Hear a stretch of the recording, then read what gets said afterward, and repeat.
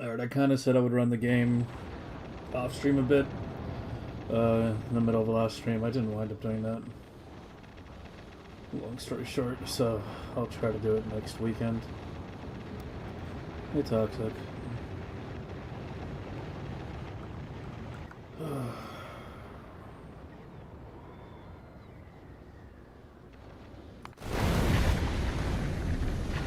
Does this feel really loud?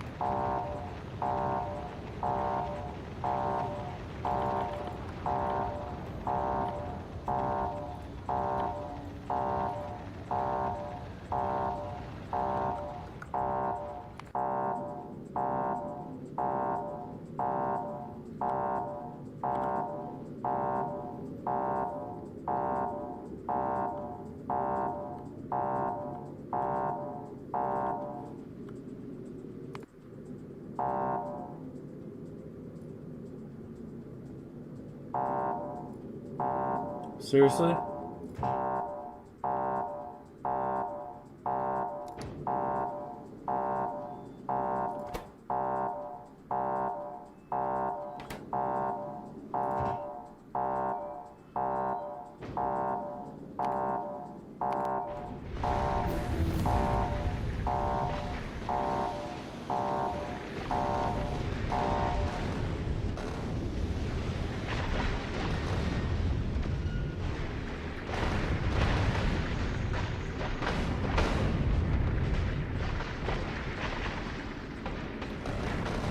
I'm one explosives level off, aren't I?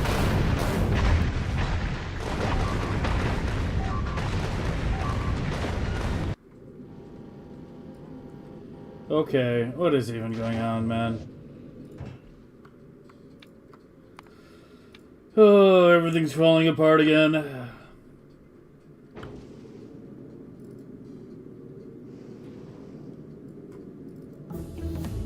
Everything's falling apart again. What died? My will to live. Ship that shouldn't be taking random save damage just took random save damage. And it's actually dead in the water.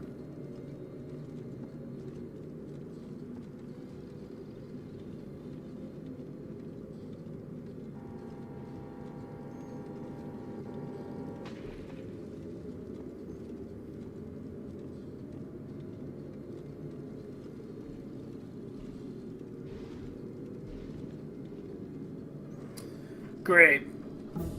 Hey, Ray Jeff. Saith. Well. What do I do with you? I mean, I guess there is only one thing I can do.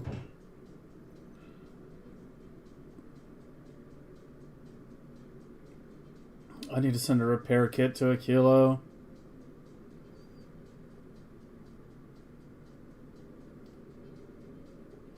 Which basically just means the collector and crusher. Everything else should be there. Okay, so go to Vulcanus. Get some collectors. And some crushers.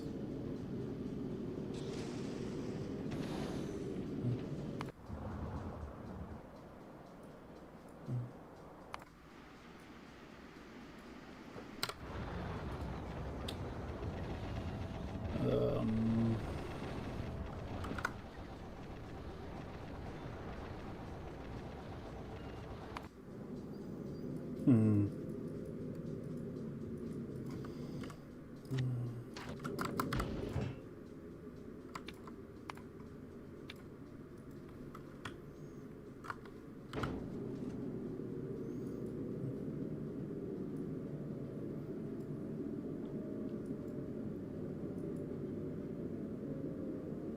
And jiggle it around. Yeah, but it's missing a crusher too.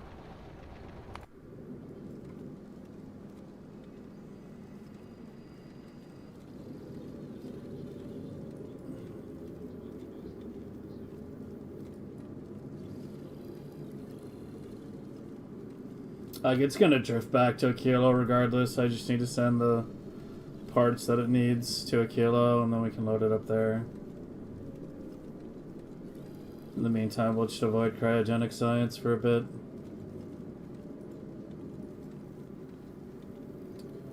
But yeah, it's more than just the plant. It lost that, and these two as well. If it was just the plant, then yeah.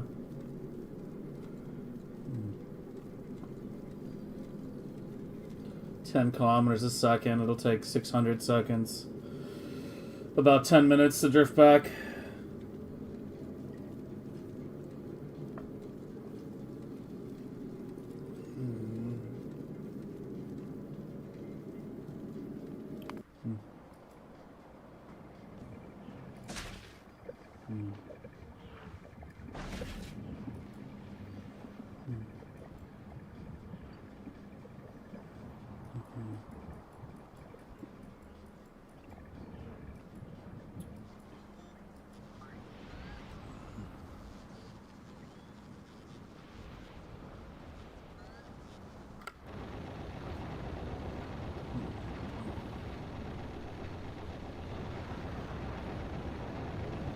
Still a little bit low.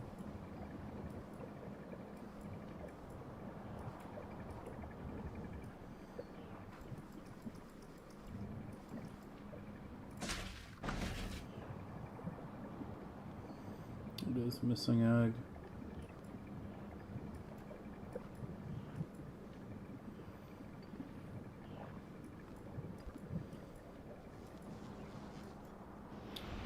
It is missing egg.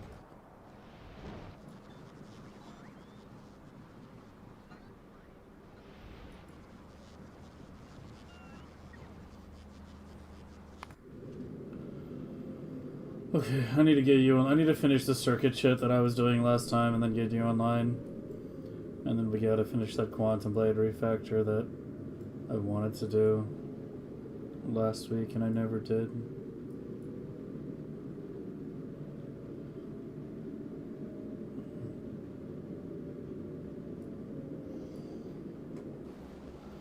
Alright, so we were here.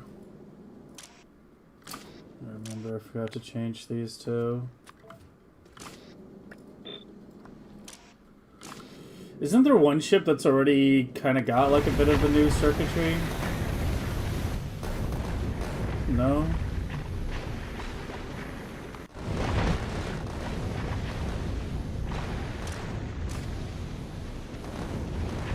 No, it's only you two? Okay.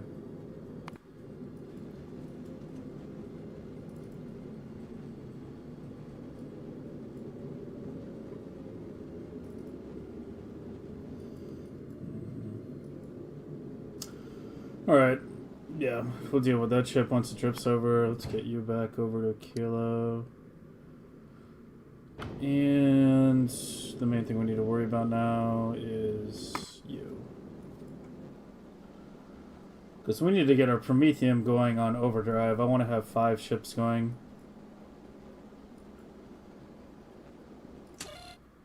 Alright, so...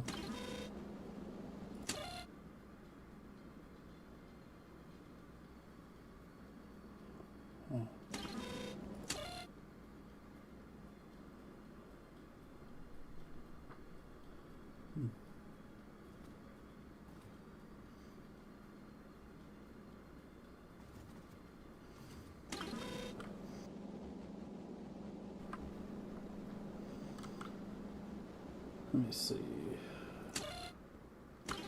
Okay, so you started a timer. If those three conditions are met, if the main timer is below 7K, it has biter eggs and it's in novice orbit, you start a timer, and then that timer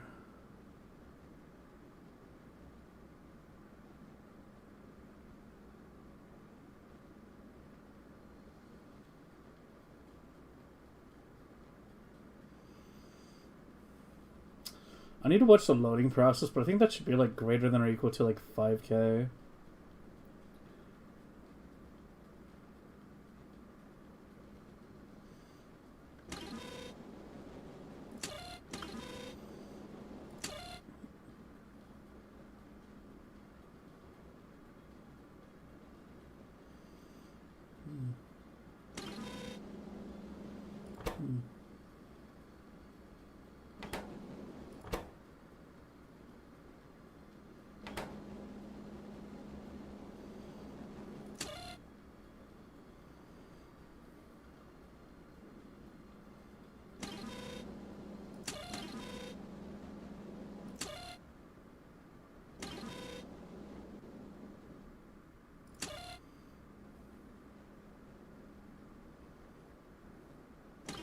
This company is redundant, isn't it?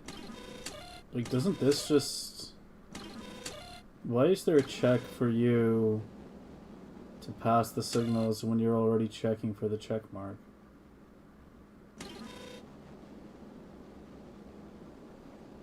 Yeah, I think we just need to redo this part.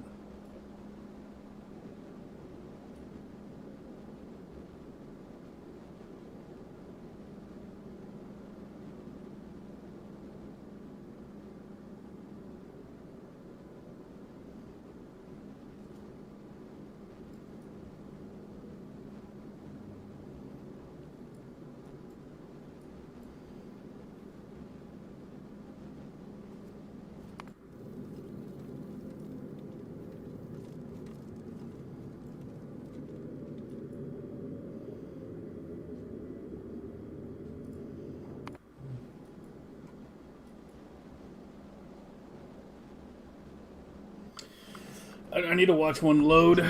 I need to watch one load before I adjust that. Because I think it's working a certain way, but I want to be 100% sure before I fuck with it. Alright, in the meantime, the other ship's coming back. I remember there were some, isolated robos I wanted to take care of.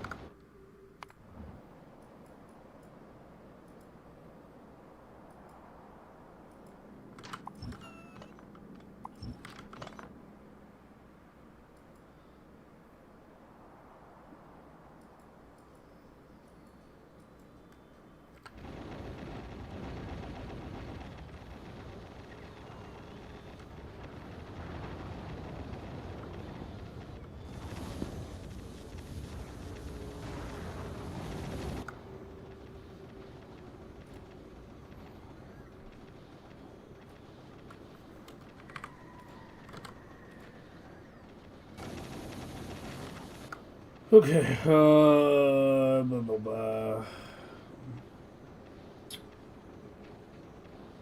Which one is closest? Platform 9?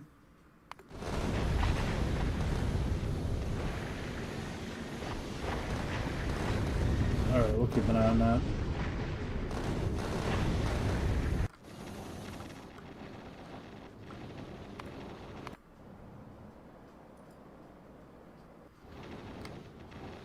Alright, let's start worrying about this. Okay, so here we have our quants.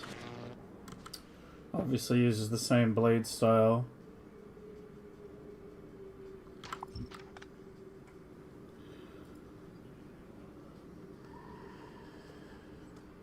I just had that one row of beacons hitting that, and that fueled everything.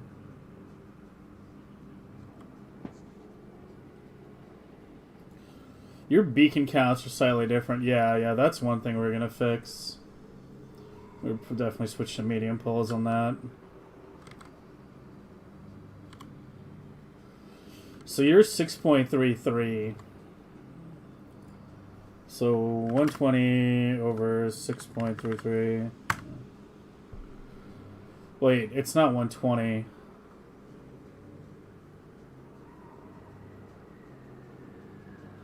It can be 240. Yeah, okay, the quant blade can be potentially massive.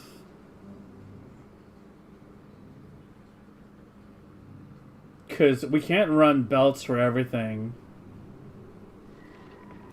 Out of the whole things we need, only the lithium is actively being produced on a kilo. These are all being shipped in. So if they're already shipped in, you might as well just bot them in.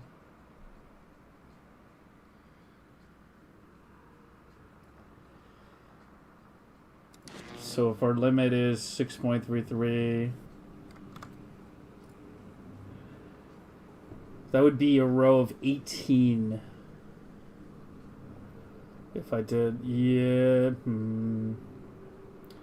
that's too tall. That's definitely too tall. At 18, it would be like this. This is already a height of what, like 8? 18 would be like out here, and that would be a really long bot travel time. For that, I'd rather have a second. Better to have a second blade. So I guess the question then arises: am I gonna really refactor it substantially at all then? Because you're at, what, 51.6.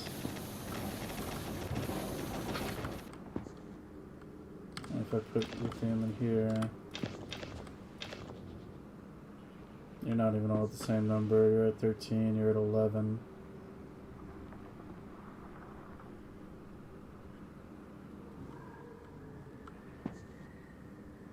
Wait, these numbers don't make sense. Unless you're starving on lithium? No, you're not even launching right now. 11 and 13. It's not even fucking consistent on both sides. What the hell was I doing when I designed this? This is 13.5, 8.14, 13.15, 11.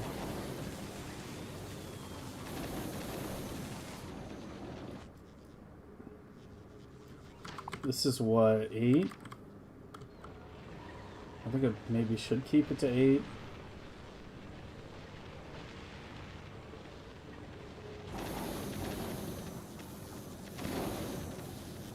So if I want 8 times 6.33, yeah, let's do it like this. 8 times 6.33 is 50.64. So over 50 on each side.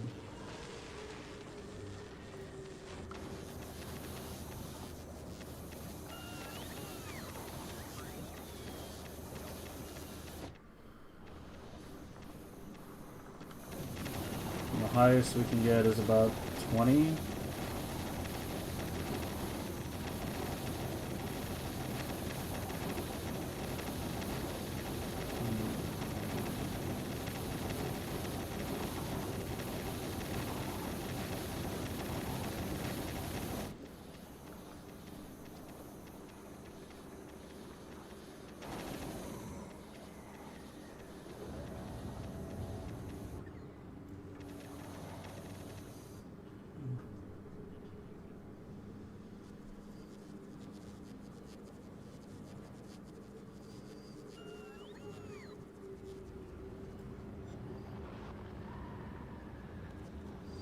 The ship made it.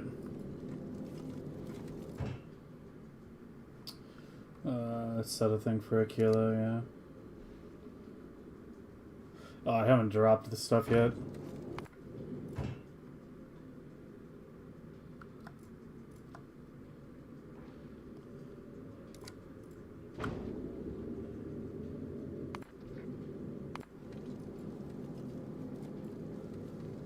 You don't need much more platform. No, it's already good. Yeah, I had 50 already. Fortunately, I didn't lose much platform. Because I forgot to bring that. Yeah, there we go.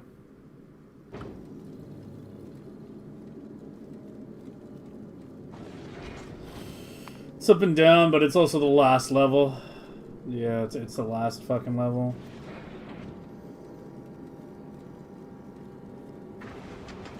I think I do want Explosive 24. I think it's...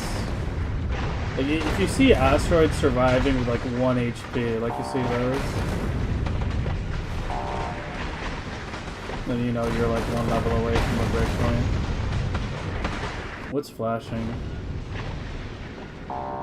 Rockets on you? I had this happening a bit off stream. Like, you know how I said I was going to run the game a bit off stream?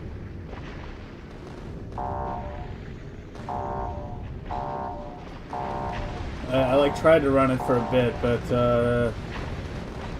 let's just say a couple Promethium chips kept blowing up, and since I wasn't like at the PC, you know, I was just letting it run. It was kind of hard to figure out exactly why, but I think the reason is I'm missing one explosive damage level, so it's using more rockets than it should. Yeah, we're getting low rocket warnings. We shouldn't be getting those. Especially when it's only like 250,000 deep.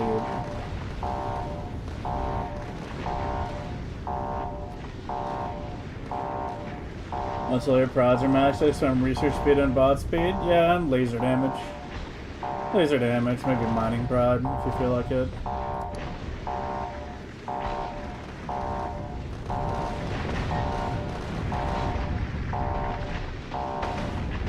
I was thinking we might push for 6 million this week. Like, we'll see. I still have some shit to clock. But it's either this week or next week we do it. It just depends on how long it takes to take care of all the other random miscellaneous stuff.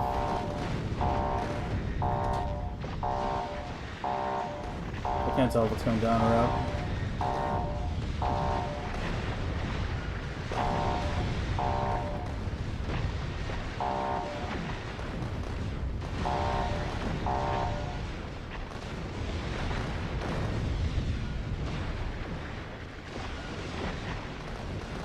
Probably fine now. Yeah, I should try to get one more explosive level research and see what happens after this. How are you doing? You already started moving without me telling you to? Yeah, you're fine. Just resume your normal route now. Don't really care about the extra stuff it has. Barely takes up any room, so just keep it.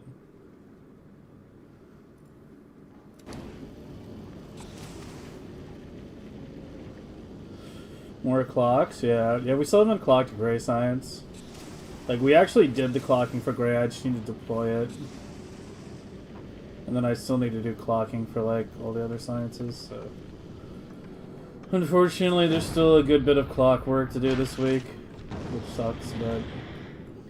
I mean, it's at the phase we're at, you know? We either clock things and then push things further, or we call it quits. Those are the two choices, so...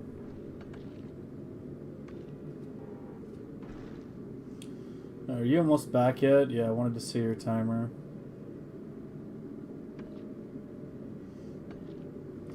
I want to see what's going on with my Quant Blade, because like I kept extending this, but it can't support this. There's some builds I just need to watch more carefully. See what's going on.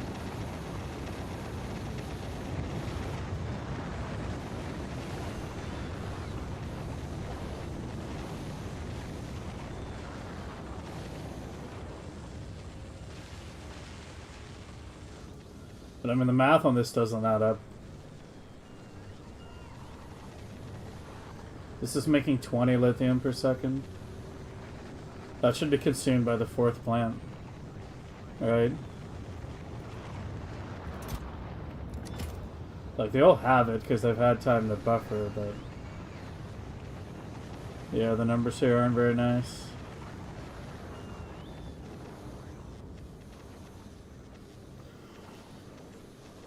Alright, let's do this. Okay, so the one thing I know I'm doing for sure...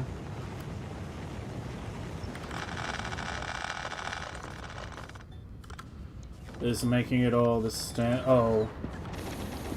Was it? Wait, what was this one? Are they all like that? Oh, you're like really cursed, aren't you? Every other one severs the heat pipe. It alternates between cutting the heat pipe and a lower beacon count.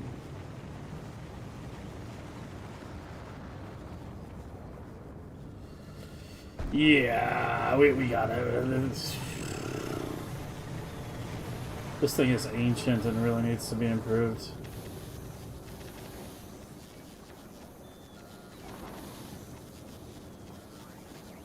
Oh, great. Okay.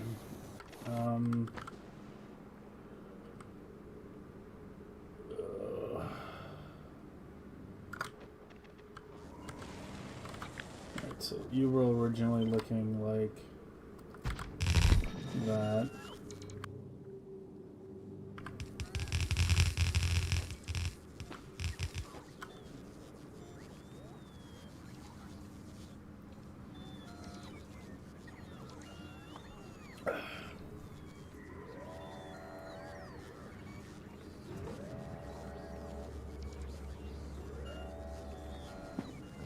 So is there a way using medium poles I can get rid of both of these cursed things? Get rid of both the missing beacon and to get rid of the, here, let me just hook you up to this for now so it at least gets thawed.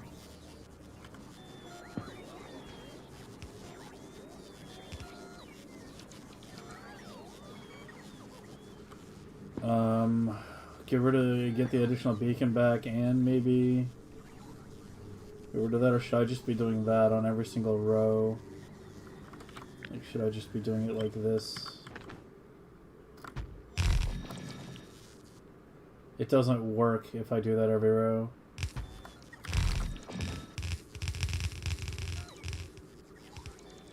Because then this becomes completely...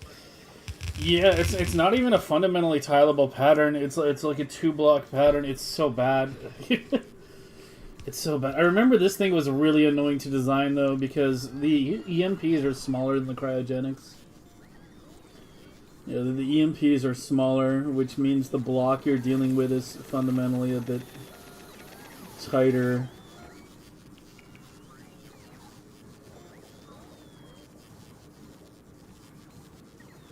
Kind of. I mean, I guess that bottom heat pipe can be lowered by 1. I could make them a little bigger, couldn't I?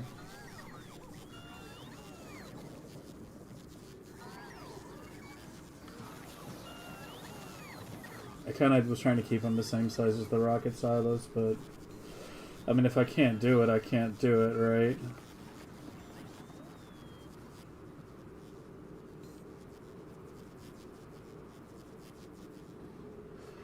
Okay, let's think about this. Give and use cars? Didn't you use silos for your quality one? I think I have one of your really old ones from last year. I don't know if it's still relevant. Yeah, it was this one, right? Yeah, I have this one. Oh no, you didn't use silos in this one. Who am I thinking of? Somebody used silos. Might have been Comrade or Ragev.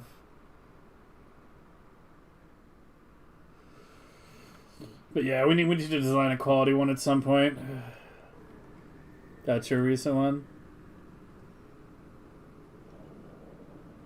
Oh, that's your Quantum Blade. I kind of want to design my own.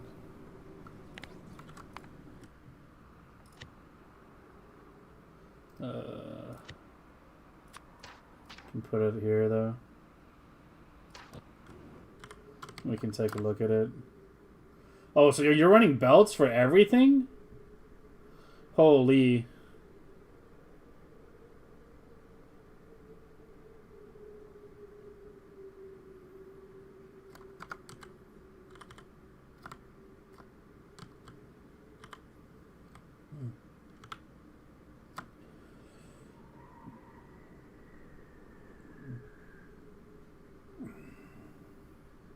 Yeah. Cars are good, yeah. Yeah, I mean, like, I'm thinking I'm okay with just botting the parts in. I mean, it's either they get botted straight to those, or they get botted in down here, then moved, you know, with inserters onto belts, and then picked up again. I'm not sure which one's actually worse, because one is a shorter bot time, but the other one uses less inserter actions per part moved. But yeah, like right now, what I'm kind of thinking of doing is, I just want to adjust this. I want to keep it roughly the same size. Like, we'll still just keep it 8 tall, and we'll just build multiple. Just clean up the bottom. Maybe make it the same height as the Quantum. Probably a good idea.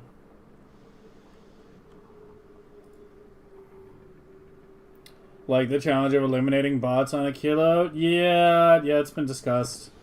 Comrade keeps linking me his Quantum Blades. Or his Cryo Blades, which, you know, he belts everything along the bottom and then brings it off.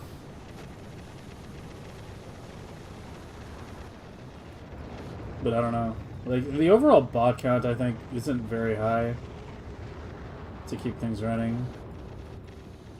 More or less. Like, I guess there's a bit of a spike when the quants need to be working, but...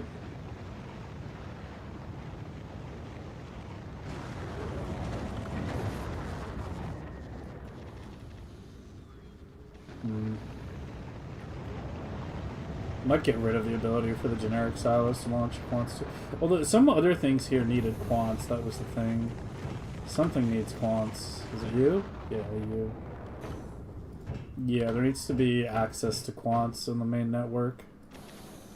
So if I want these to still be generic silos but not launch quants, then I need to make sure the number of quants in the network is always relatively small. Hey Hanu. How's it doing? It's going. It's going. Trying to hope things don't blow up in my face. I need to watch you load in order to determine how I'm going to set up these timers and alarms. Okay, so I could already see an improvement, I think. How are you not thawed yet? Oh, connect that. Another alarm? It's on ship 7 this time. Yeah, I should get that explosive research level. I really should add another Gleba blade. I keep stalling on it. I think we're gonna do it today. I think we're gonna go add another Gleba blade today.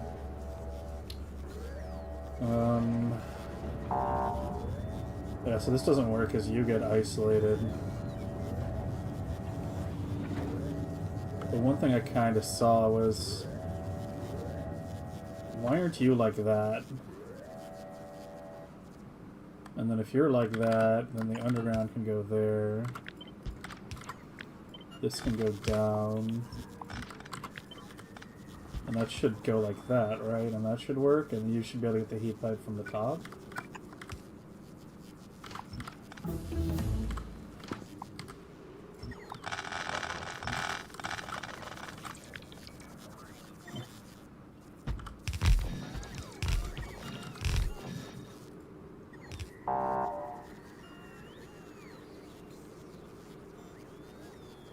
More of a science issue. There's a green in the bottom left? Or blue? Wait, what even was it? I think it was one of A-Buck's micro gaps. No, really, what was it?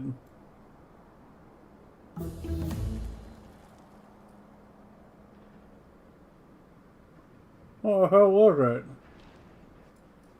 Not seeing any issue. Why are you beeping at me?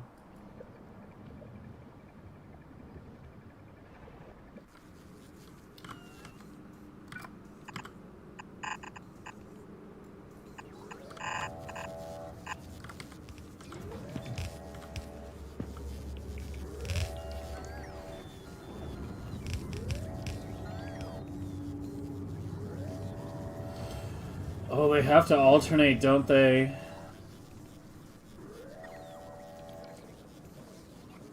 Because of this.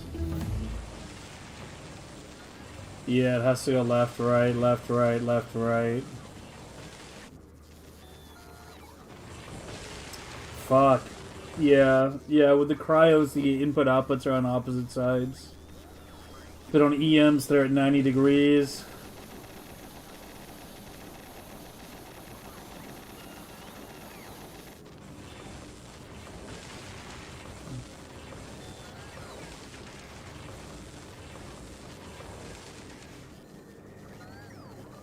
It's not the size of the game. I mean, I genuinely have no idea what caused that.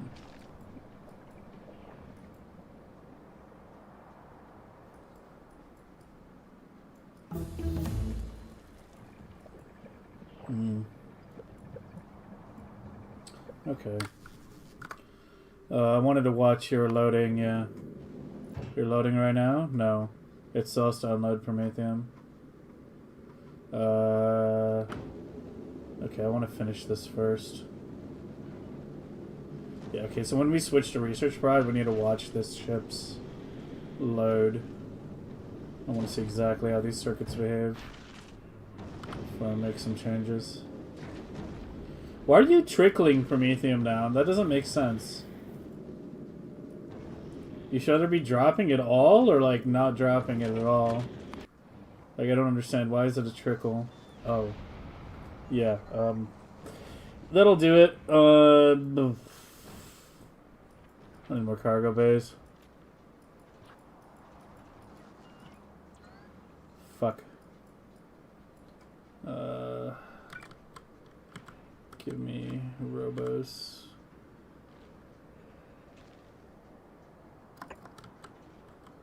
Down here.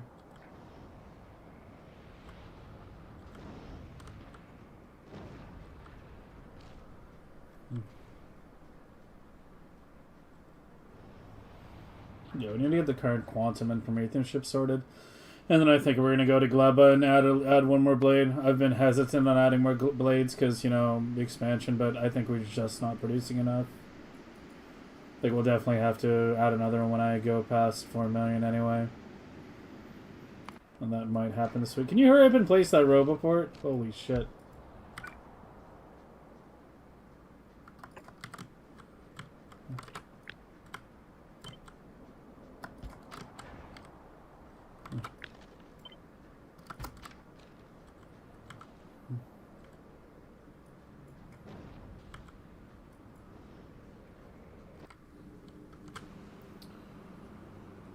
So basically I just re-derived the other one that I had here, yeah.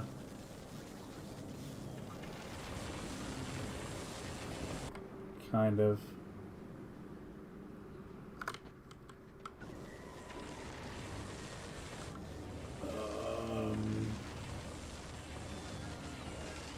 It's coming through the top. I don't know, the whole thing is shit. The whole thing is shit. I think I maybe should design it in 2-pair. Maybe. Maybe.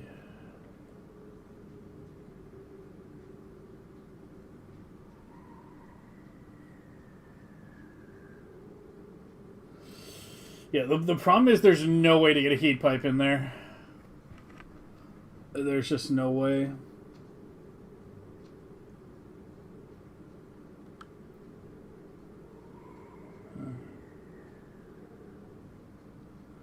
What was your layout, A-Buck? Or is your setup too different that I can't crib a little here? Oh, you went one for every four silos. Okay. Hmm.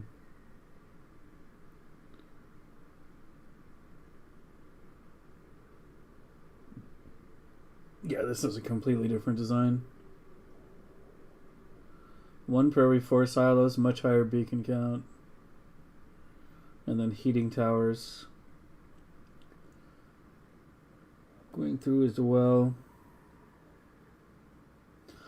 Cars allow you to pass heat pipe? Yeah, Yeah. I hate how so much stuff in like Factorio late game forces you down the degeneracy route. I'm trying to be a clean, wholesome, family friendly, positive Factorio streamer. Okay. What am I supposed to? What am I supposed to say when a parent comes to me and says, "Hey, my child watched your stream and now they're using cars as chess"? What do you have to say for yourself?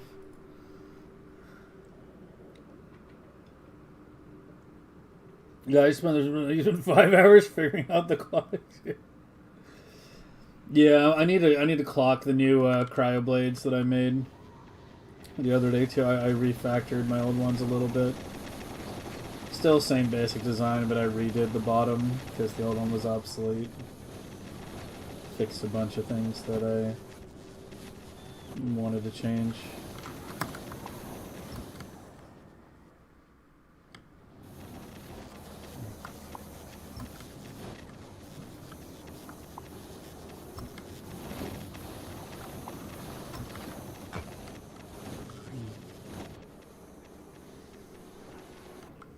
It's Reddit's fault. Hi, Mike.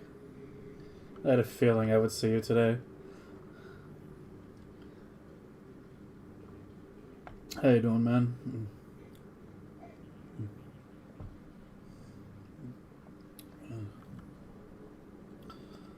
Alright, what do I want to do with you then?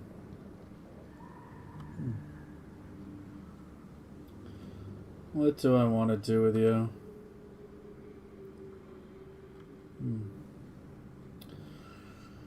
First of all, is this even possible? Is the layout that I like have in my head? Is this okay? This heat pipe up top is a problem.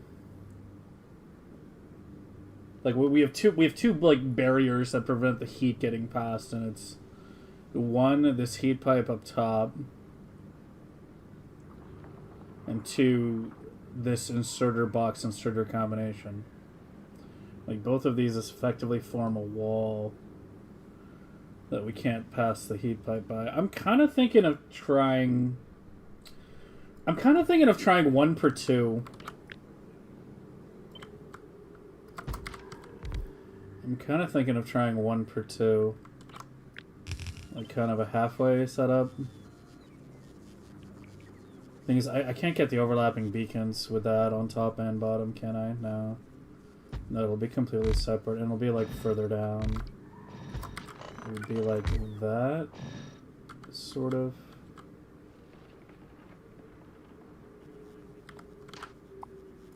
Maybe remove that.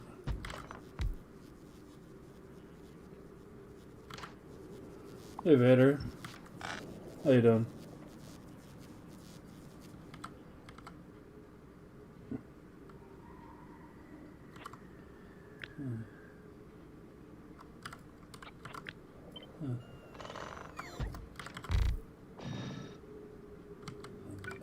So it would be something like that.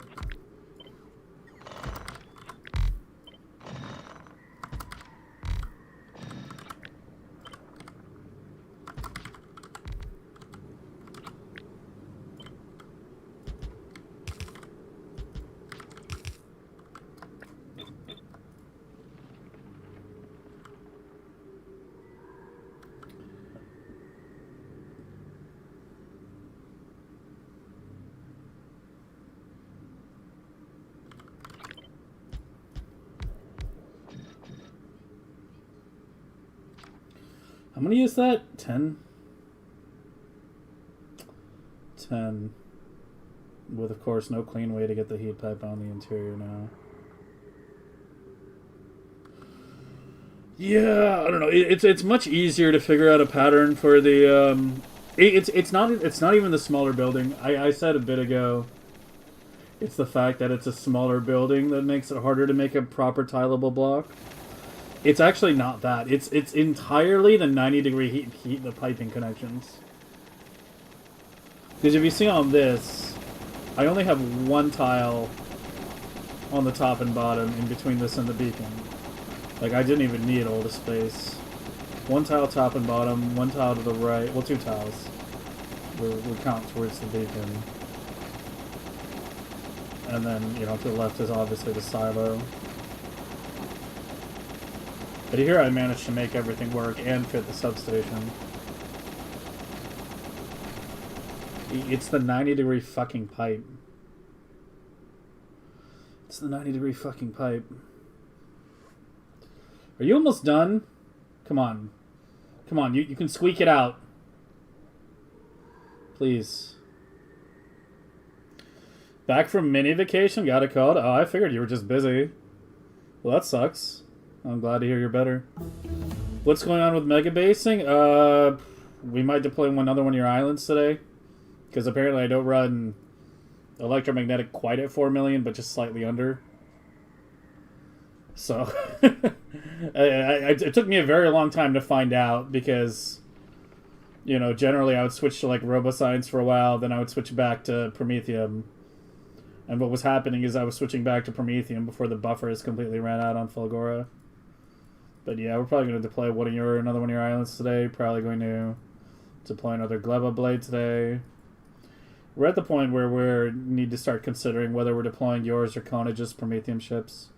Yours is obviously more likely to be deployed because it is closer. Yours is kind of like basically the exact amount of eggs that I can launch right now. Whereas Conage's is obviously designed for twice as much, so that's another story. But yeah, it's been a slow last week or two. You haven't missed too much. You know, we're at the plateau phase of megabasing, which is what I've been calling it, for lack of better words. Where we kind of have everything running. But, it's all about just minor refinements, minor improvements, clocking. We did a lot of clocking, like, the last week before. Mainly the week before, kind of. Still a lot more clocking to do. So, not looking forward to that, because clocking is a pain in the ass. But, yeah. Redesign new cryoblades. Just been working on Promethium ship improvements. Clocking, yeah, I don't know. Clocking is the evilest part of megabasing, that's for sure. Okay, it's going now. I needed to see you. You still have... It has 280 bottles left. Okay, those will drop in a second. Let's just stay here and watch. I want to carefully look at the timers here. Because this is, you know... ancient circuitry that I'm pretty sure I know how it works, but I'm not 100% sure exactly how the timers work out, and I designed it a certain way with a reason, and I want to make sure that I understand it fully before I start fucking with it. But I just wanted to see if this... The thing is, like, I think this is set up wrong. Like, I designed this for a reason, but when I traced the wires and tried to understand how it was how I designed it, you know, because this is like a 1.5 years old design, and I have boomer memory at this point. Yeah, okay, so eggs first arrive.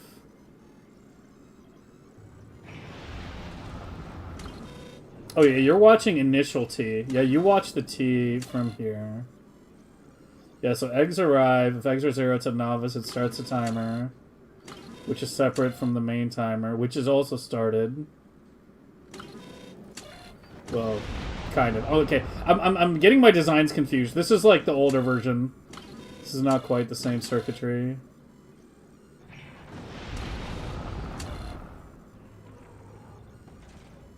And then this goes up. And then you are multiplying it by 4 for some reason. I can't remember why I chose to multiply it by 4. Oh wait, that's the Vader system. Alright, no, we know how that one works. It's this one. I'm looking at the wrong one. There's too many fucking safety systems. There are 3 different safety systems on this goddamn ship. Alright, it's already moving. I was looking at the wrong damn combinator. It's okay, we'll watch the next ship. It'll hand off the bathroom key and we'll check the next one. Hey, murder. You only need 1? I mean, it's good to have 3, honestly. They all kind of do different things. This is the one that just has, like, a bunch of basic conditions that were, like, it's just a safety check where, you know, for example, if it's for some reason it tries to load eggs without quants, it immediately triggers a venting and alarm kind of thing. And then there's the one that you did last year, Vader, which is this one, the times 4 one. Which is why I don't remember why you did times 4, but I remember you did the math on this and it worked out.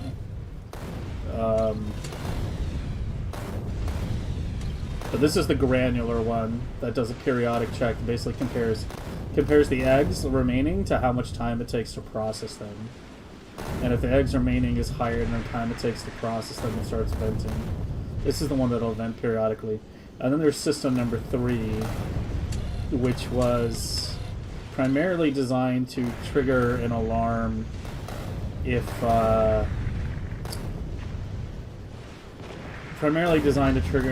something was wrong with the loading sequence. Did you just cruise past with the barrel? No. Who has the barrel now, then?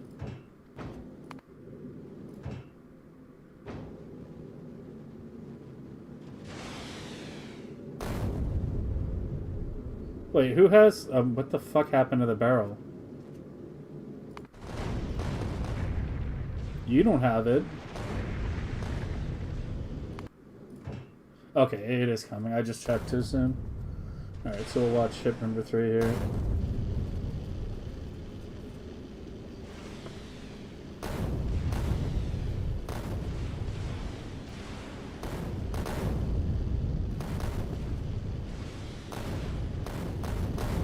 Problem ship looking only 24. Yeah, I'm redoing my Promethium ship alarms and displays too. It was one of the things I was thinking about off stream. I'm completely redoing my dashboarding system. Maybe we'll get fancy and do some packed RGB in there too.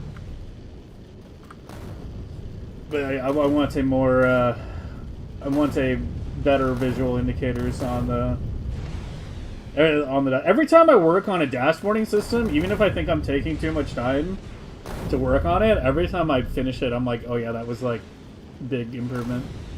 It's like this one that we did last week. Over here, I spent like several hours working on this one for this little thing, and halfway through it, I'm like, is this worth the time? But yeah, once I finished, it's like, oh yeah, it was absolutely worth the time. It makes debugging problems so much easier. Going fancy with abort, yeah. See, the thing is, like, I'm redoing my abort logic right now. That's why I'm trying to be so precise in terms of how I set things up. Can't fuck this up. Cannot fuck this up.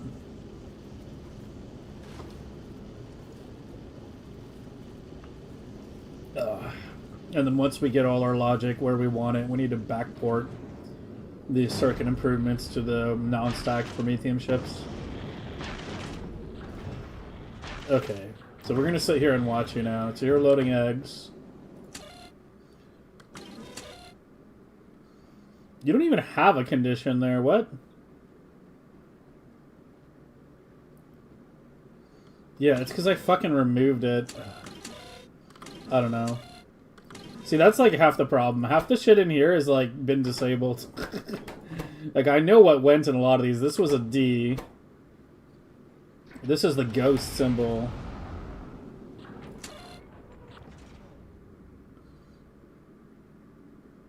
Well, it does latch, doesn't it?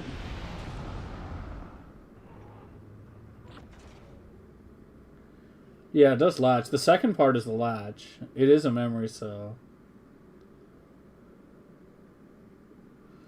So maybe that is how I want it. If it hits 7.2k on the timer, and it is still in novice orbit, which it will be because the timer only runs if it's still in novice orbit, then it triggers the sending of the ghost signal. The ghost signal via the second block is latched.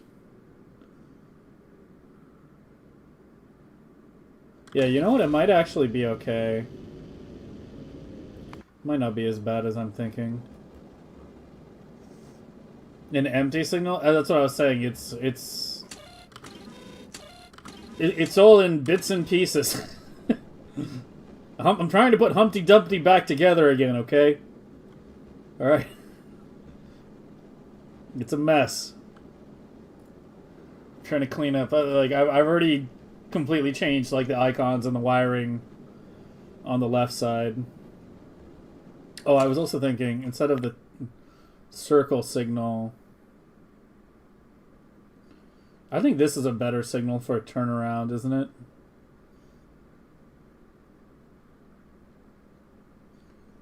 Go forward then backward. Let's use that one.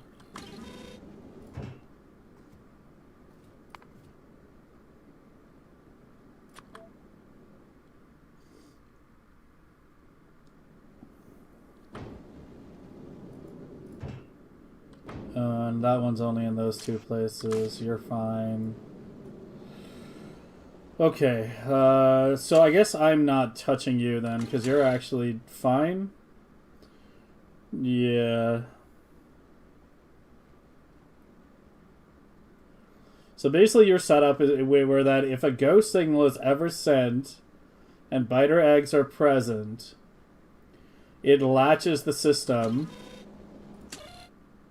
until one of those things is not true. You know, the biter eggs not being true is usually the condition that'll clear the latch. And until that happens, it locks the ghost in the trash, which is fine. You go back here, and we have you set up an egg abort,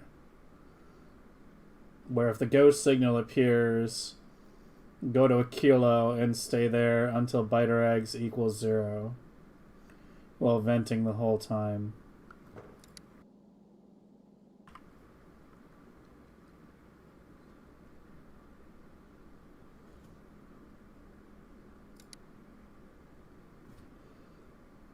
I can get fancy, can't I? Put Gleba in there too. Go, yeah, put Gleba there. Go. Let's pause for a little bit and then go to a kilo. So that way, like, if Gleba needs some eggs, I can drop some eggs to a kilo or to Gleba on the way. Yeah, let's do that.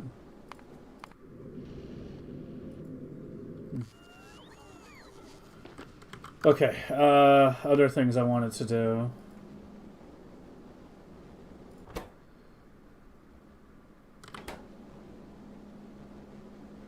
You're just reading the ghost signal.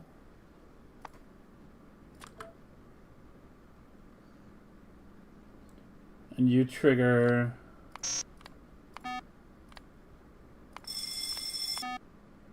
Yeah, trigger that one. So I use that for like the normal alarm.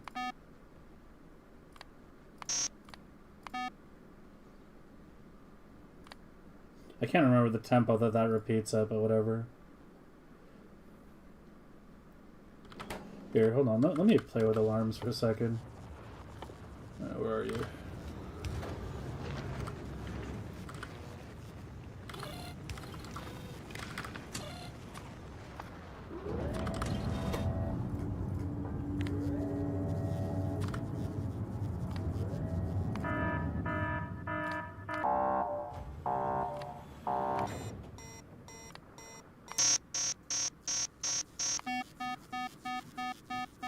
Yeah, that one's fine.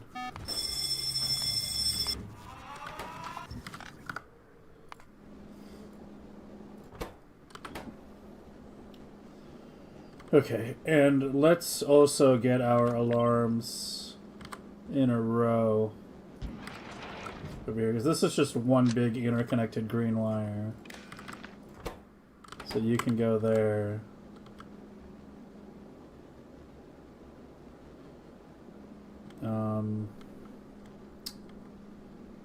Yeah, let's move you over to just get a nice little alarm row.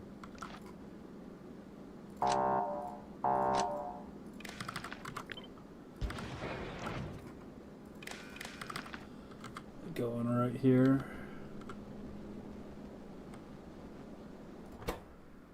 Okay, we have the damage alarm. That one.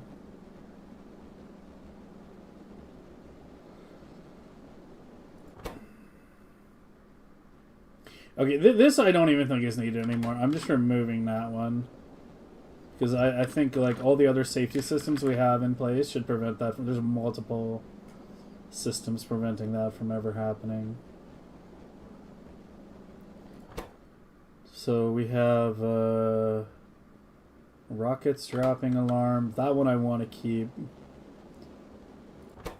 And then we have our damage alarm. And this is the one that... Oh, the thing with a Promethium ship taking damage is either I'm like, you know, either I'm here playing actively, in which case we see it immediately, because the game already alerts you to things taking damage. Or, you know, the PC is running while I'm doing other things, you know, offline. In which case, the ship's just gonna die. So, yeah, just fucking get rid of it. I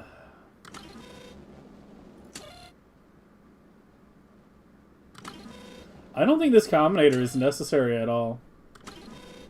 So I have the check mark in two places. If you are already checking for the check mark, whether or not to send the rocket alarm,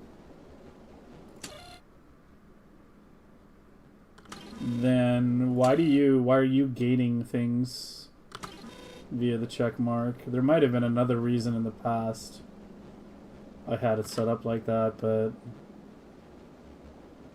it's clearly not relevant anymore, right? So you need to read the main green wire.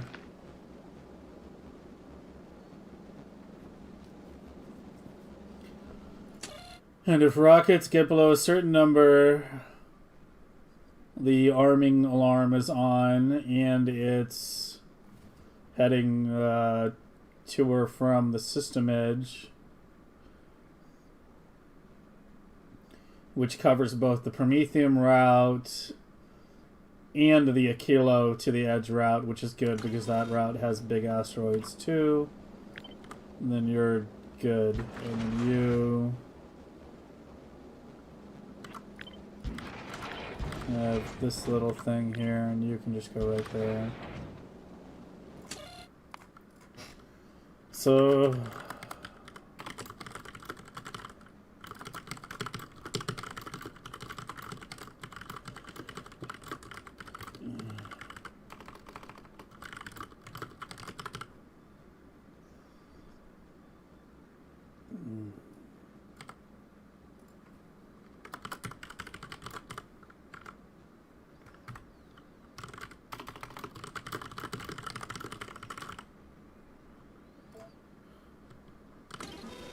okay. So you're good, you're good, you're good. You stay here because you have to be connected to this green wire specifically, which is not the same as the main green because we actually don't send the main green timer signal to the whole network. This is not supposed to be that. I would have, yeah, this would have screwed it up. No, you're reading.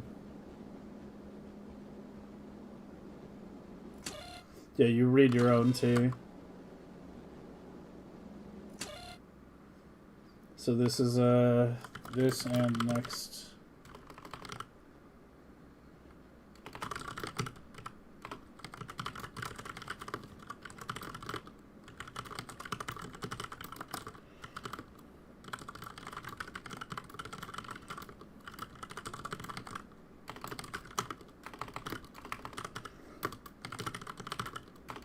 Jesus, I can't type today.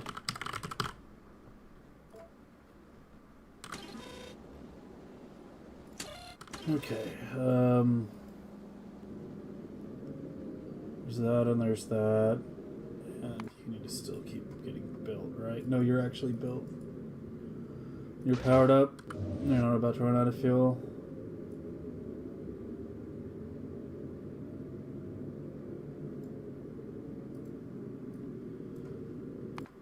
Okay, and then the last part is deciding if I want to change my dashboard a bit here. So right now the top one tracks railgun, the second one tracks rocket ammo, and the third one tracks fuel. You're the power switch. If that's disabled, it will shut off at a, it will go to hibernate at 1 kilo. That's the manual venting, and my lights are, oh shit, you need to be changed too. Trash icon. You're just a yellow light that turns on when biter eggs are present. That's one of the ones I was thinking of changing.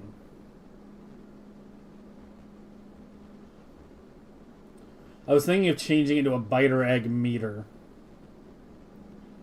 Having like a column of lights for biter eggs so we can see at a glance. Because oftentimes when I look at a ship, I wind up mousing over the ship to see exactly how many biter eggs are there. Just having a nice little row of lights. Maybe do it on the right side. Maybe move my alarms back over.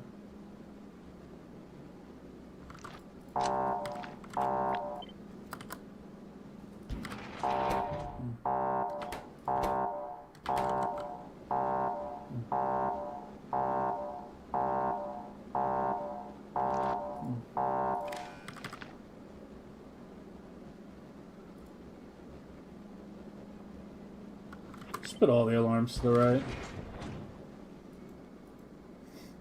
Yeah, like.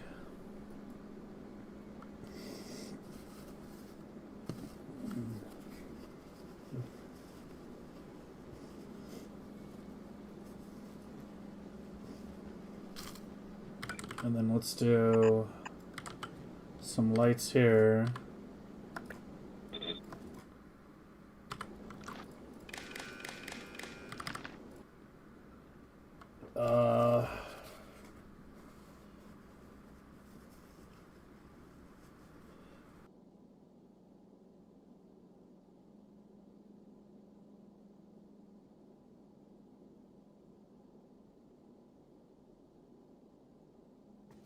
Alright, so this is one problem that's not so easy to resolve.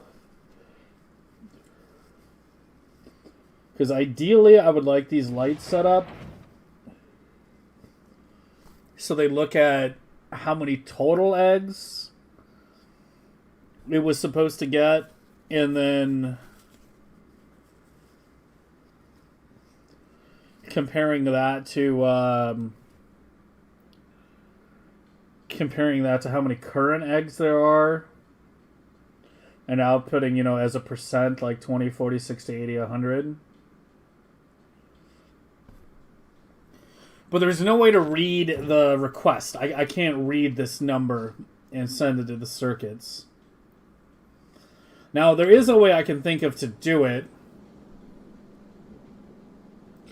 which would be to set up a memory cell that reads how many eggs are in the platform and store the highest value while the main timer is active.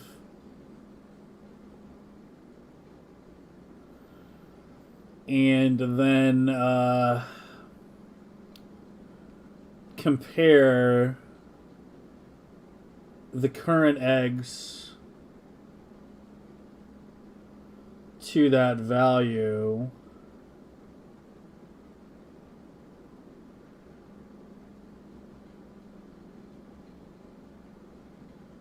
The problem is you can't do decimals in Factorio. Yeah, the problem is you can't do decimals in Factorio. I'd have to multiply everything by 10 or something. You can't do decimals. So I could set up a memory cell that says, yeah, store the highest egg number that is received while the timer is still running. And then another one, and then another combinator that reads current eggs.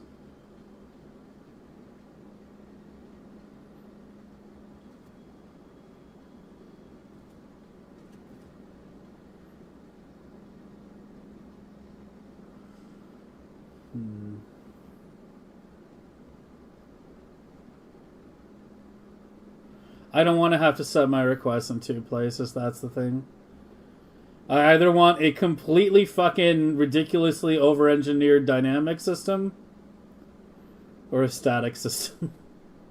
I'm tired of shit where I have to set my shit in 2 places, man. Phenomenal choice? Yeah, Spunkshine's got some good stuff.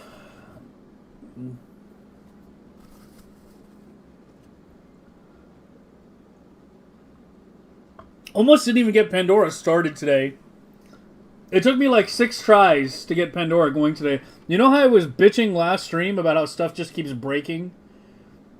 Even though I don't do anything to it? Like, it's just... I'm like... I don't change a goddamn thing and something just breaks. Yeah, my Pandora was breaking earlier today. I almost had to go to Spotify because it kept saying something went wrong. And the vaguest error message ever. I had to restart it like 6 times before it finally worked. Everything tech is just falling the fuck apart these days, man. Like, everything is just falling apart. It's like it's all made of glass.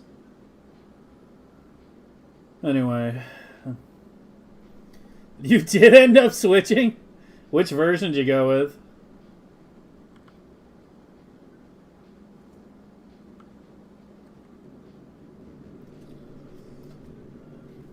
No, but okay, yeah, I haven't even heard of that one. We've mainly been talking about Fedora because that's what Abuck and Konage are using. And I have Mint has been mentioned a few times because Mint is apparently like newbie friendly, and I'm definitely a Linux newbie.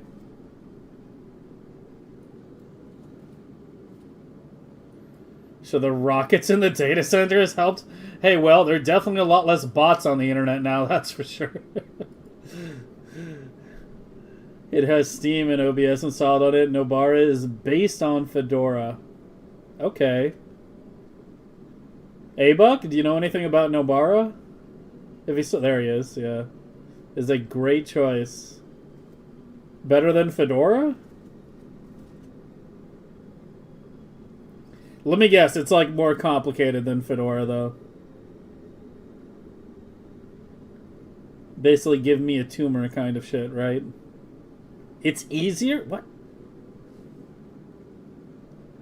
Oh, you chose because you wanted to configure stuff yourself? Okay. Interesting. So maybe I should consider Nobara. I don't know. You guys tell me what to do regarding Linux. Every week I'm getting different Linux recommendations. I'm just going to install them all, clearly.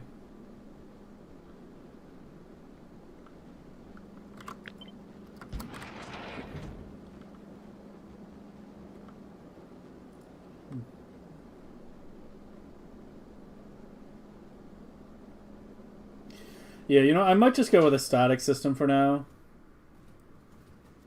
So set U to greater than or equal to 50k. Let's just do 50k intervals. And you're 100. 150. 200.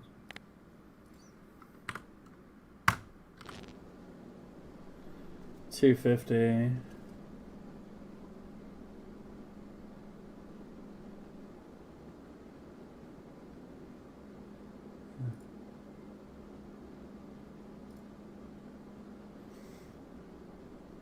Kubuntu? Not Ubuntu? Oh god. Here we go again. Another Linux discussion. Fedora is one of the most complicated distros. Sounds perfect for a Linux newbie like me.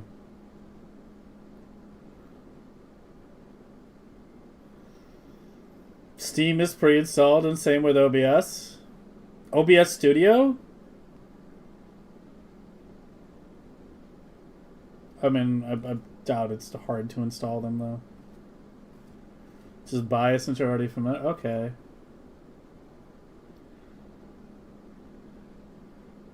Bloated? I mean, I actually need Steam and OBS. That's not bloat for me. But yeah, I imagine like things being pre-installed is not a good reason to choose a distro, right? Just a bonus.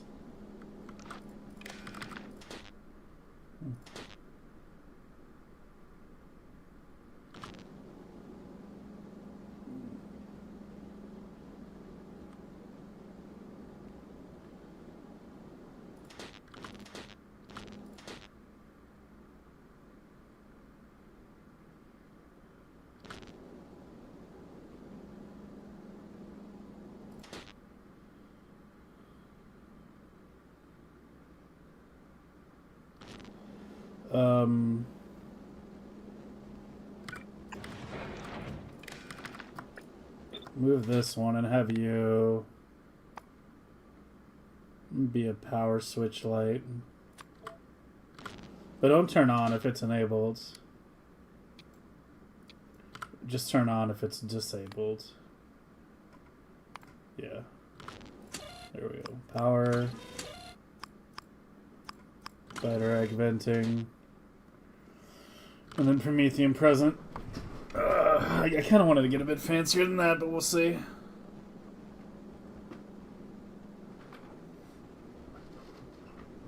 It's just easier to get up and working. There's a Hannah Montana distro. Hey, Evan. What do you mean Hannah Montana distro? What the fuck?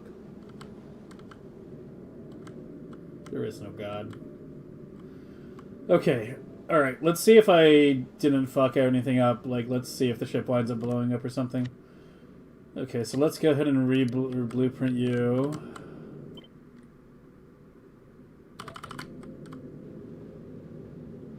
You're holding steady for a little bit longer. Are you nice and loaded? Kind of. Could use a little bit more. What? Oh, did I not click it right? There we go. And you've been in orbit for a while, so you've already got some rockets.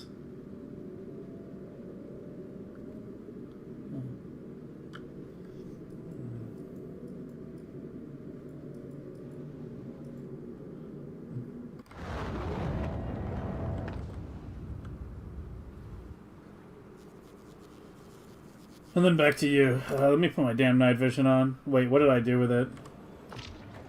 Uh-oh. Trash on request bit me in the ass again.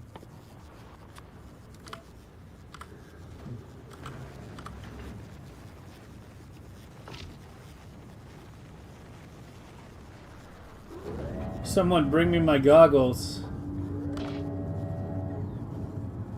Any day now. I'm not that far away. There we go. Oh my god. Flashbanging myself.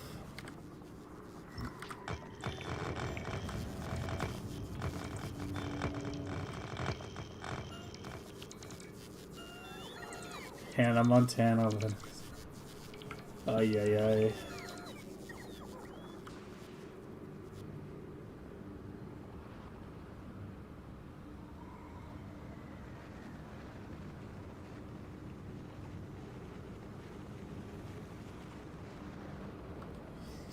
Okay, this is really hard to move out of this corner. Here, let me focus on getting you running first. Okay, so you have your fuel cells, you have all this, you have the quants. Okay, go to Aquila first. Oh, you already had the railguns. Yeah, this was an up-converted ship, that's right. This wasn't a built fresh. This wasn't up-converted. Go ahead and go there, though, because... Oh no, you're actually pretty good.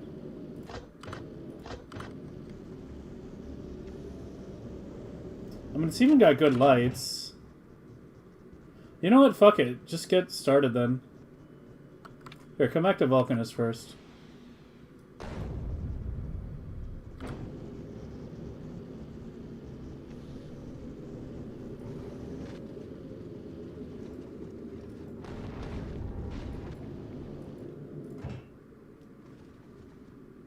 And I just want you to drop this stuff. The rest should be good.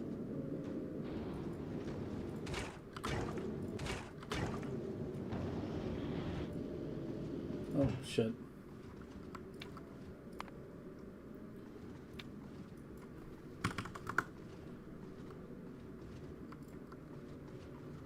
Yeah, just that.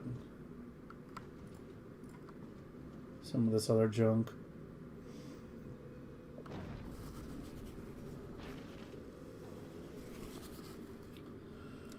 Okay, go to Aquilo and resume standard operations. And let's now take all the changes that we made and apply them to this ship.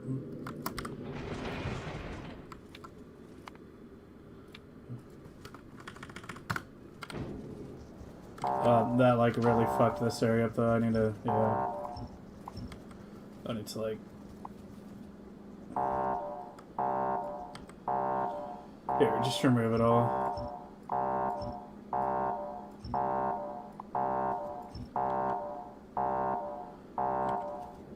Which alarm is going off? Yeah, it's the rockets dropping again. It seems like on the way back, at about 300,000 kilometers out, it has some rocket issues. I think it'll go away when I get the next rocket damage level.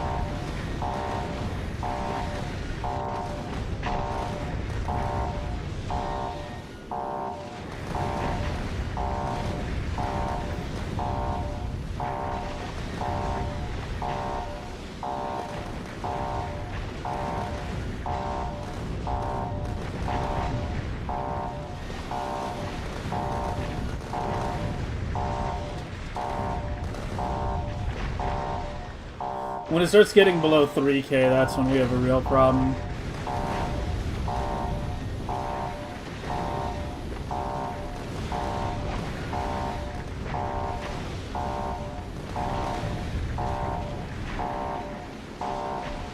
What's the slightly better layout?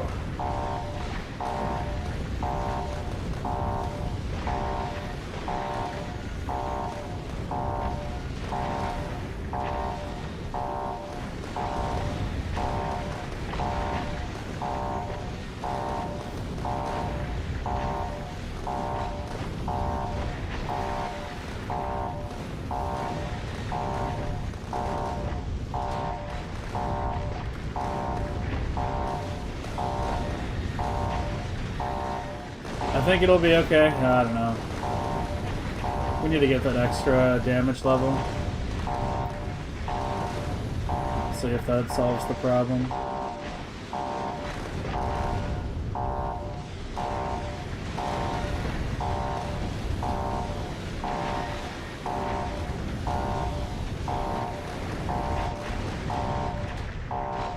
Yeah, I think it's going back up. It's a warning, but not an actual problem.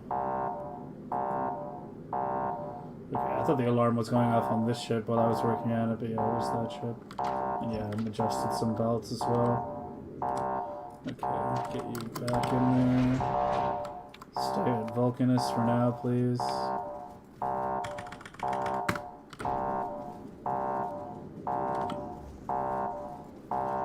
Okay, the rest looks good now. Okay, we still gotta do the hull punch. Let's get you loaded up.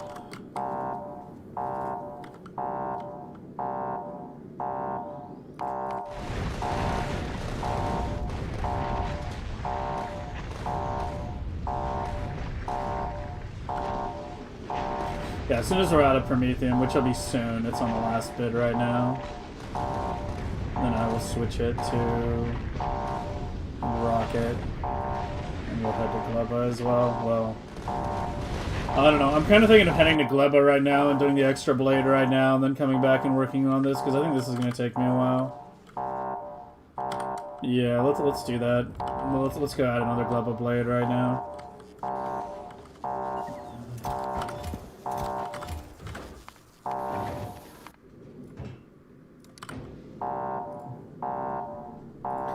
Well, what is this?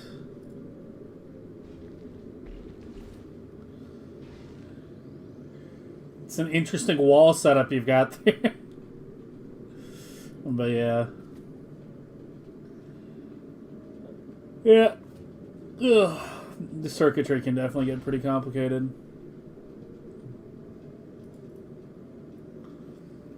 Still want to improve mine a bit more.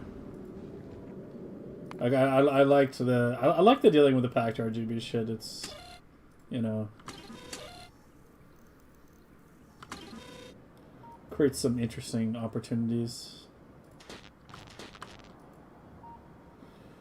But we'll see. Anyway, you still needs more shit. In the meantime, take me to Gleba. Drop to Gleba. Yeah, you need to be stamped a few times.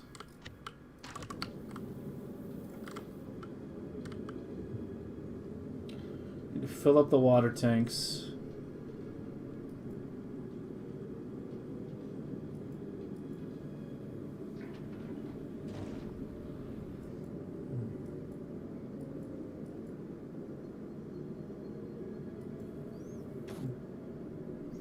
Please help me using stock pellet when you build it. For some reason, lamps weren't glowing and it got low on rockets.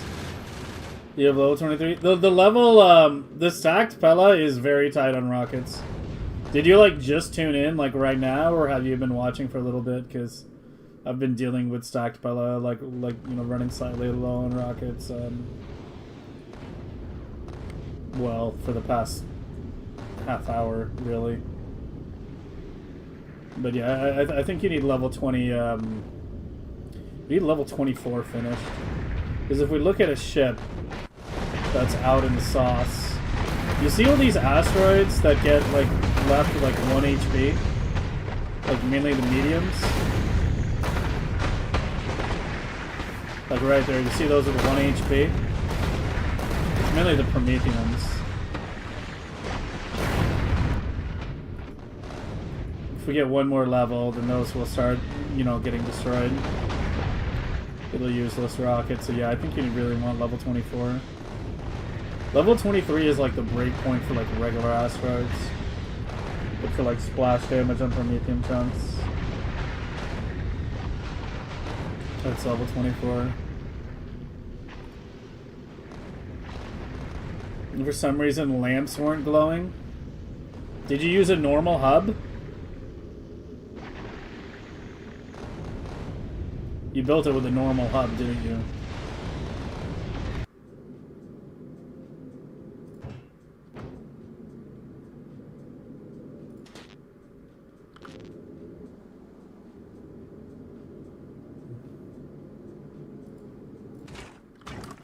Still needs more.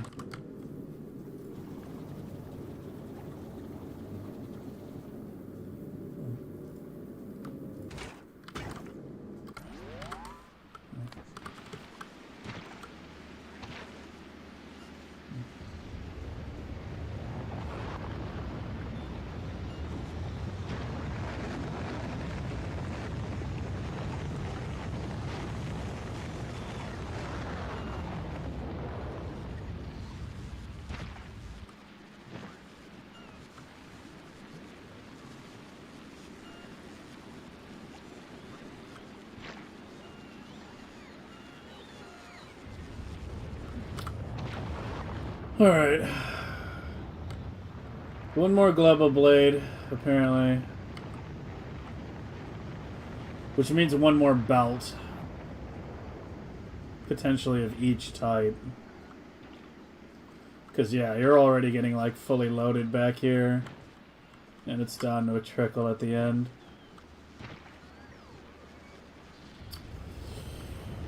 So yeah, we got a bit of bullshit to do. Okay, one thing at a time. Let's start with the belt. On both sides, actually.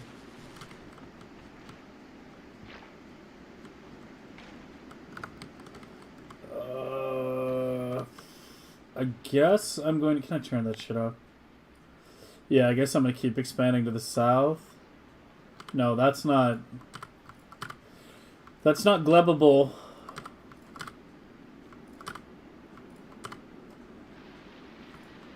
Yeah, this area is not expandable. And neither is that water. The unfortunate truth is that you're kind of right in the way of exactly where I would want to build. Exactly where I would want to build more gleba shit. I mean, I don't know. This is all like fucking water. Like all of this is... It's so Swiss cheesy.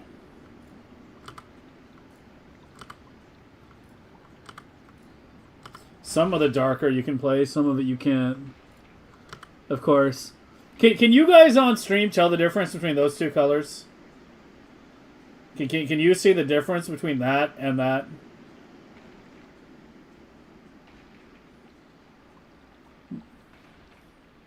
You can see the difference?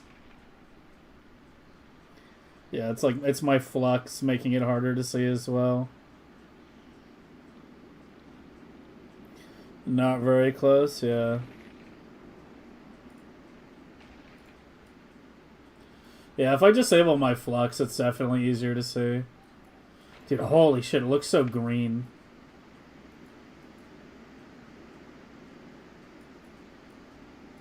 Dude, the colors seem so fucking crazy to me when I turn off flux. I'm so used to seeing everything through the flux lens. So, like, I just disabled it. Like, this looks so green now.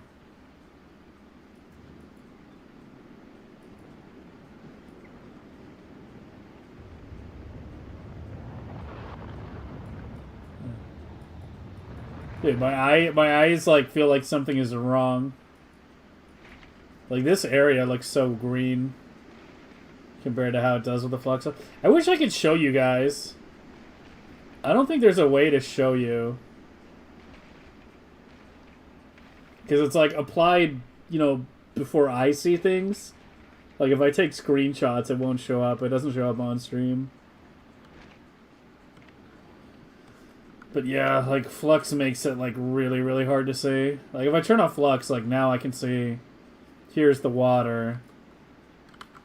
And here's the light... Here's the plantable area. But it's like... Yeah, it's like, you know... I always have flux on, so it's like, yeah. I'm just used to seeing things that way now. But it has the downside of making... It has the downside of effectively making me soft green-blue colorblind because it makes it harder to see those colors.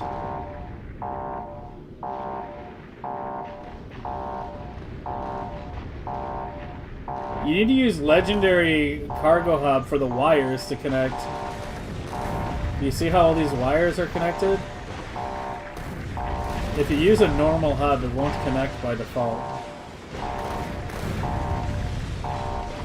You need to use a Legendary Hub. You want to use a Legendary Hub for your Promethium ships, because if you have a biter containment issue, it gives you a bigger safety margin. Or a landmine issue.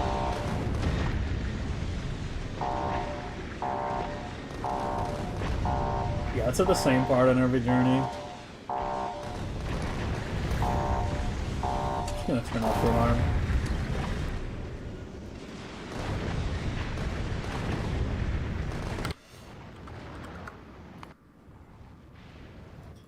Fulgora looks the most similar, with flux on and off.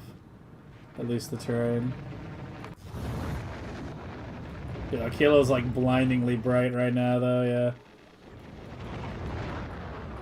I play too late at night for this shit. I'm turning it back on. Give me a second.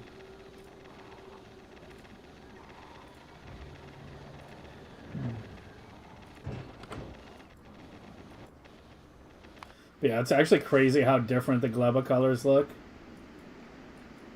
Like, this actually looks like really green without flux on. But with it on, it's like a greenish, like, brown. But what can I say? It saves my eyes at night, so... Okay, I think we need to move you. I really didn't want to, but...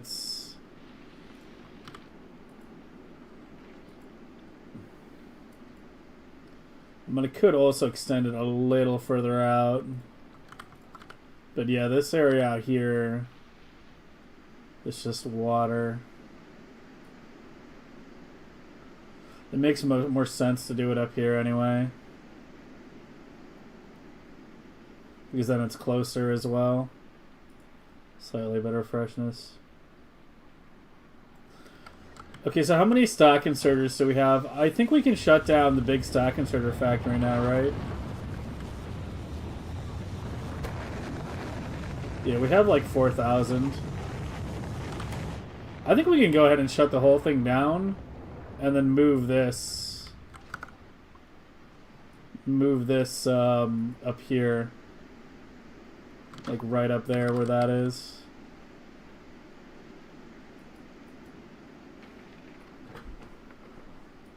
And that's probably the best way to get some more... I mean, there's some down here too. I could also get if I really wanted to spaghetti it.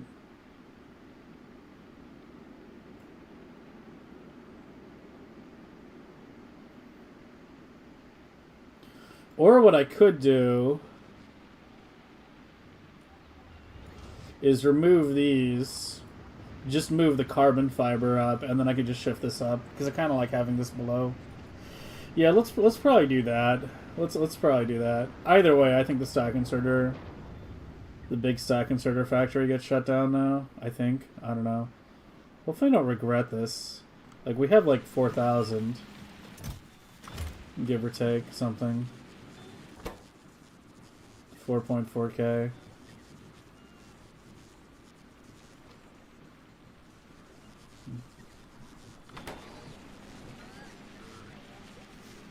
One lab column is 2,500. Column. Oh shit! What happened here?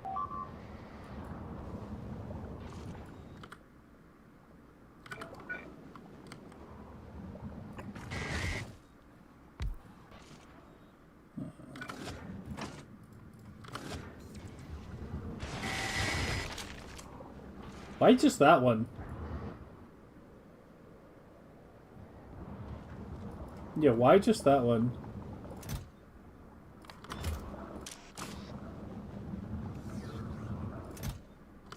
How did you run out of Bioflux, but you didn't?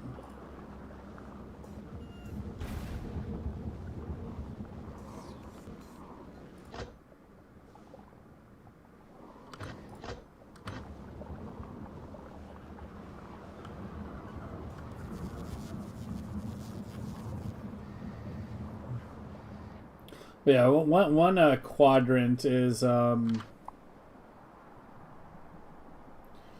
quadrant is about 2,000. Yeah, 2,000 stacks.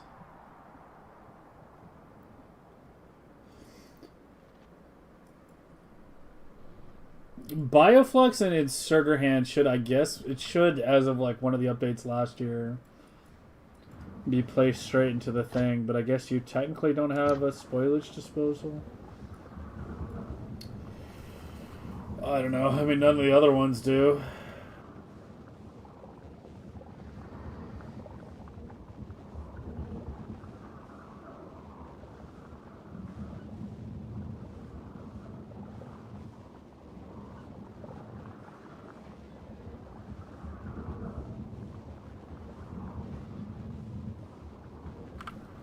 There's a hidden spoil slot on these?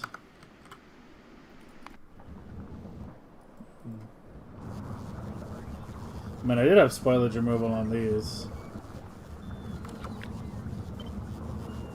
Whatever, I'll just add it.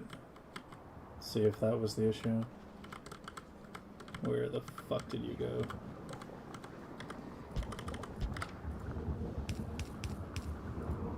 Well, there was enough spoilage in there.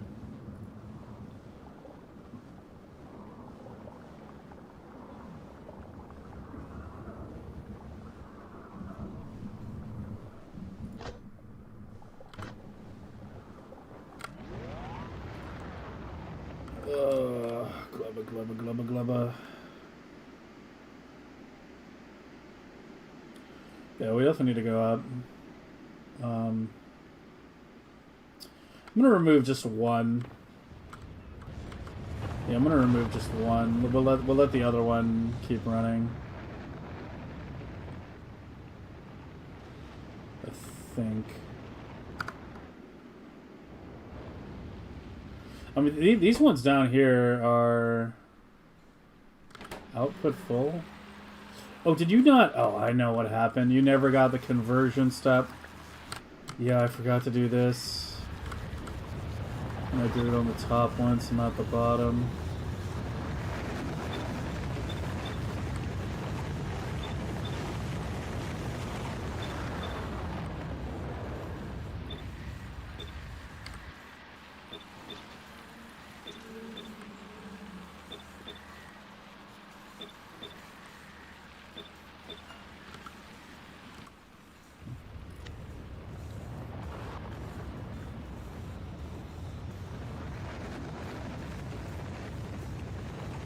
Did I not have a blueprint?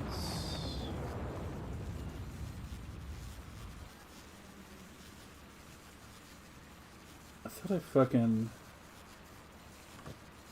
Did I put it in here?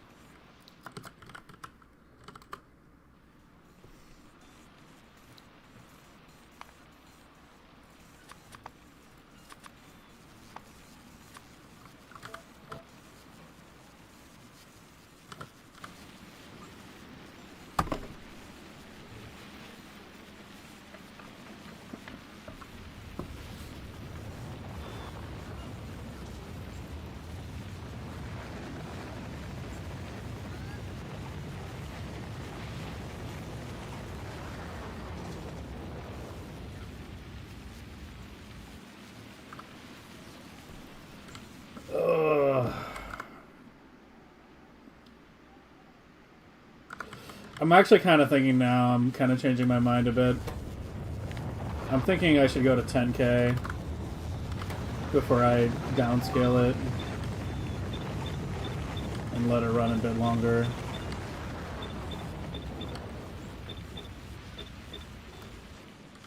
See, if I was really smart, I would have this variable governed by a single combinator somewhere.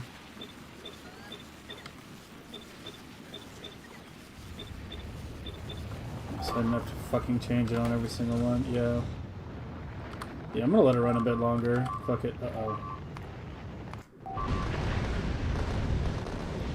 You actually did start running out of rockets. No, we can't wait. I need to get another blade going now. I need to actually get that robo or the rocket. And then I mean I don't know. I guess it's only like what? Fuck.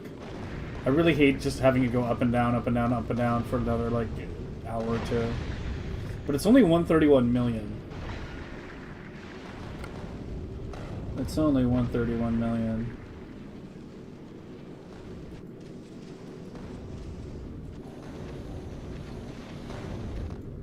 We can't have it stay still out here for a long period of time. Like a big asteroid just drifting in from the side can do a lot of damage. Not to mention it could just shave off big parts of the thruster stack. Yeah, it still has some eggs left too. It makes rockets really fast, though. If it pauses for even just a little period of time. Yeah, look how fast that goes back up. Alright, keep, Wait, you were heading out to Shattered Planet?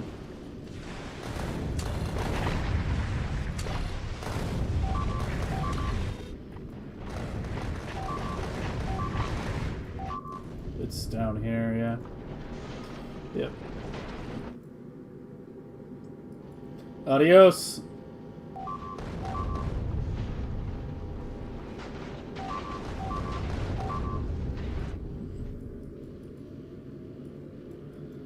Need a new paint job.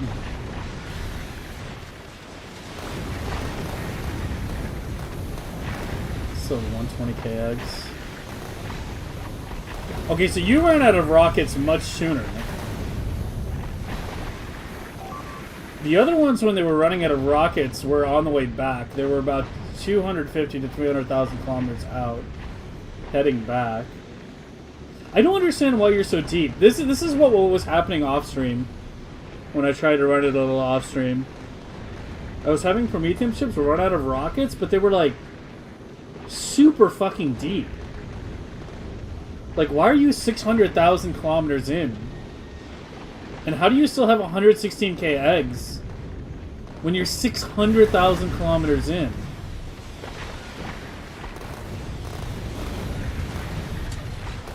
Like, that doesn't even make sense.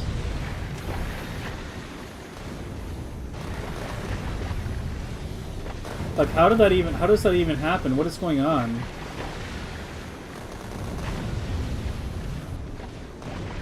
Rip? I mean, it's gonna rip if I don't fucking stop it again. It's running out of rockets again. Yeah, I don't know what's going on with you. Just initiate venting sequence and return.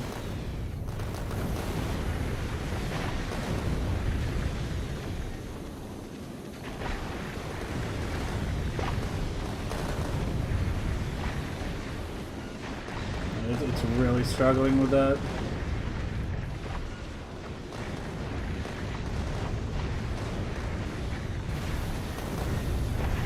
No, I mean, it just hadn't sent the return signal yet because the return signal is based on the eggs, right, versus the Promethium. Like, we take eggs and multiply it by 6. And then compare that number to Promethium. And basically, when they equal each other, then it's like halfway down, and that's when it turns around.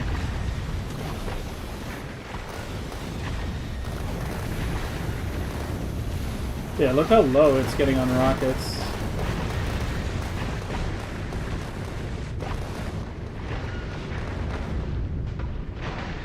Also, look how low my FPS is out here because of how many more chunks there are this deep. I don't know what the deepest is the ships normally go, but I don't think it's that deep. I think it might be like 400, 500, I don't know. You know what's the funny thing is? Like, arguably the best way to do it would be to head like 200,000 kilometers out and then go back and forth between 200 and 300,000, right? Like, not go deeper than that, but because like right now, you know, it goes out, it sees the check, and then it comes back. I think ideally it would be better if it went like this, where that's like 200k. And the top is like 300, right? It'd be fucking annoying to program, though. Because you can't read distance. I can only read time. Although if the ship moves at a constant speed, it shouldn't be that hard. I don't know. I just don't... You're gonna die. You have one light on rockets.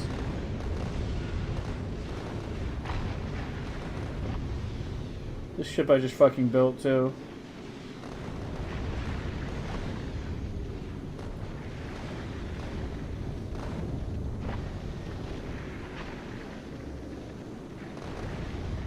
Production not start till deep? No, the production can start until when it's like, as soon as it sees Promethium. There's no reason to hold off on production.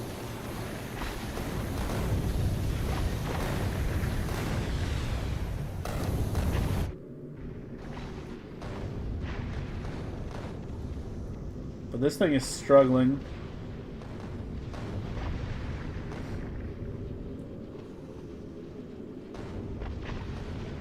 You go 515K? Yeah. Yeah, I mean, that's the thing, as I was saying, like, I'm trying to figure out exactly what the max distances they go. Because the thing is, like, I'm not actively watching the ships.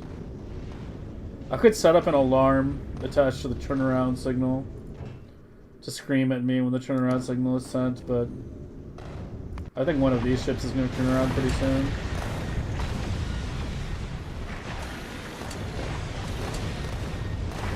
Maybe not.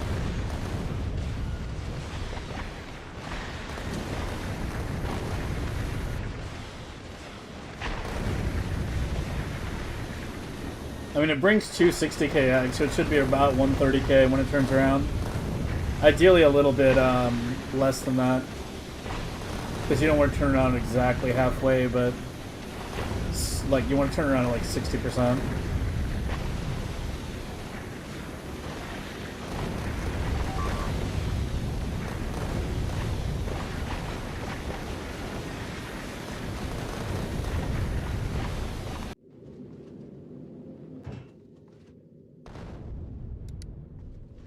Like you want to go like 60% out and then 40% back.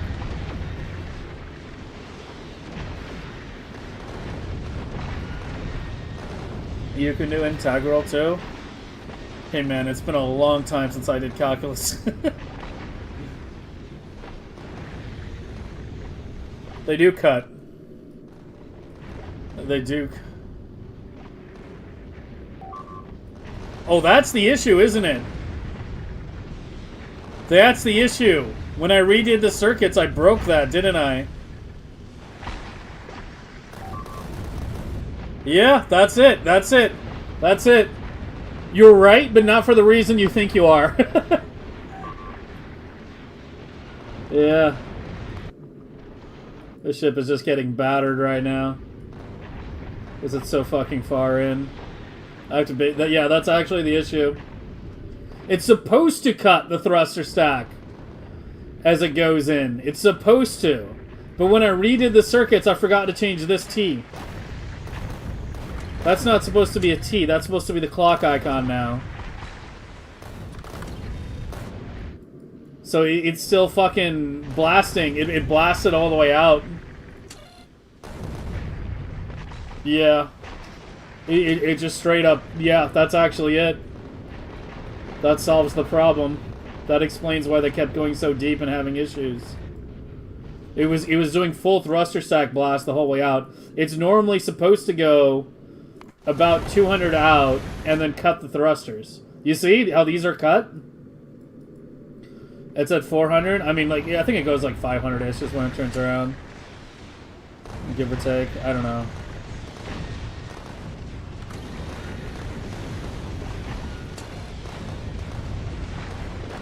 Why do you still seem so high?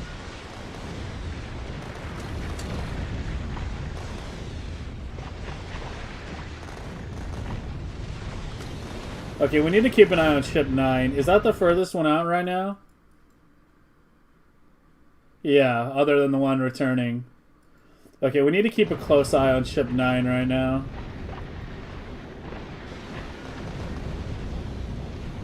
We're still going right there.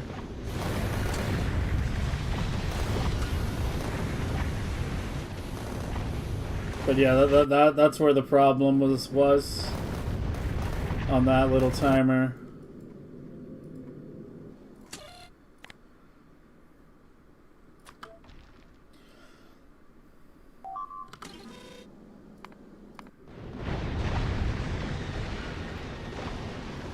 Yeah, we're taking chips now.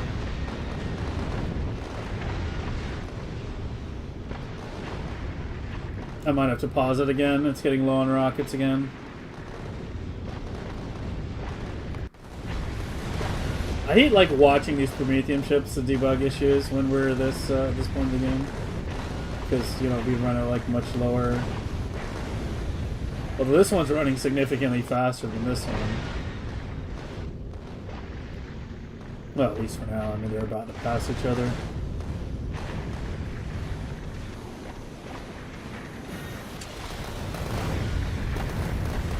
So you are going pretty deep. Like, it's at 500k and it's still going. And that's with the stack cut. You're not having rocket issues yet, though.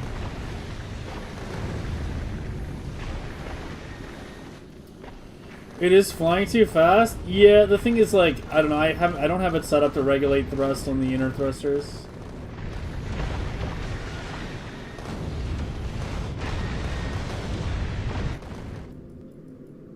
Only the back ones.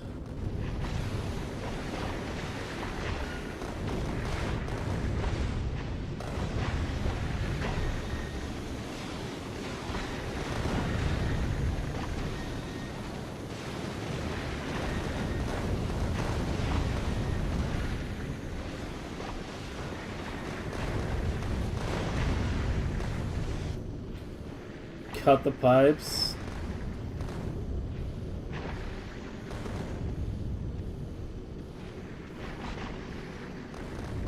I mean, I would have to do a pump in there. Are you talking about just a temporary solution? Because I'm talking about like a permanent solution. Okay, so you go out 524. You're still going. Why does this feel way too long?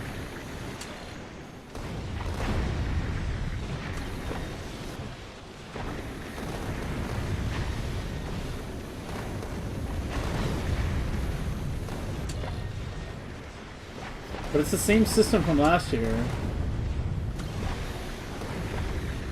We just need to watch the damn ship. Shit. Ship number 5 is still fucking losing it.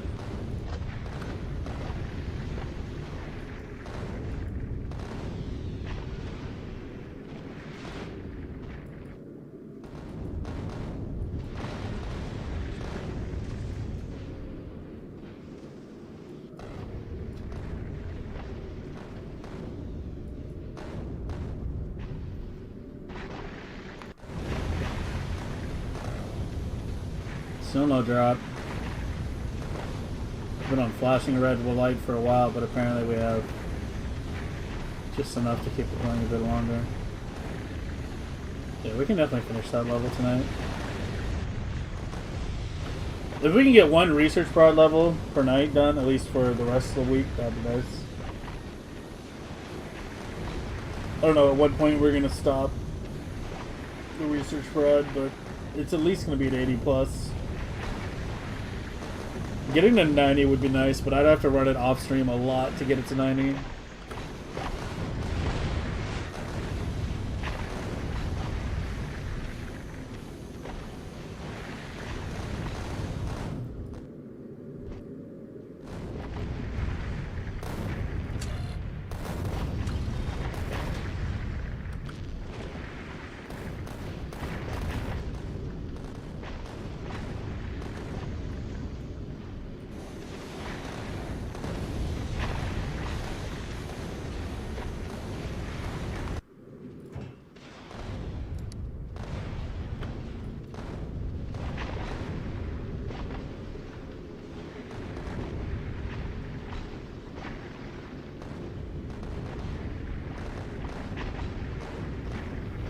$90 takes longer than you think.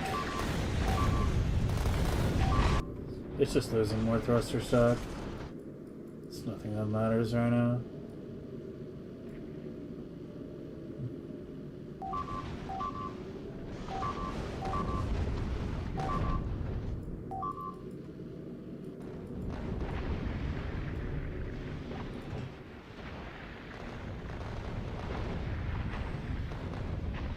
But it's still so deep. It's still 400,000 kilometers in.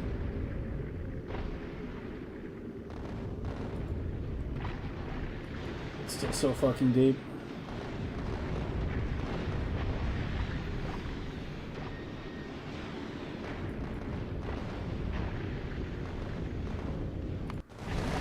Did you turn around yet?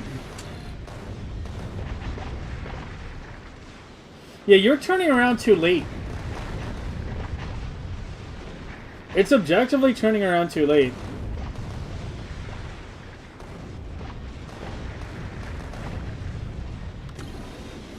Like, look, this one's 600,000 in.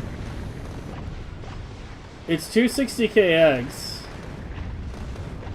Which means maybe at, like, you know, 130 or, like, say, like 120k eggs left, it should turn around.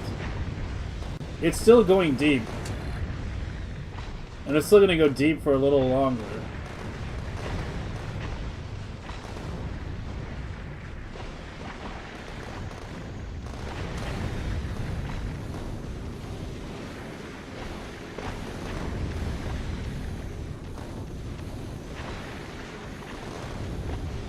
Why do I have this on times 6 and not times 3?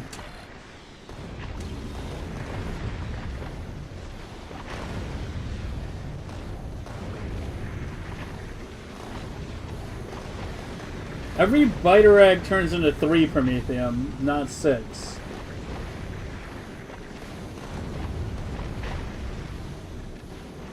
Have all my ships just been going too deep this whole time without me realizing?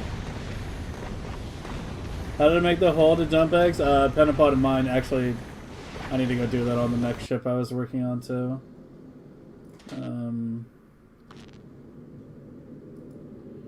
Yeah, did you get nice and loaded? Not loaded enough?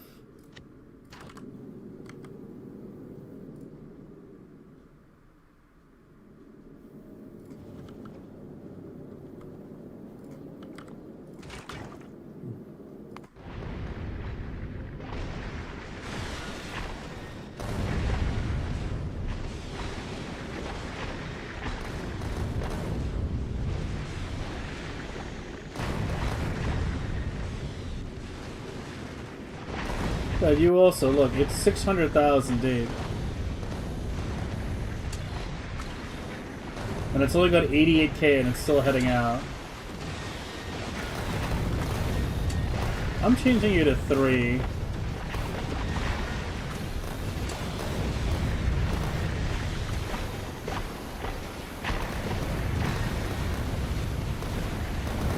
Why was that 6? I don't understand.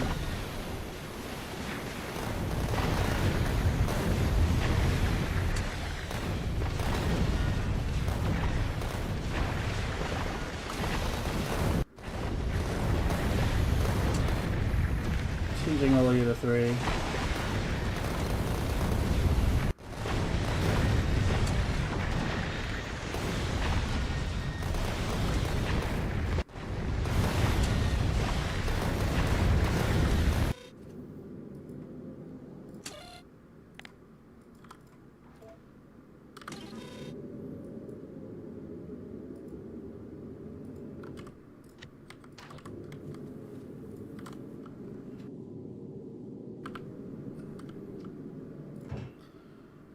Okay, yeah, get more ice.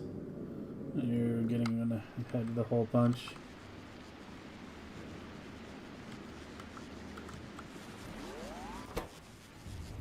Yeah, you know what? I changed my mind about the Globa shit. Let's let the whole thing run up to like 10k stock inserters, and then we'll do the whole refactor thing.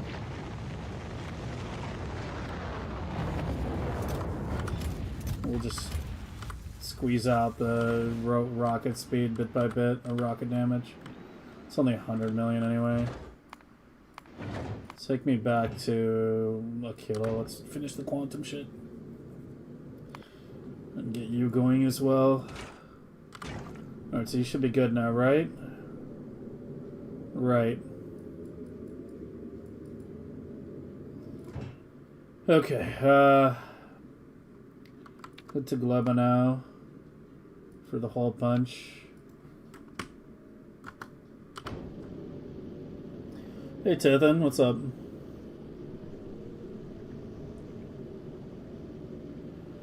At 3 I turns less than that, so it's just 3.3x per science.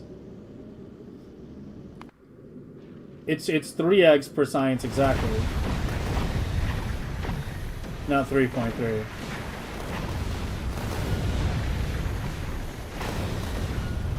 Maybe 4. The thing is, it's calculated by Okay, so let's just math this out in our heads real quick. So it's calculated by, it reads the number of biter eggs. So we launch with X number of biter eggs. As it goes out, it converts X number of biter eggs into 3X amount of Promethium. So we wanted to turn around when the biter eggs remaining times 3 is slightly greater than the amount of Promethium.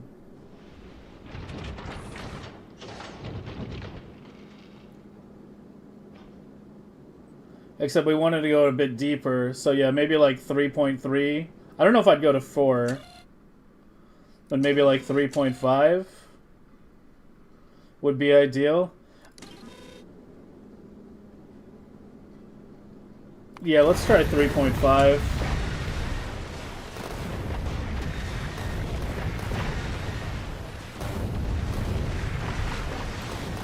Oh yeah, you can't do decimals.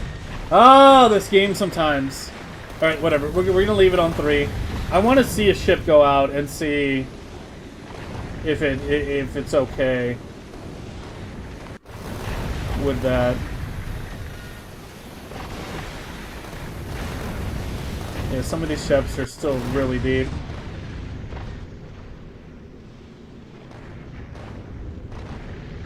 Prom times 1.1? I could do that, yeah.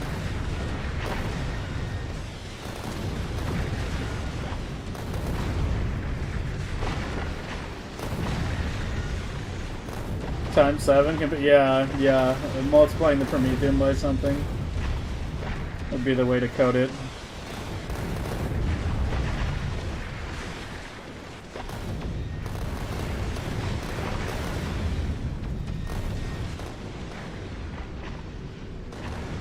I want to see a ship go out at 3, though. I want to see it go out at 3, and I want to keep an eye on it. Like, I actually want to watch it for most of the time. And see exactly where it turns around, and more importantly, how many eggs it has left.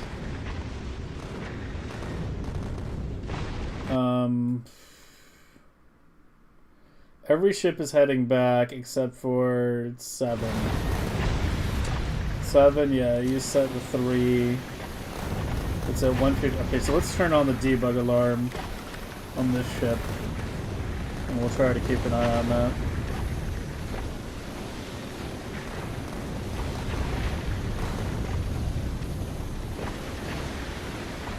Times 1.1. You can't multiply anything by decimals in this fucking game. Like, Factorio just doesn't accept anything decimals anywhere.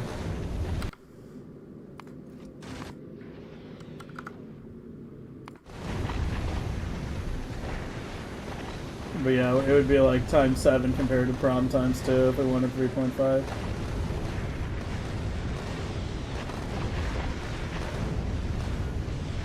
Which would mean another combinator. Or whatever.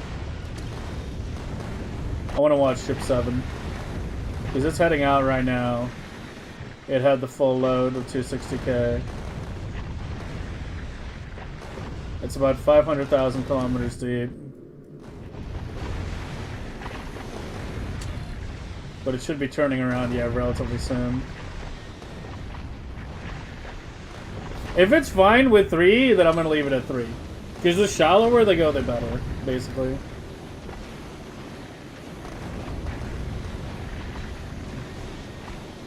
Multi first, divide second. Okay, the simple way to do it is just to multiply eggs times 7 and then Promethium times 2. If I wanted 3.5. That would be the simplest way to do it.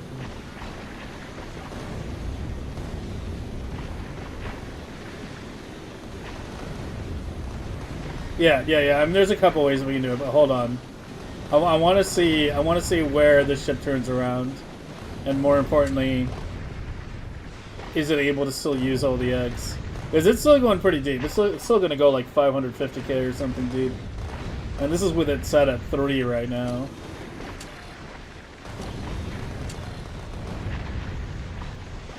So you have to remember, like, any higher than 3, it's going to go deep, and I think like 500, 600k is potentially the deepest we want to consider. Okay, it finally dipped. Okay, we did finish that plastic and the rocket fuel, so those are done.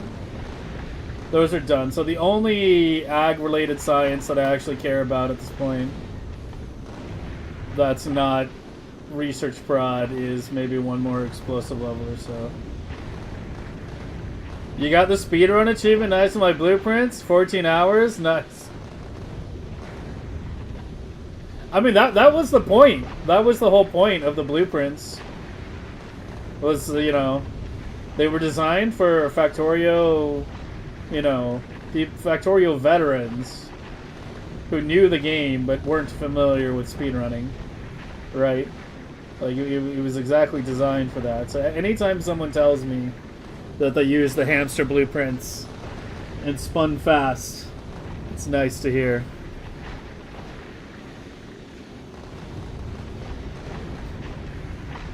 But yeah, that was basically the whole point behind that entire project. To design the best set of jump starts, you know, that you could basically get for a DS run. What now? Shipped a railgun on ship 9.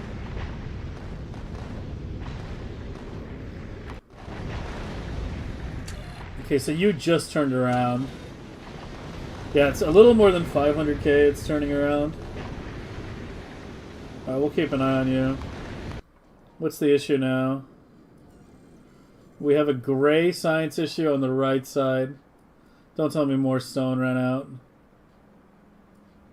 Oh, it's gone, baby! It's fucking gone! Okay, hold on. Aquila has to wait. We need to go to Novice. Yeah, it's fucking gone.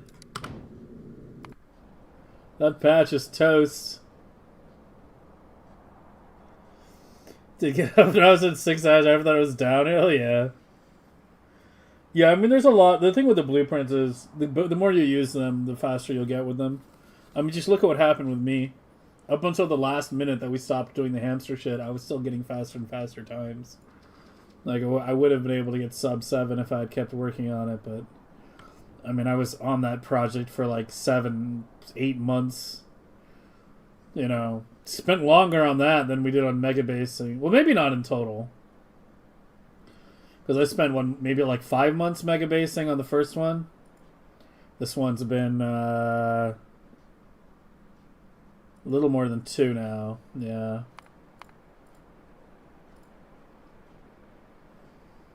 Yeah, a little more than 2. Purple science? It was gray. It's not purple, it's fucking gray. And this actually is a good time to tear this down and implement the clocked version too. So let's do that while we're at it. Yeah, we have the clocked version. This was unclocked. And also move this up. Or out or something. Because eventually there'll be a lab block here, so it's good to clear that area now. Right, like this is eventually going to go like...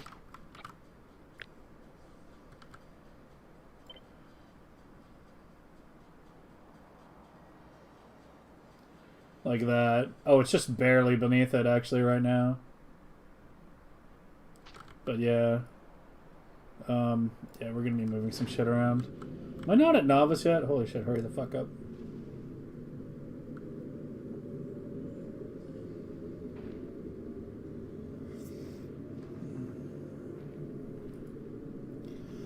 Distributed cryolab layout? What does that mean? That's what I was asking about earlier. What alternate layout were you guys talking about in regard to Promethium ships? What am I building? I am currently alternating between starting fires and putting them out. Yeah, that's because the gray is fucked. Do something that doesn't take gray right now. Get the last level of rock. Yeah, if we get that done, we can do the efficiency modules in Silas today. That'll be fun. We get to go to every planet and swap out the modules on every single silo on every planet. That's like 1,000 fucking silos or something.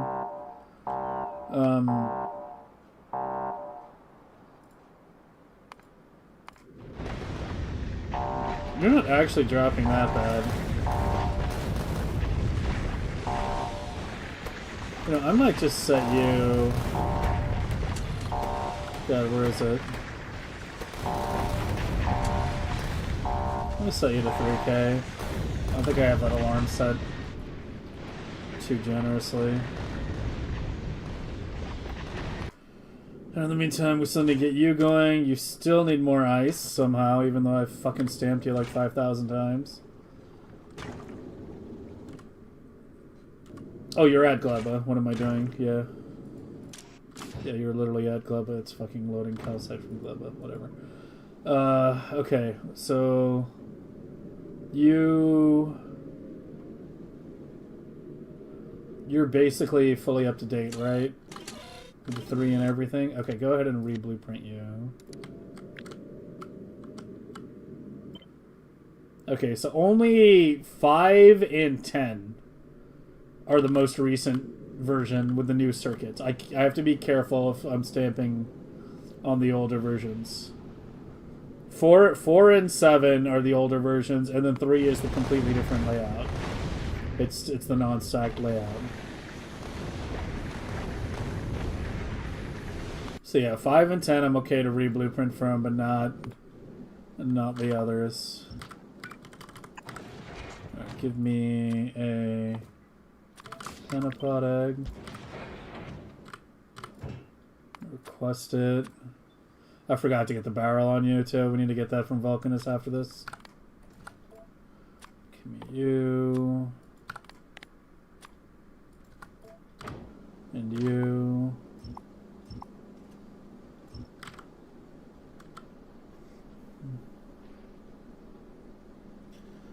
Distribute the cryolabs around the leading edge of the ship and not around the hub.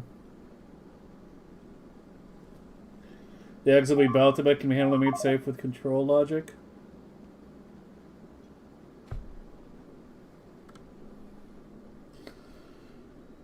Okay then.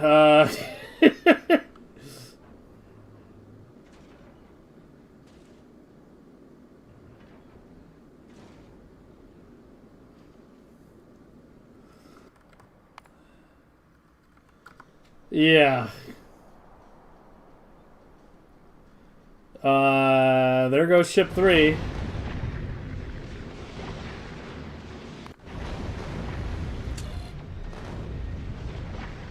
I don't think 3 is safe.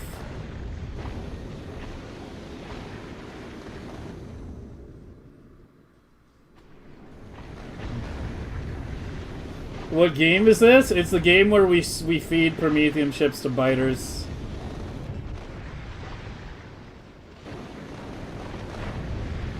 Yeah, you still have 47k eggs.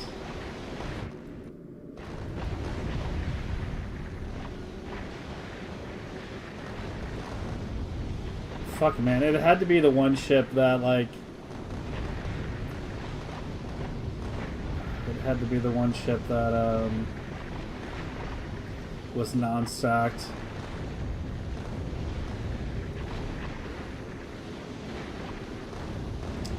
God damn it.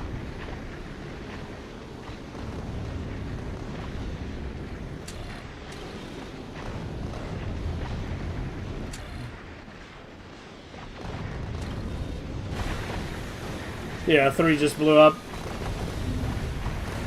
We just lost ship 3.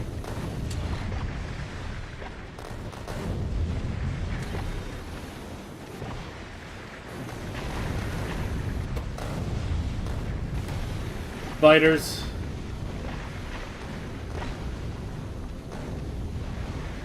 I need a space casino for legendary quality? Yeah, I have 3 actually.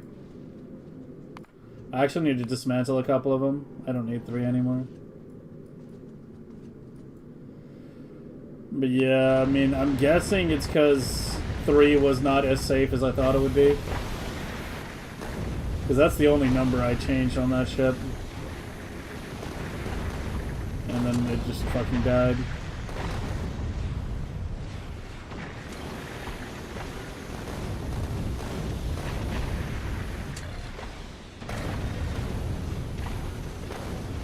You're the furthest out, right? 9 is coming back. And 7. 9 should be done though, right? Yeah. 9 is done and good.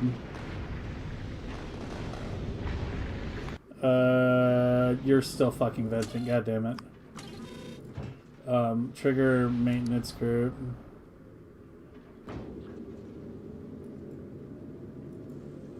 For fuck's sake. No, you already went to maintenance. You already went to maintenance.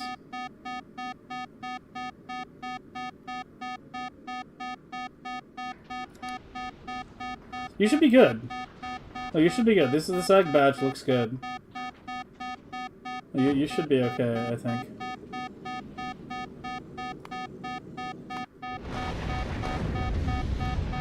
$22K. 2 minutes? Yeah, but see how thin the Promethium's getting now?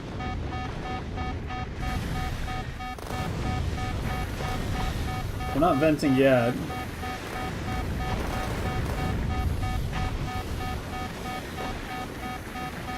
Yeah, it's not venting yet.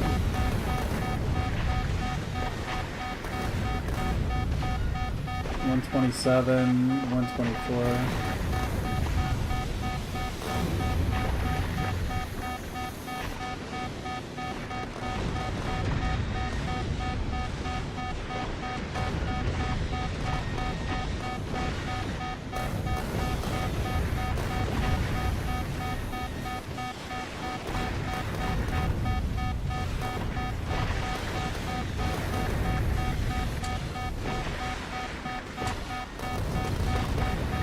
Started micro-venting.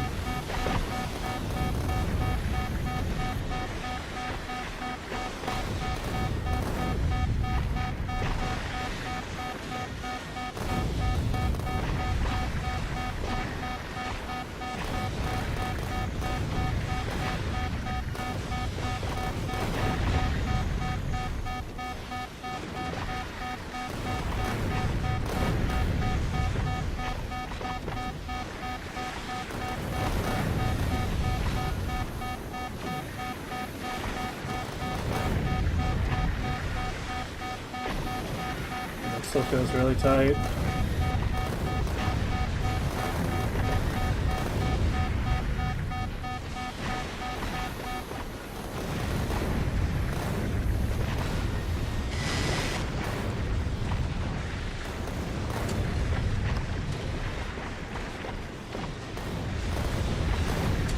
I'm just gonna go to 4.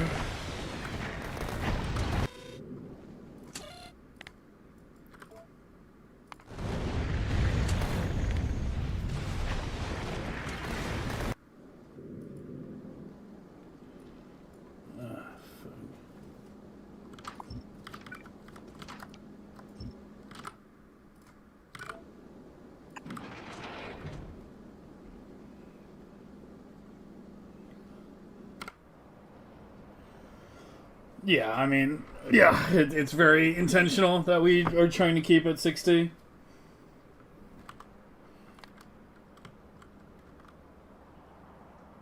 And my update time is like nothing right now. Mainly because that stopped. Because I ran out of, what did I run out?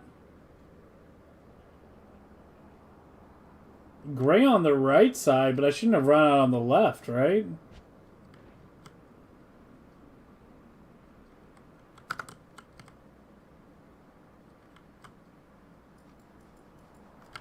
Wait, well, why aren't the left labs? I know why the right labs aren't working. Why aren't the left labs working? What the hell? Oh, it's Conage's over-engineered shit, isn't it? It's detecting that, like, some sciences aren't in the lead lab, so it's, like, not working. That's what it is, isn't it?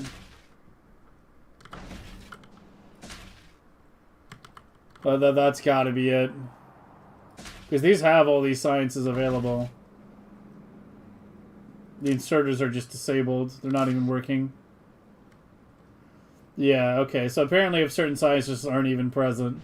Conage, you there? Is this part of the back pressure detection shit? I bet it is. He was already thinking of removing that. I bet you that's what it is. It's like the back pressure detection.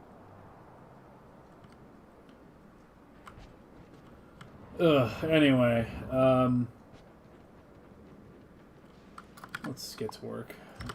Oh.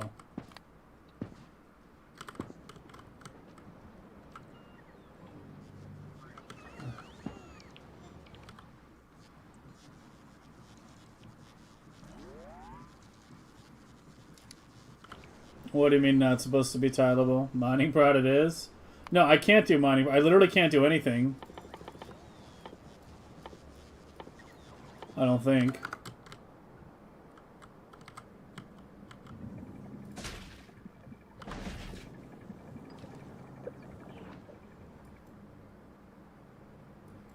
I don't even know.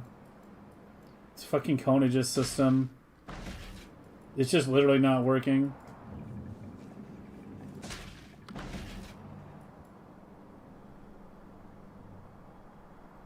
Is it supposed to be tileable? Yeah. I'm not sure what the question is.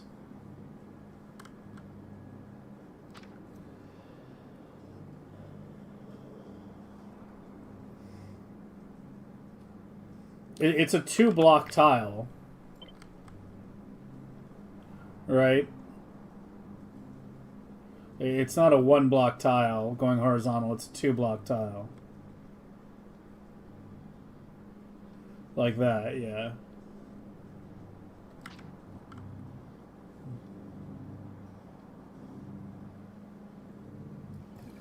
Yeah, it's like only running the lead lab right now. Cottage! Oh, he was here a bit ago, unfortunately. I think he might have passed out. It's always like that. People are always here when I don't need their help, and then when I do, they're gone.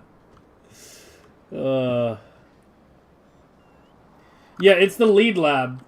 The lead lab runs no matter what. It's this lab here. Is the only one running. But it's like, it's not even activating the others, and I'm not about to debug this for reasons that I hope should be obvious.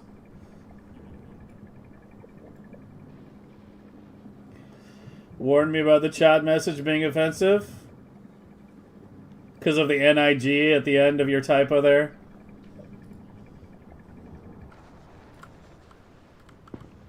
Yeah, Twitch is weird like that.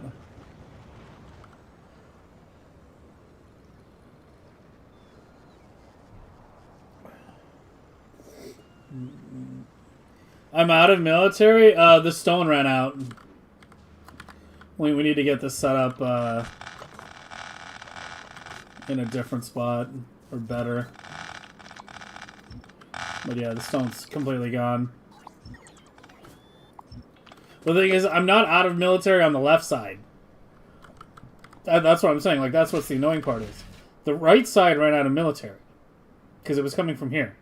And this ran out of stone. But the left side did not run out of military. The left side could still be running. But it's not fucking running because Conage's weird over-engineered shit.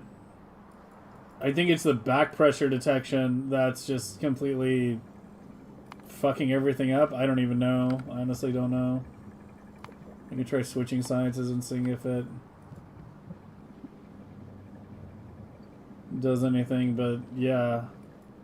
It's kind of weird that it's not working, but it's Conage's fucking system. This is the problem with using somebody else's very complicated system. Like, something goes wrong.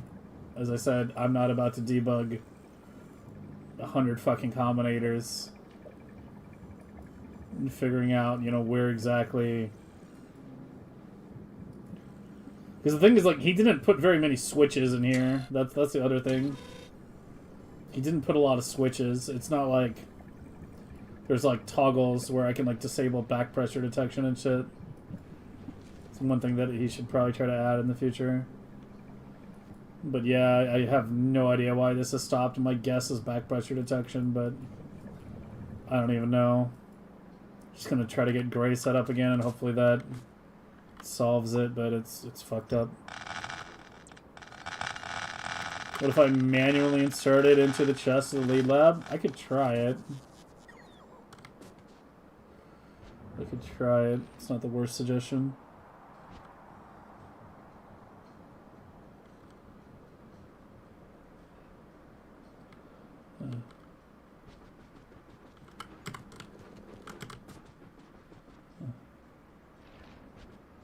Yeah, this is basically his final design, more or less.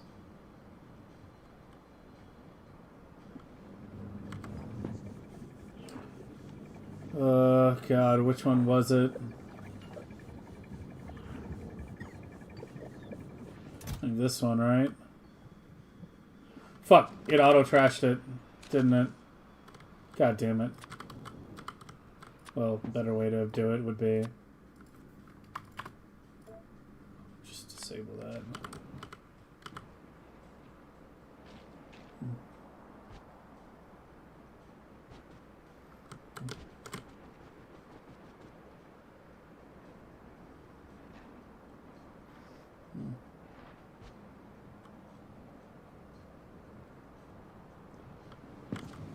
Okay, where we got?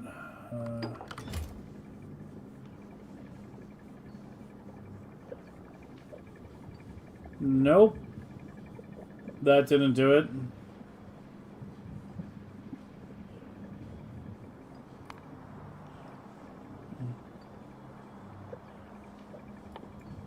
Try toggling sciences.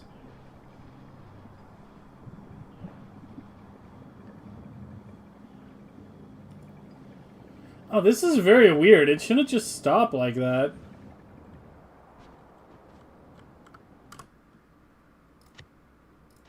This doesn't make any sense.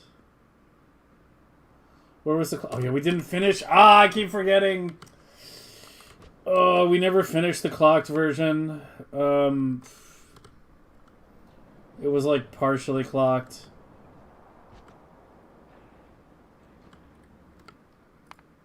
Yeah, as I said, I don't fucking know. I need to, like... I just hope that when I get gray going again, it starts up again. If it doesn't, then, like, I literally need Conan to debug it, because he's literally the only person on fucking planet Earth that can figure out what went wrong there. Yeah, it was this one. I just had to clock the top part. And we wanted to clock it with lead follower. I remember I like started to do it and we had issues, yeah. Yeah, this is when I started to do it.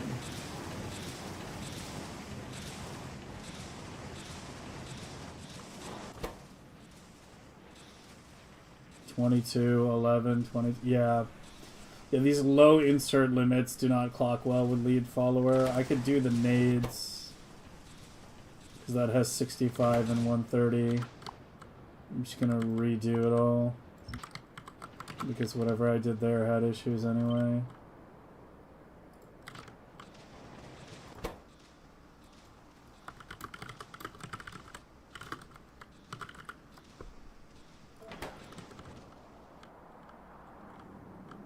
Alright, let's just copy these.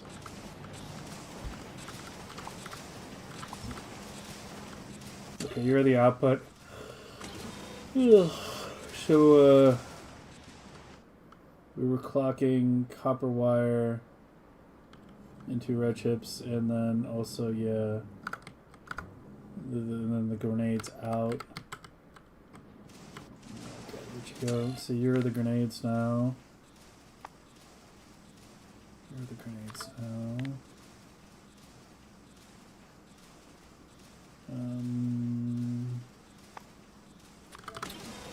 you are changing to iron plates.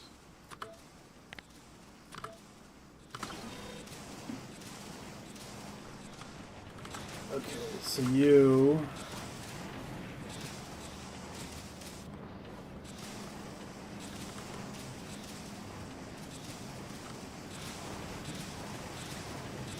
I'm gonna clock the bottom. The top one is a different speed. I remember when I tried the last time we had issues.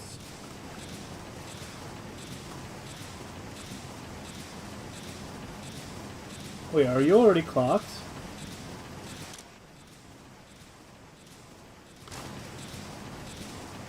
Where are you clocked to? Oh, I already did that part.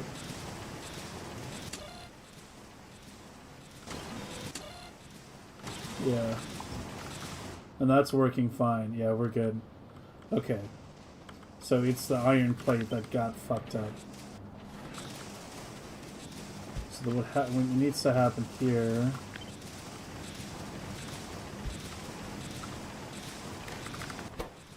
So we need to read the machine.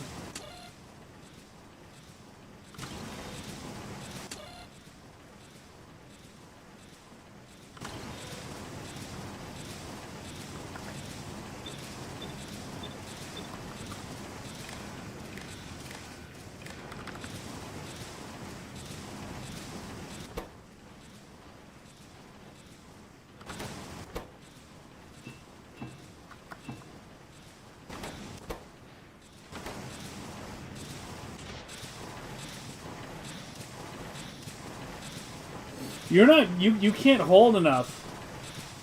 That's the problem with the iron plate. It's not holding enough in its output buffer. Like, on the copper wire...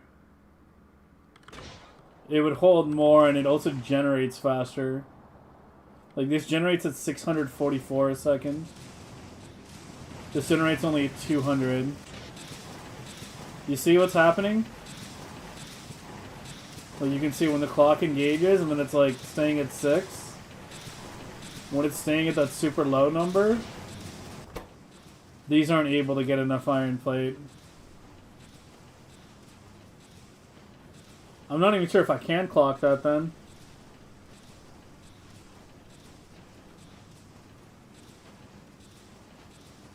Yeah, I'm not sure if I even can do much there.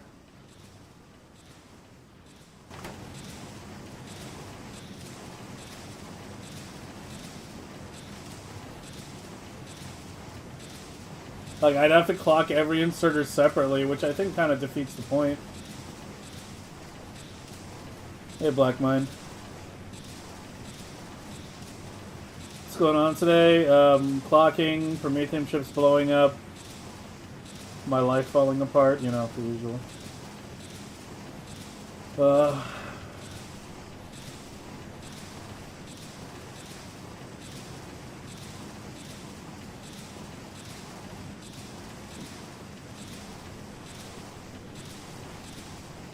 Trying to think of what else I could even do here. Like, the only thing I could think of to do would be to try to clock each one individually, but even that wouldn't work. Because if they happen to sync up on their clock and all demand iron at the same time, they won't have enough. Yeah.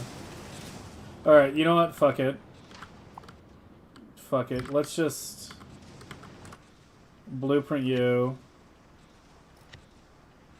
And this is this one, right? What is Andy's? Yeah.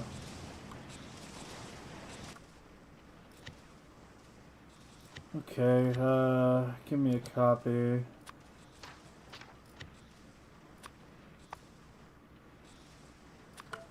Yeah, let's just get it deployed. Let's just worry about getting it deployed.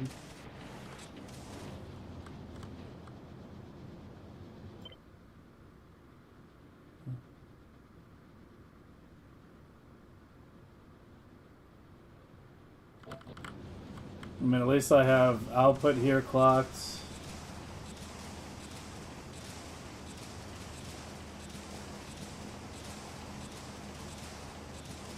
I guess I could do the same thing up here, couldn't I? Yeah, I could at least clock that part. I could at least clock the output up top. Yeah, let me do that.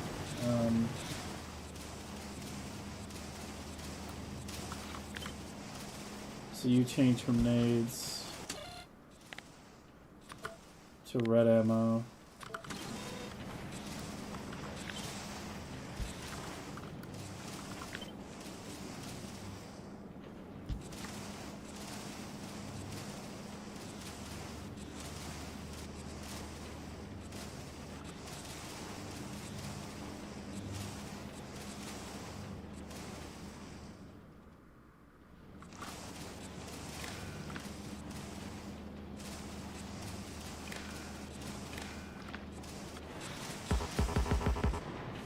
Of course.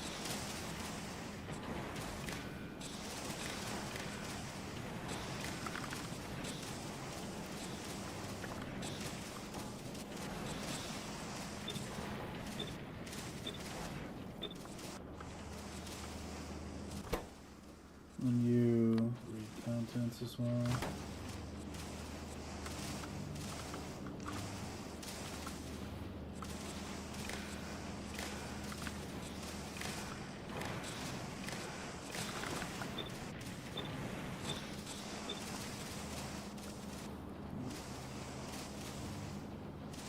Why is something in my minimap named a little bitch? Because it's a little bitch. That's why. You could offset? Yeah, but the thing is, like, I'm not even sure if it's worth it at that point.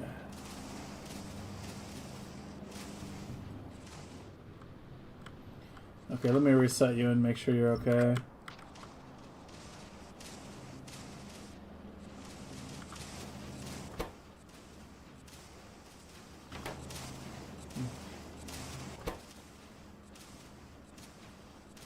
What do you output buffer to? I could clock that too. Yeah, I can clock the yellow ammo as well.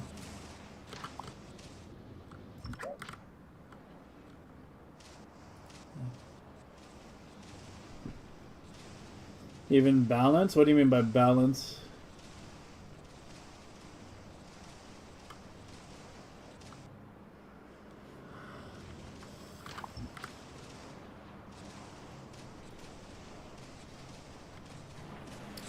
What dost thou mean by balance?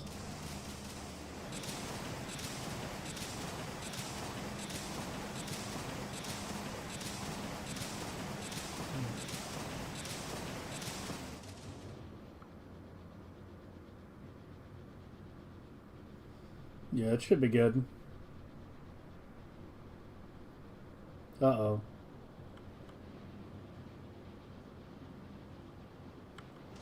Alright, yeah, we're already running on 2x.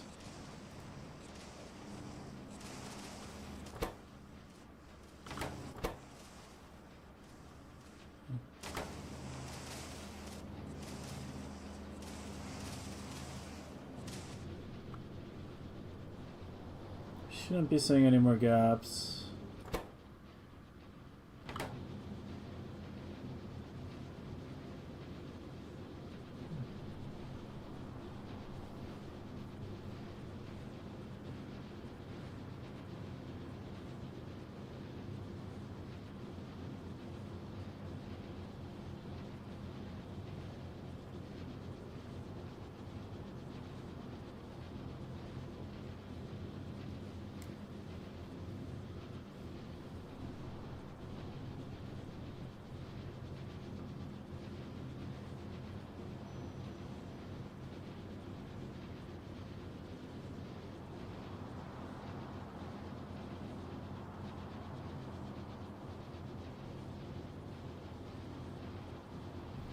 I think it's okay, yeah.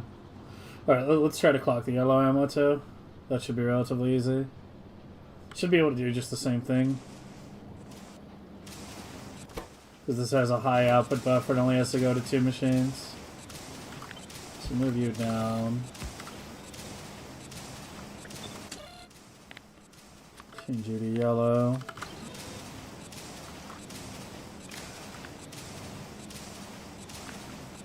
Oh, you're gonna have to go on the power pole too, so use a different color wire.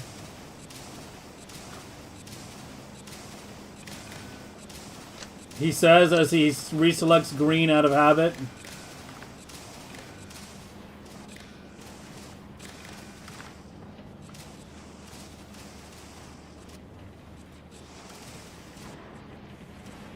Here, make this a little cleaner. Just go straight to the power pole.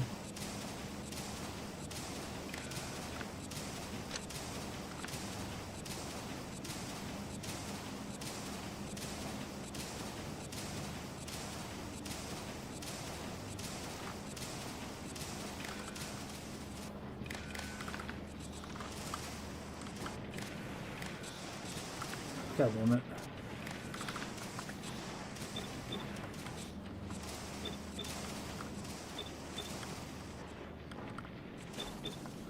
I mean, I could probably do the iron, too. Yeah, there's a good bit more clocking we can do here. I guess. And then you need to read. There we go. Let's reset the system again.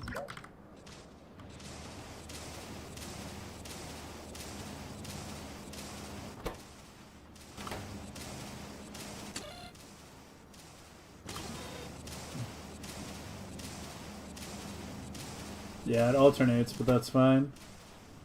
As long as it stays fed.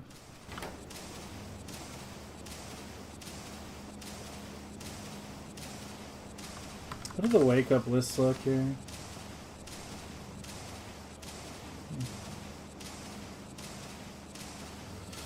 Yeah, I mean, there's a bit more work we can do.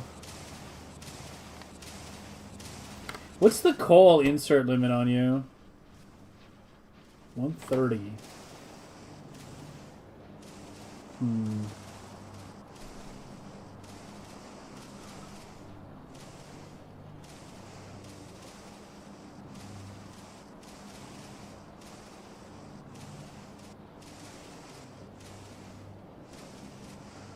See, this is the problem with clocking. Like, once you get started, it's like there's so much you can do.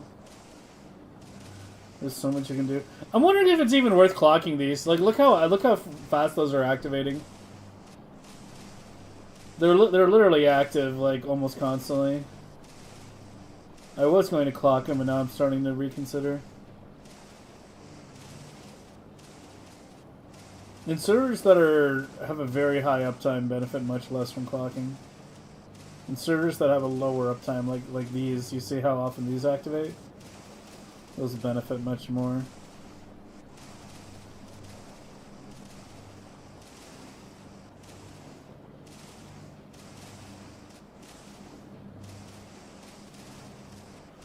Should we just say that's good? I mean, the good news is I haven't broken anything yet. Usually, when I'm doing this shit, I wind up breaking things constantly and having to fucking debug them. But they seem to be flowing. But yeah, these are working like almost constantly. Those are not going to benefit very much from a clock.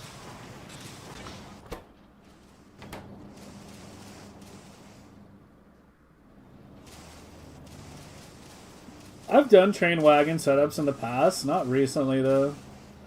I usually kind of try to avoid like wagon and car setups because A, they're a little cursed. B,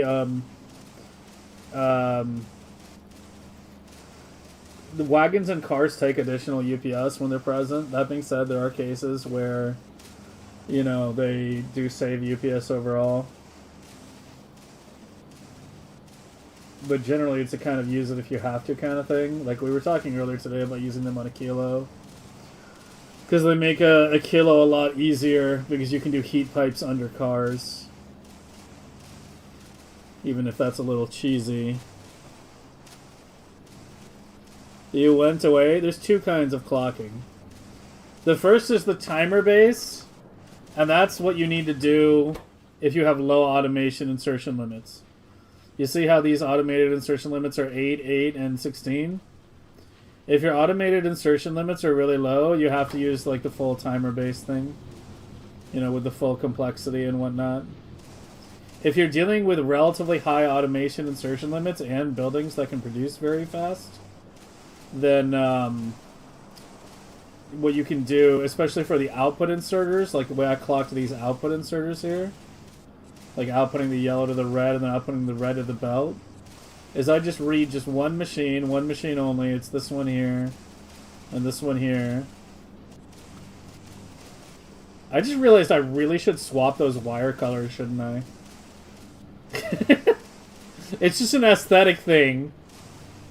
But I clocked the yellow ammo with green wire and the red ammo... Or the yellow ammo with the red wire and the red ammo with green wire. I should have clocked the red ammo with red wire, shouldn't I? Yeah. Yeah, it's just an aesthetic thing, but hold on.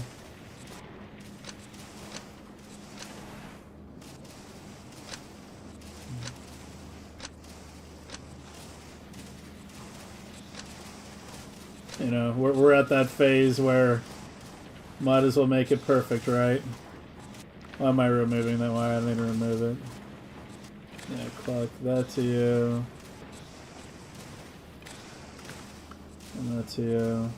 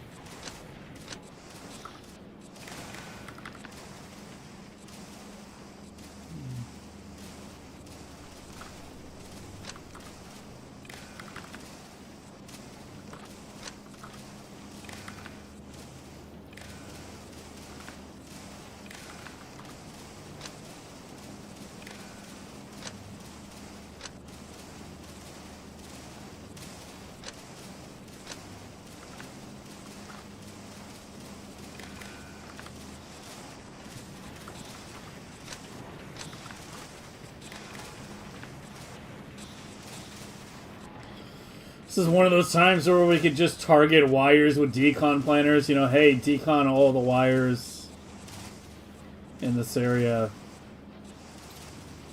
That would be nice.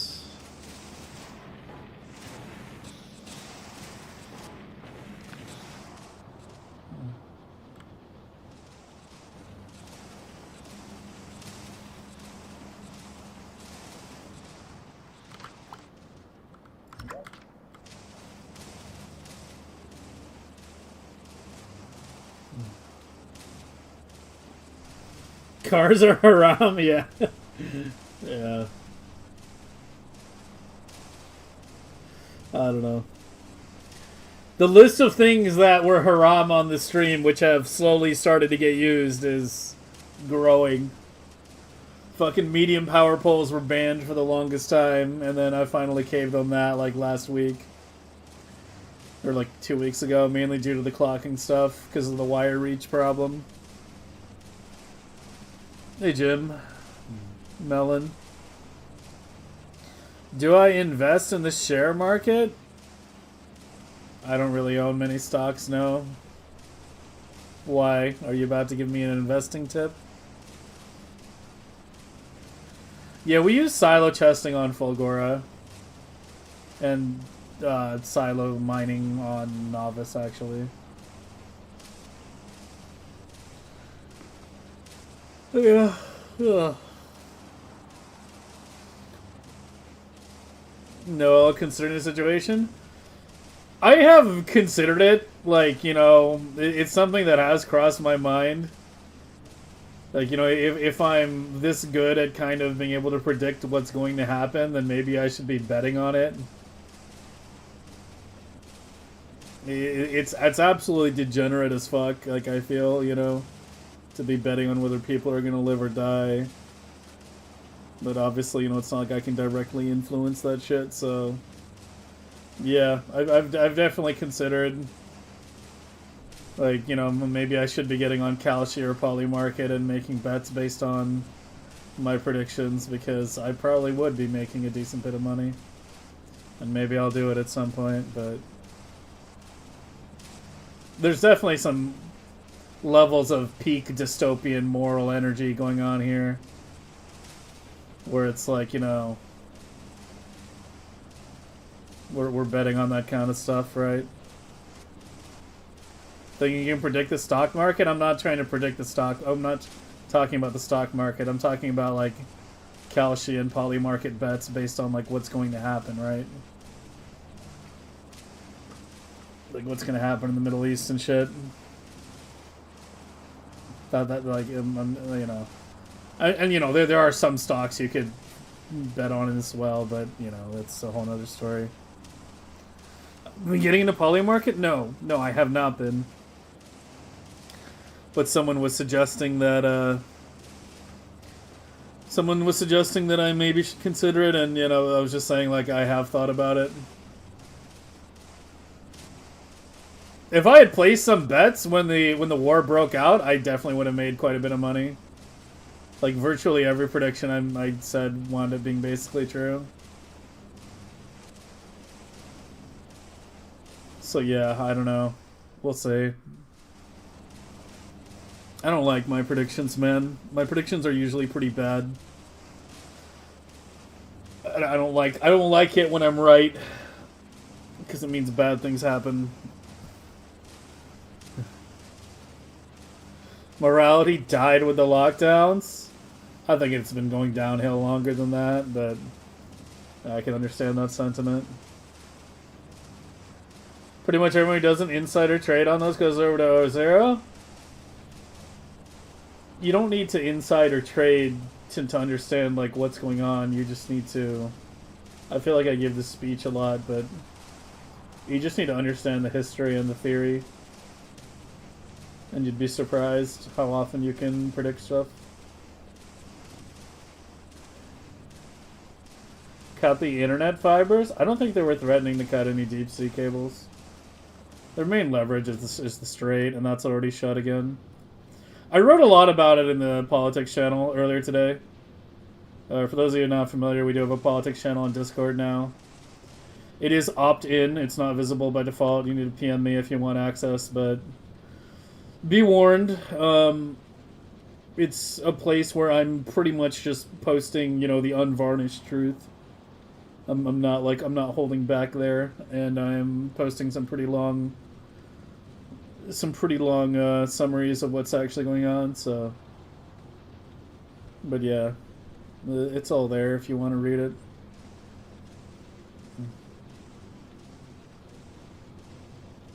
Well, you read something, you need to DM me for access to the channel.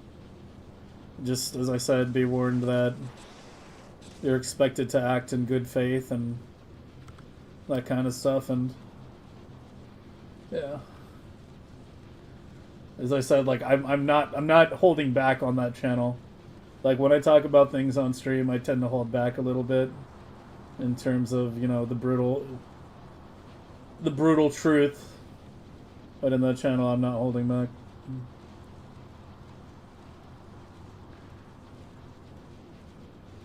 You bet on anyone but Hillary to win, and there are 50 candidates running 3-1 and go down versus Trump. Will allow that one, then it's somehow pulled through and won.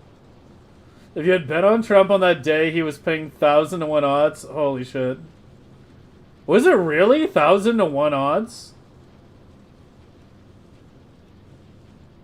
I mean, I guess that was Trump won, right? Yeah. Trump won like no one knew what was gonna happen. For the recent one, I knew Trump was gonna win from pretty early on. Like as soon as Kamala started saying things like, you know, I love Israel, let's go genocide, I was like, yep, you're done.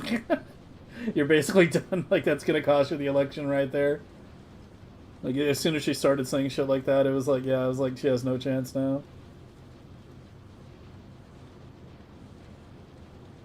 Fucking Tim Walz saying he supported Greater Israel. I remember that shit. But yeah. Yeah, Trump won. Yeah. I think a lot of people weren't expecting that. Nobody likes Hillary, though. That's the thing. Like, nobody likes Hillary.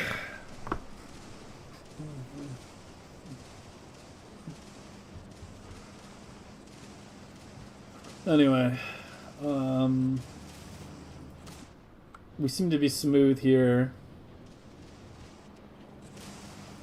Is there anything else we want to clock?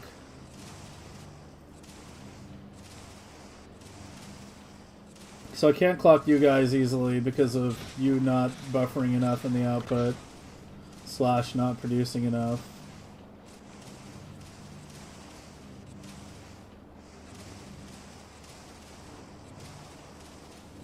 I guess I could maybe clock the copper.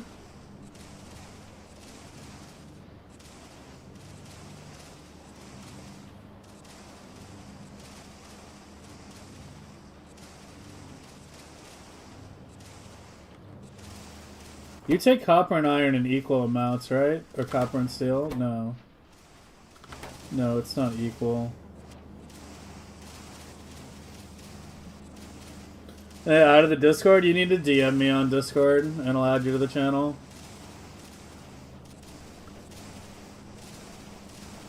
Just make sure that if you're gonna, like, you know, as I said, there's a lot to read in there. So, yeah. You might want to start from the beginning and not just read the last few things that were posted. The polls were close to 80% in favor of Hillary. Yeah, but let's, like, the polls are always full of shit. Didn't the polls, like, predict Kamala were gonna win? Like, how are people still trusting the polls at this point?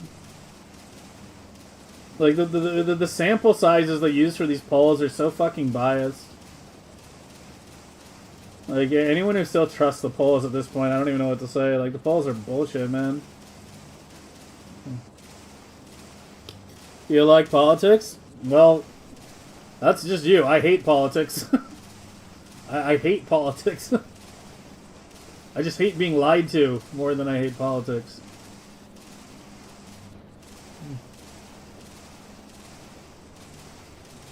But if we weren't lied to at the amount that we are, you think I'd be doing this shit? No, no fucking way. We'd be just talking about video games and playing music all day. Oh, there he is. Conage, there's an issue with your labs. I'll hop back in game in a minute. But I, like, ran out of gray science. I tried switching to something that doesn't take gray science. And it won't start back up again. And I don't know what to fix. How are people trusting mainstream media? Because they don't know there's alternatives. That's basically what it is in a nutshell.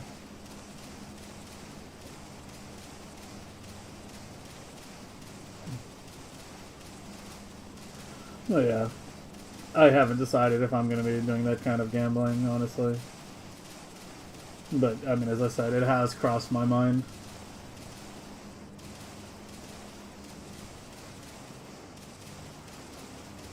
Yeah, but the thing is, like, I took gray science and I went and manually gave it to the lead lab specifically, and it still wouldn't run, so I don't fucking know. I'll be hopping back into the live game in a minute here. I just want to finish what I was doing here. I think I should clock these. These are not running very quickly. Where are you? Yeah, we should clock those. Okay, so you have... Okay, maybe we don't clock the steel. That has an insertion limit of 11. But we should be able to clock the copper at an insertion limit of 22.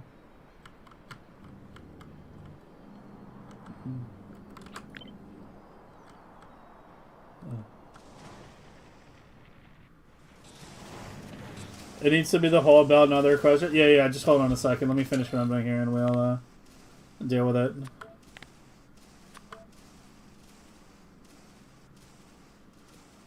So let's do like...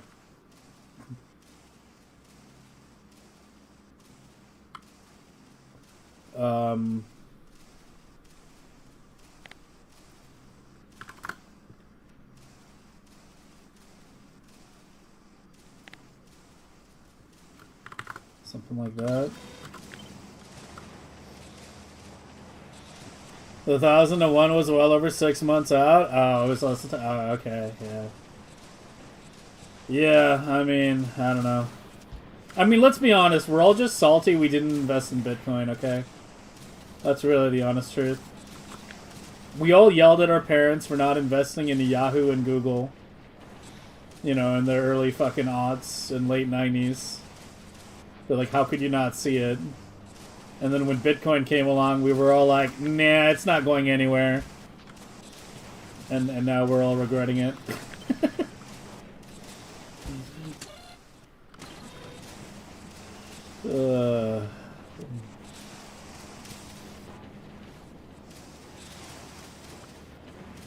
Okay, how do I want to do you? Read the same machine.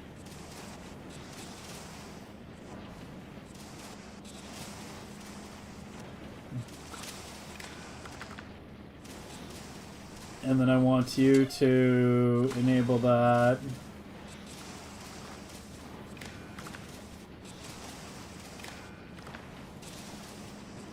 For these.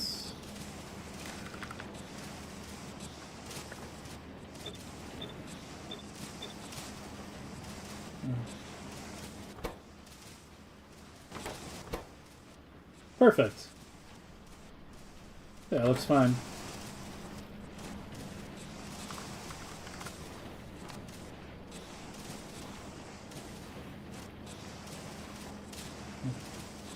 Yeah, it's just the steel, but that's like way harder to clock because it's less than a 12.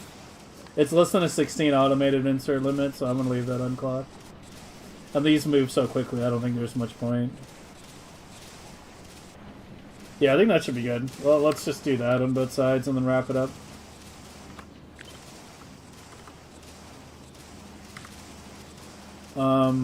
Ideally, we use you on both sides, I guess. I need to use a constant, I guess.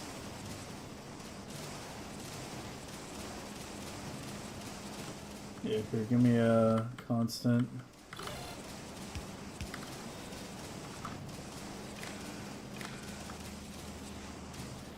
And then, you.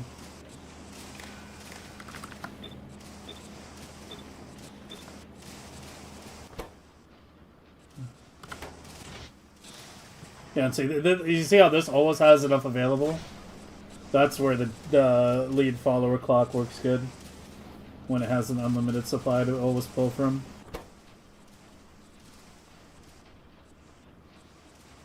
You're micro-gapping. Oh, I know what the issue is.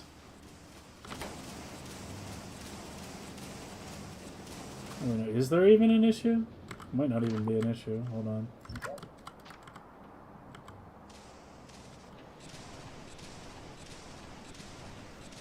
Check the chest instead, as only the lead lab needs back pressure, really? Yeah, okay. What's the current goal? I'm trying to...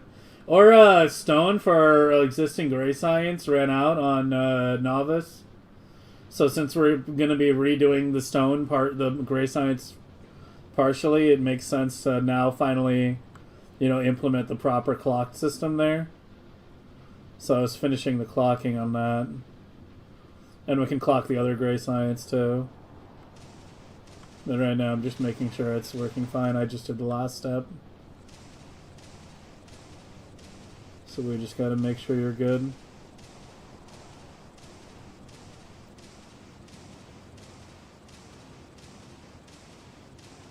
I actually think I might be able to do lead follower on the coal insert too. Those move so frequently though. But I don't know, like, it might not be hard to do.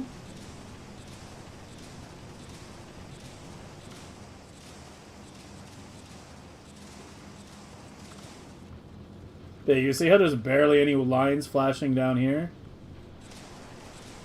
And then the things I clocked, you're also not seeing many lines there, like on these. And on these, you don't see the lines anymore. It's just the steel into the red. And then the coal in. Yeah, I kind of do want to try clocking the coal. It has a high limit.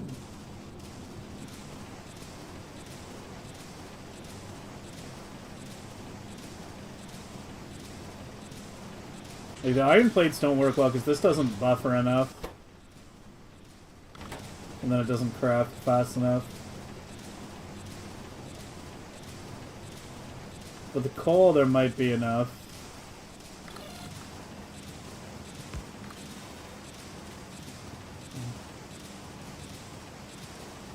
Let's try it.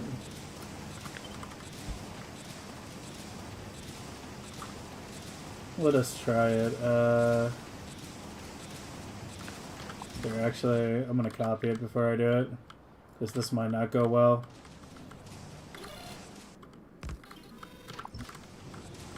Why am I copying that? I should be copying, you, right? Yeah.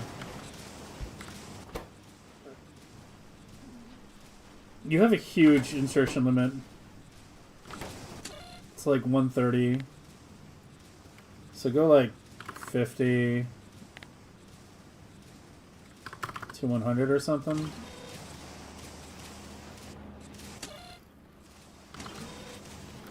It should probably be okay.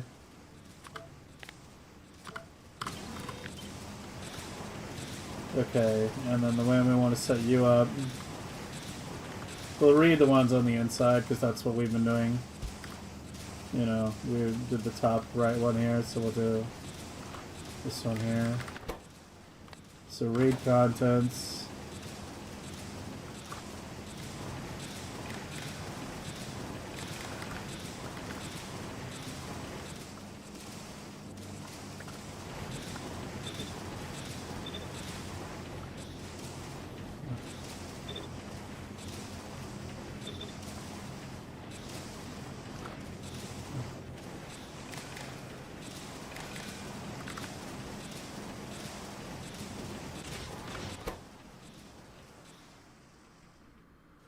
It might actually be okay.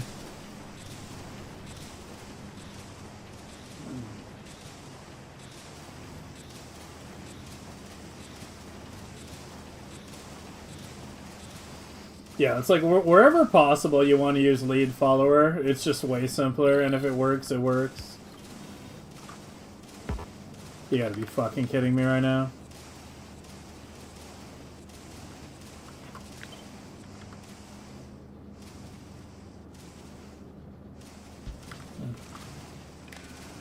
There we go.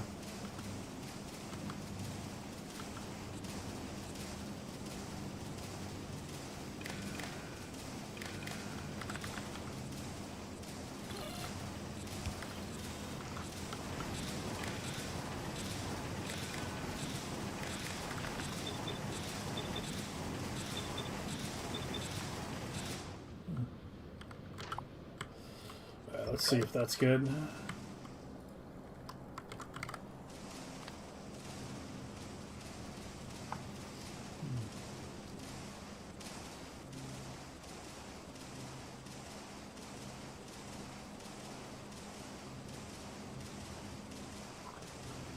How do you read and we can sort of read about and then throw out specific material, and I mean, that's pretty simple.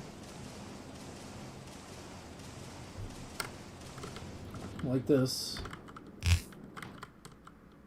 So you have your inserter,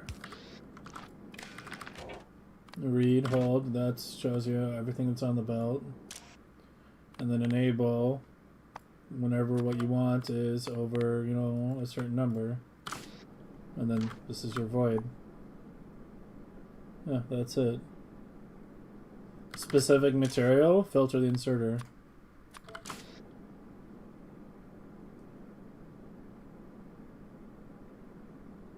Is that what you wanted? Yeah. Yeah, the read hold all belts was added in Space Age. That wasn't there before. It made some stuff a lot easier. No. No, you'd be surprised how much shit you can do without combinators. There's one trick that I do a lot that I think a lot of people don't know about, which is that if you have an assembler hooked up to a circuit and you enable Wi-Fi on top of it, then like this, then this functions as an AND condition. Right, like if you say like enable for one condition and then enable another condition, this one detecting from Wi-Fi and this one detecting from wired, it functions as an AND condition. So you basically get a decider combinator without actually using a decider combinator. I use that a lot. You'll see that in a number of my blueprints.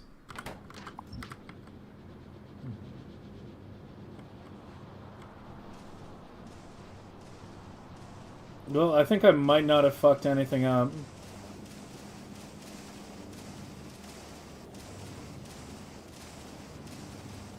Here, let's do this. Whoops. Just put all, so we have all the combinators in the middle. Have you going up and down, so it's clear that's a slightly different one.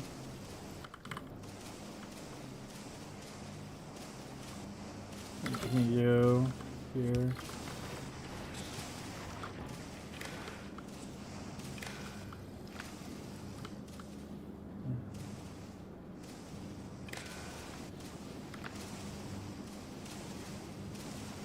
Yeah, like that.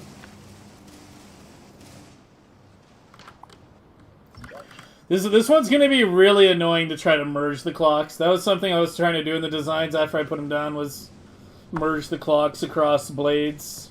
So you just had one clocking system governing multiple blades. I might not bother merging on the grays. It's much easier to do on like the reds and greens and blues.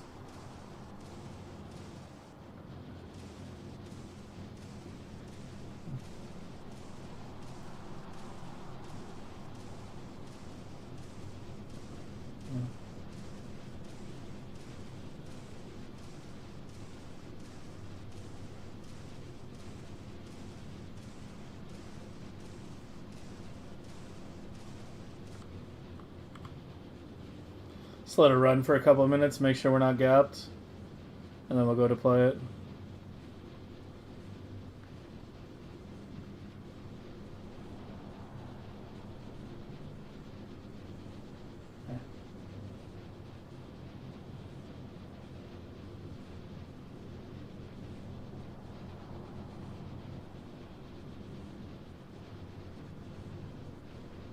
I like car code for Factorio, yeah. Yeah, I mean, I don't know. At this point, I'm starting to get impatient for 2.1, to be honest. Like, I was part of, like, dreading 2.1 for a while because, you know, I'm worried that there's going to be some changes that are going to be unpopular. But, like, it's been a year and a half now, man. Like, they haven't even given us any, like, real hints in FFFs or anything. What the hell is going on in 2.1?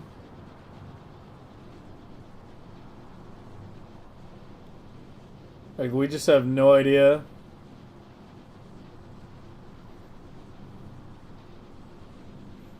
I'm kind of hoping at this point it's going to be like a big patch. Maybe adding some new a small amount of new content as well. Like, you know, higher tier recycler maybe. Or something, I don't know. But yeah, I mean, I've basically streamed Factorio nonstop for a year and a half now, and we still have no idea what the hell is going on in 2.1. We just have no fucking idea.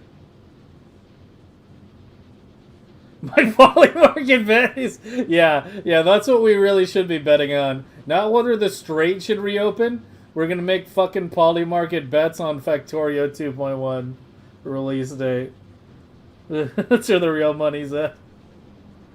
Don't bet on the Strait reopening anytime soon, by the way. You've been warned. Would hope it's a big update with a long wait, yeah. Yeah, I mean, we'll see. I mean, even though, like, we've talked about the whole, like, potential casino chip removal for a while, but, like... And we don't know if they're doing it or not. As I've said before, they've released conflicting statements as to whether they're going to do it or not. So we just have no idea. But it's like, I'm just, like, dreading... The one thing I don't want to happen is if they remove it entirely and don't add anything else related to quality or anything in its place. which would basically force us to, you know, it would force more shit onto novice. Right, like I'm already annoyed enough that all the novice sciences get forced on the novice, and it's just completely unoptimal to build them off-world. But if they hit the casino ships, then yeah, like quality modules and big mining drills going into recycling banks is going to be the way to get quality, and you have to do it on novice because that's the only place you get most of the ore patches, right? Like there's no iron and copper ore patches on Vulcanus, and there's only coal. Like novice has iron, copper, stone, and coal, so yeah, you'd have to do it there.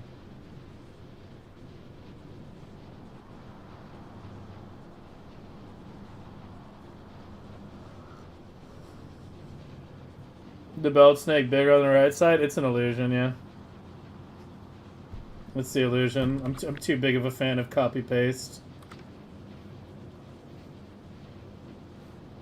for it to be different.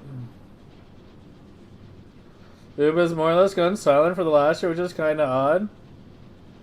Yeah, I mean, like, I don't know. I mean, I don't blame them if they're just, like, taking vacations and chilling. You know, they did a good job on Factorio. They did a good job on Space Age. I don't know how much money they're... The thing is, like, I can't see them making that much money. That's, like, the one thing.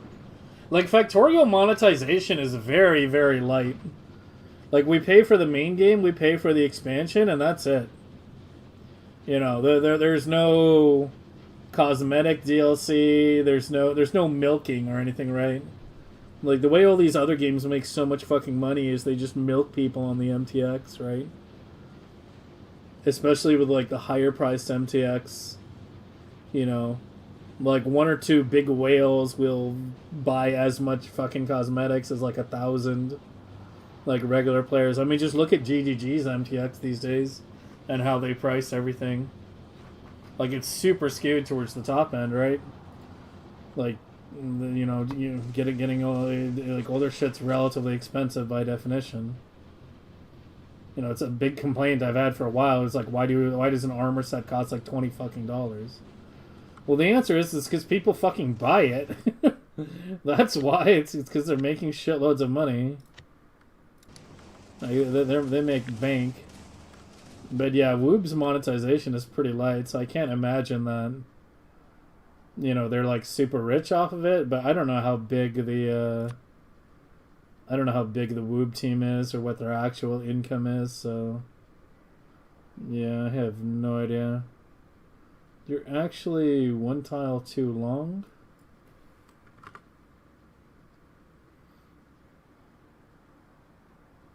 But yeah, the monetization is pretty light for sure. Where were those pipes? Oh, they were just here. Yeah, that's fine.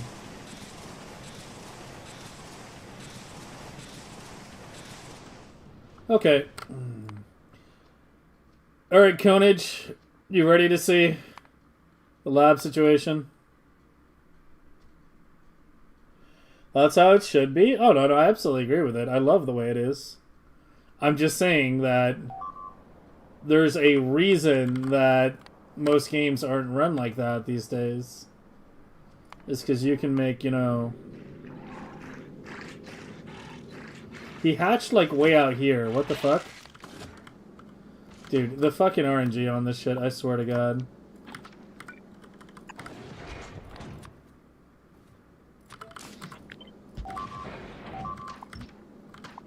What now?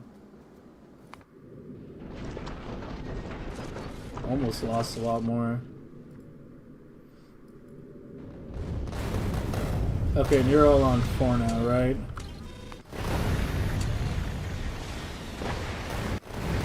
Yeah, you're all on 4. Alright. Konage, you still there? They said they didn't expect people to buy many copies? I don't know why they would expect that. Okay, so here's what happened.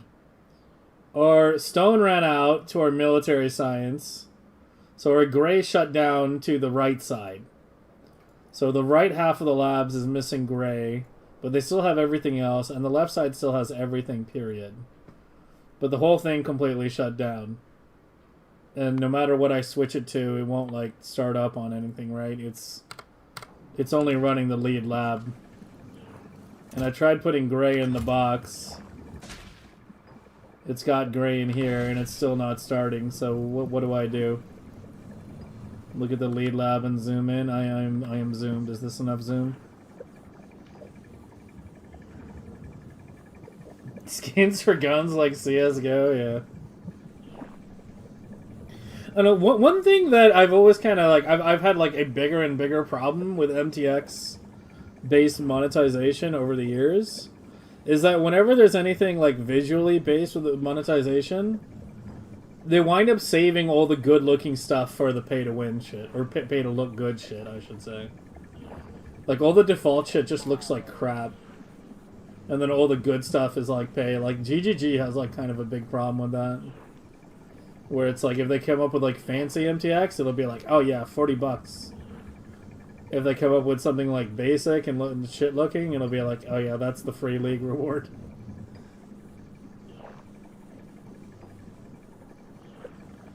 Remove back pressure check completely. I thought you said that was dangerous. Where are you? Here. Just this?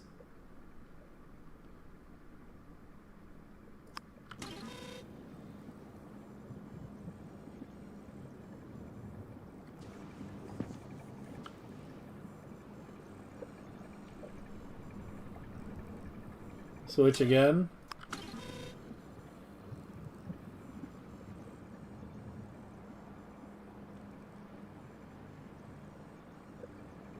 Wait a while with the switch on or off? Keep it off, switch science. Oh, okay.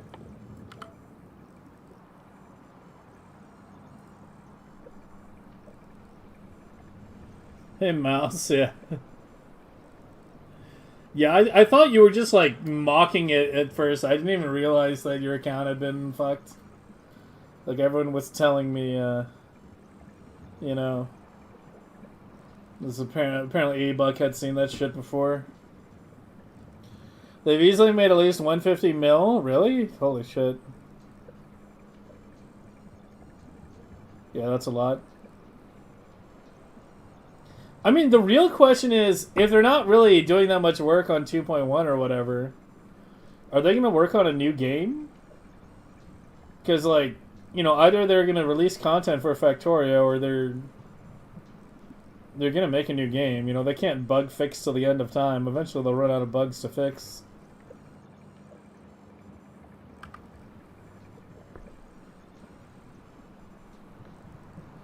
Kind of like this. Yeah, I got out of CSGO and TF2 before they became like hat and knife collectors.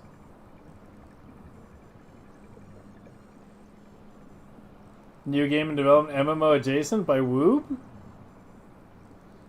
Also, oh, there we go. Okay. So I should be good to re-enable it now, right? Or should I leave it off?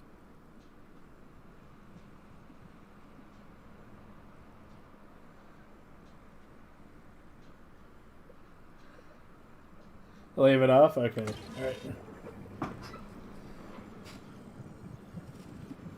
Yeah, this is like my one suggestion for like what you should improve to this. Try to ideally have all the combinators that you would want to flip switches on in the same location, and add like lights, like, you know, add like dashboarding, you know, like the same way I have here, where it's like I hit this, you know, or I hit this and you see stuff like that. That's, I think, the one improvement. That'd be nice.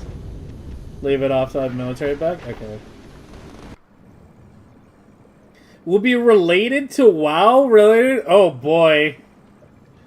Oh boy, that's fucking ambitious, man. MMO, what does MMO adjacent mean? You're either making an MMO or you're not. Dude, MMO is like literally the hardest genre to make. Like, by far. It's not even close. Like, I think it's definitely the hardest fucking genre to make a game.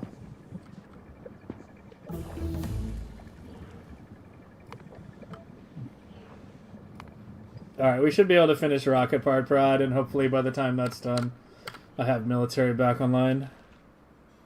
How is the egg doing? Chilling. Just ate shit and pewing on it? Oh, I forgot that it even started. Yeah, we just clocked gray. I'm about to tear down the old gray and replace it with the new gray.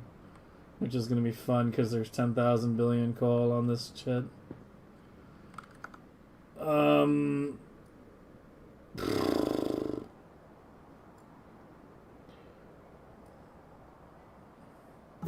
kind of thinking I should do it here. The new gray. Like, we need 8 belts total, right? So that would be 4 of these large blocks. So it's kind of roughly the same size as the previous one. The belts take up most of the space, but yeah. I mean, I guess I could do it like... Well, I can remove this.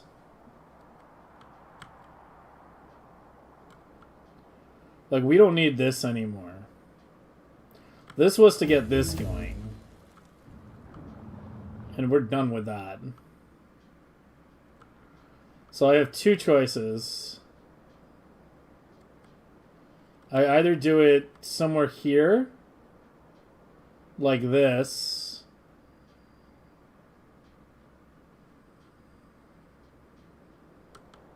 or I do it out here.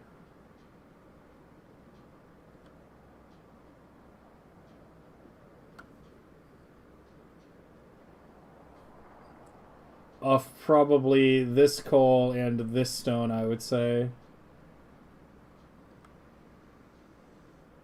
Probably do it right over the water or so. Probably do it right here. I'm kind of leaning towards doing it out here.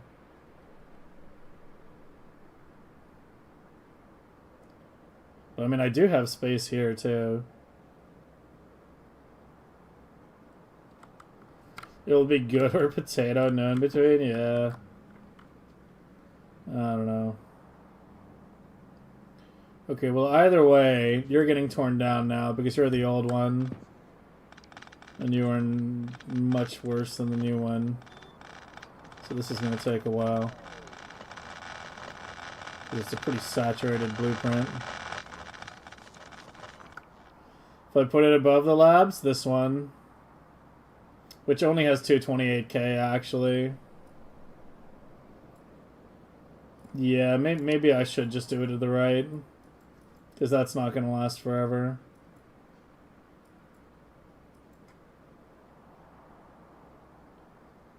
Yeah, I think we probably do it to the right.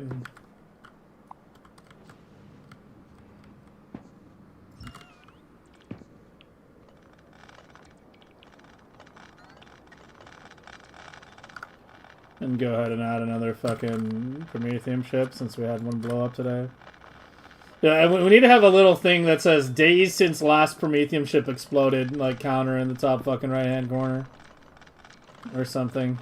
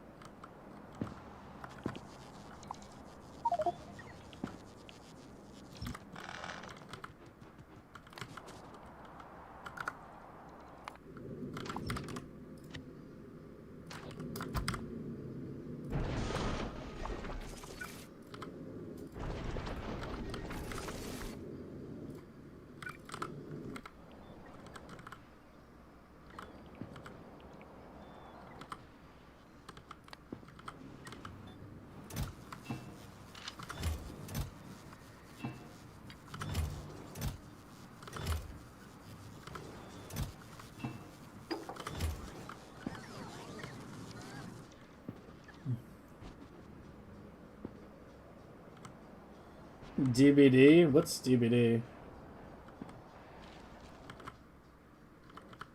Oh, I fucking lost my constructions.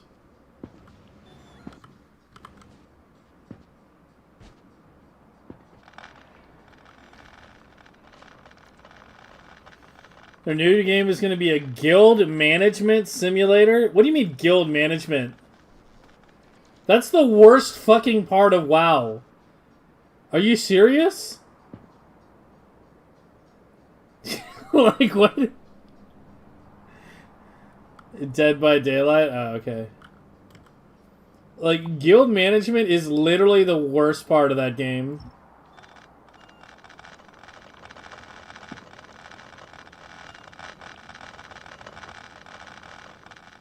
It's like exactly one of those things where it's like the people that actually enjoy doing guild management are the last people you want to be running a guild.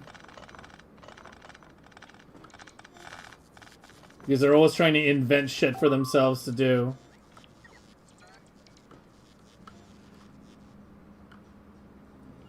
Managed to make... I don't know, man. I have a very, like, weird stance towards WoW these days. After going through Classic WoW recently, like, I basically view WoW in 3 games. The first part, the 1 to 60 part, is basically a mostly solo RPG with really great world building and top tier atmosphere. The second part, when you get to 60, is like, you know, a group... What keeps blowing up? For fuck's sake. Fucking power lines getting cut. I mean, I was about to, like, tear all that down anyway.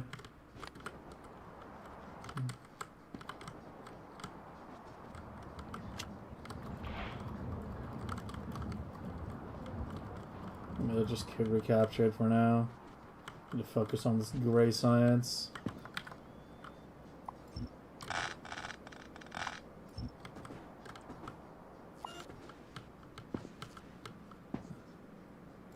Yeah, as I was saying, like, it's 3 games. The second game is basically, you know, 5-man dungeon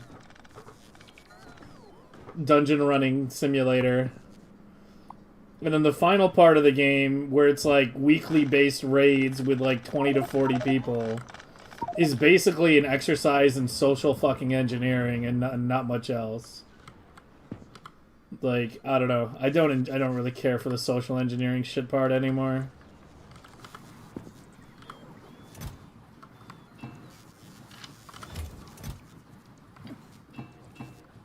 Like, I actually enjoy leveling more than I enjoy raiding in a classic WoW these days.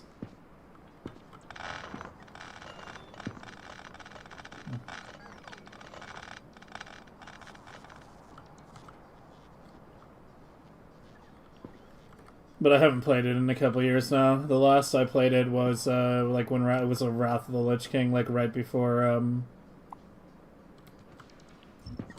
before I played Oni. I think the year I took off and wasn't streaming, I played a little while during that time. Schedule raid night and inevitably having to find a sub? Yeah, but like, I don't know. Like, something I've kind of, like, realized as I've gotten older is I don't mind, like, you know, playing, like, team games and group-based games, but I don't really care for games where I need other people to progress. And I think that's, the big part of, like, of Classic WoW that has soured on me. Is once you get to the raiding part, like, you just need other people. When it's the 5-man dungeon shit, it's not that bad, because you can just kind of, like, you know, get a 5-man heroic group whenever, right? Unless you're on, like, a really dead server late at night or some shit. But, you know, usually you can just log on whenever you want and, like, you know, get a group at most times. But raiding, both because of the lockouts and the potential, like, level of coordination... You gotta be fucking kidding me. You're just nibbling on my ships, man. Because for some reason they keep spawning outside. I should move that a little further up.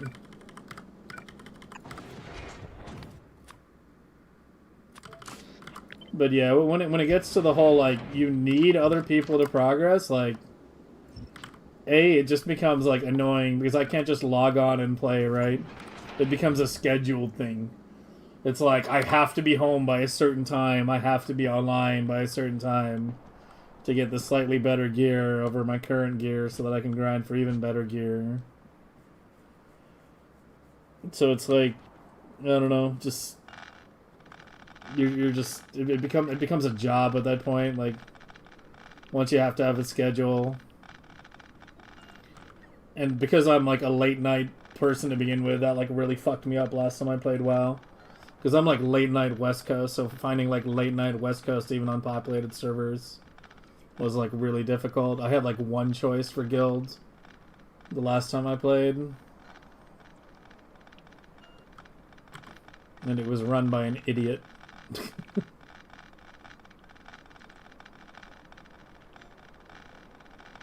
The game I'm thinking about is related to WoW, so how it's related to my... Oh, so they haven't even started developing it? I don't even know.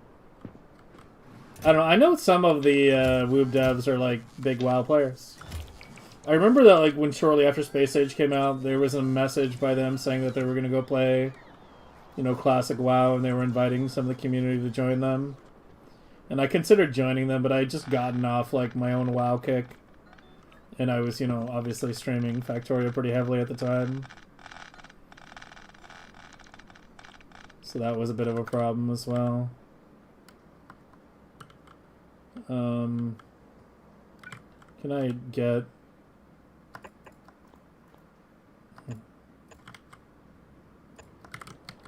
bot coverage down here so this goes a bit faster? A guild management was your takeaway? Yeah, I don't know.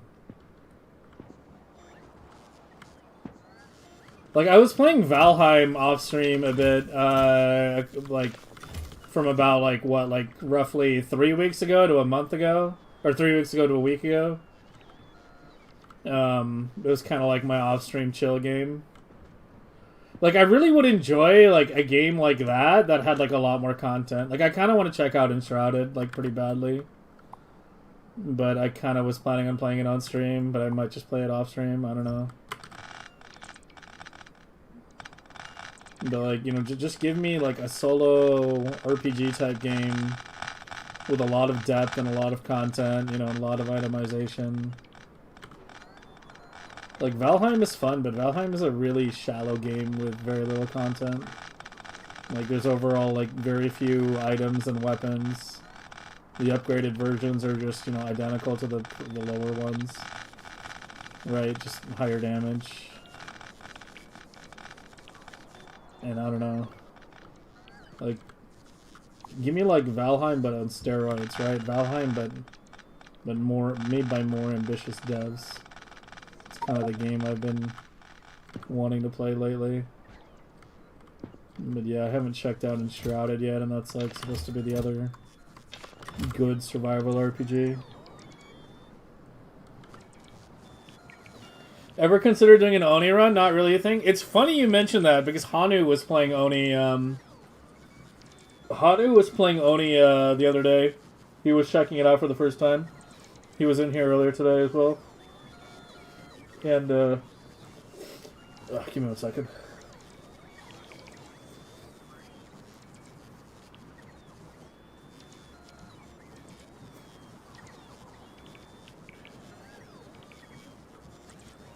And I was watching him learn, like, he was literally his first time playing. And, I don't know, I kind of thought a little bit about playing it some more again, but, like, it was funny because as he started playing it, I was kind of thinking, you know, I was like, you know, maybe I should play Oni a bit, like, off-stream. Like, refamiliarize myself with the game a little bit. Because I had some pretty, like, set ways of doing that. But then, like, the more Hanu played, the more I remembered that, like, I was like, oh yeah, I modded the shit out of that game to make it playable. Dude, I modded Oni so fucking heavily. Mainly quality of life shit.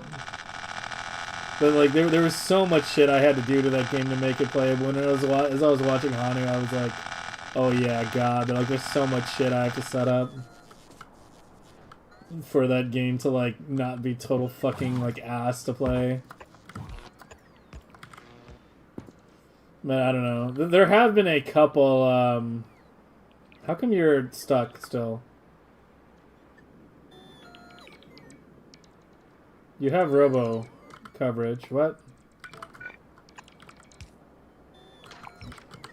What the fuck?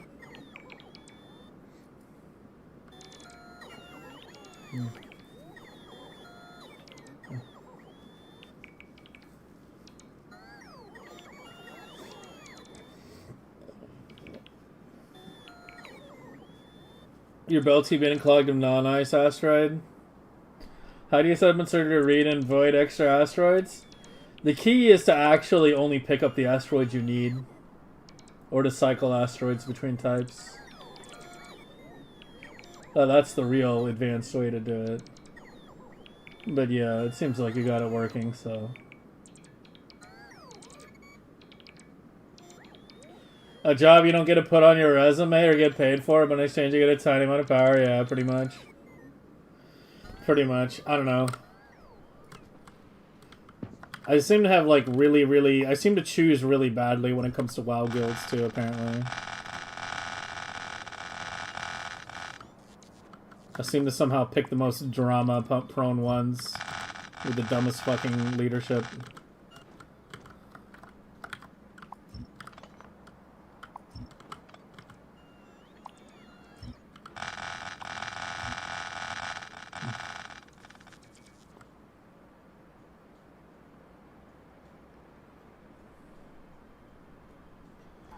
It has a lot of the same problems Valheim does. Can you elaborate on that?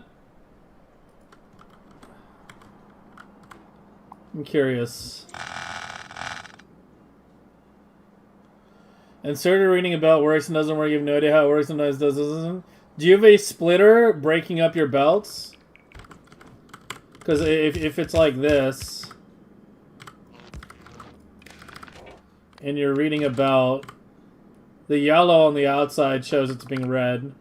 You can, if it's a loop, you can have one splitter and it's reading both sides. But if I do this, you see, this section's no longer being read. Like, splitters break apart the belts. So if you have it broken apart, you need to make sure the sides are connected like that.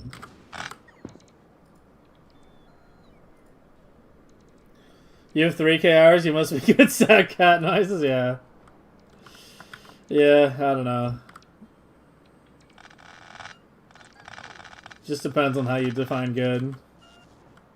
I stopped trying to be too humble about Factorio, because not because, like, you know, I'm a braggart, but because I realized, like, if I'm humble about Factorio, it's, like, super demoralizing to new players, right? Like, if someone comes into my stream and is like, holy fucking shit, what is this insanity? And you just go like, yeah, no, this is, you know, I suck at Factorio, I have no idea what I'm doing. They just feel like even further behind, right? So, yeah, I stopped, like, being, you know... I don't go around saying I'm a Factorio god or anything, you know. Nobody is, really. But, I stopped being, like, super humble because I just felt it was just, like, incredibly demoralizing to new players. To see shit like this and be told, like, oh yeah, it's not that complicated, right? Like, oh yeah, it's not that big of a deal, and they're just like, okay, yeah, this game's not for me then, right? Like, they need to understand that what they're looking at is thousands of hours, dude. So they understand that, you know, the game is not as intimidating as it looks.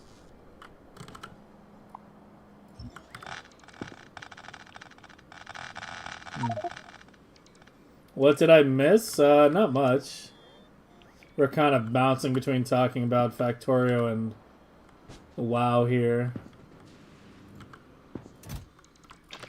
While I clean up my old gray science.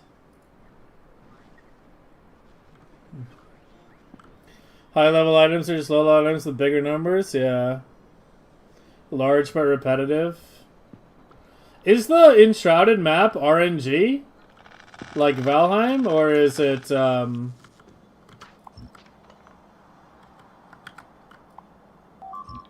is it,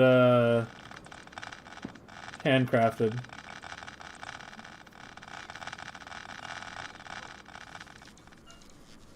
You reach the end of the current content? It is handcrafted? So, would you recommend I wait like another like year or so before checking it out or something? I heard they're updating it pretty frequently, but...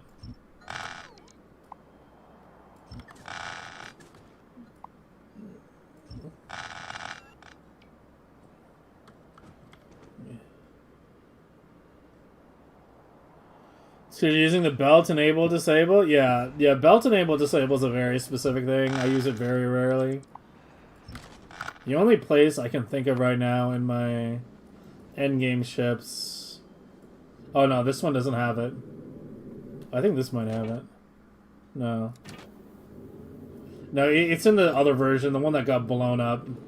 That one has an enable disable. In a specific location.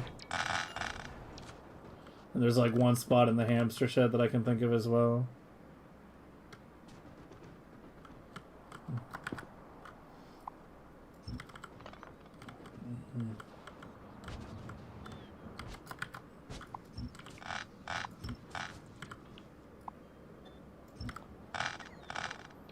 It's almost done. 13 minutes. Yeah, looks like we can go do that today. Yeah, as soon as that's done, we'll deal with that. Gotta go work on that quantum blade, man. It's like I started it on Sunday, did a little bit of work, looked at it a little bit today. Need to actually go fucking finish it. Yeah, I need to like hook these up together somehow. Probably just have the belt go up and across. Let's just do it like that. Here, wait. Let me, where the hell is it? Didn't I have a book? Yeah, that one. Yeah, it's on my bar, isn't it?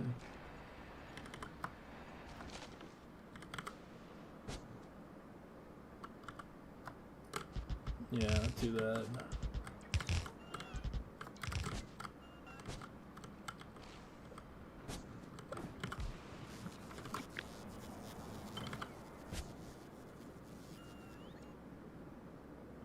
And then just do it like that, yeah.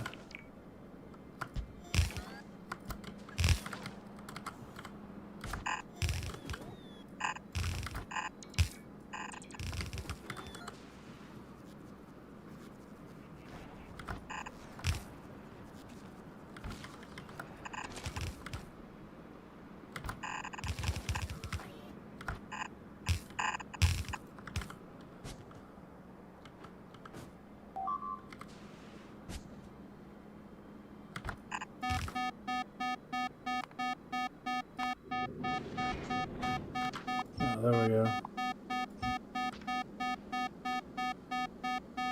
What's the alarm? Oh, it's the one on this. There's the debug alarm. So you're at 4 now, right? Yeah, I mean, it's still finishing so deep, though. Like, look at that.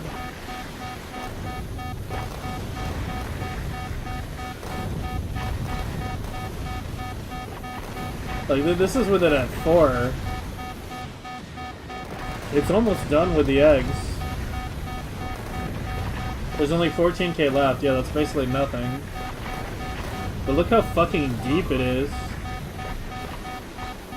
It's still 300k kilometers in.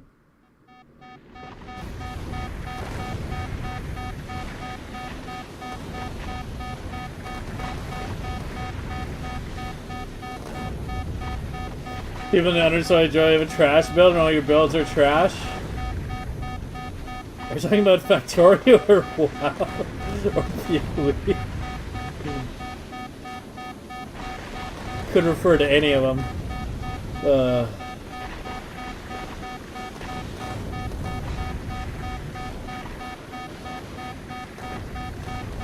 I broke a belt when removing the pipe? Broke what belt?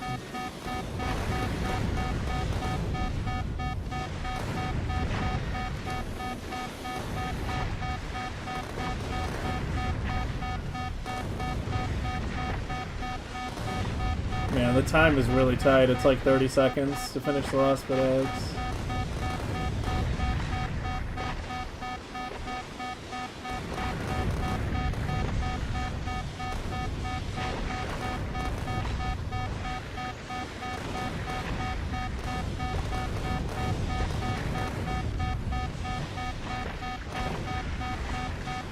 $14 seconds.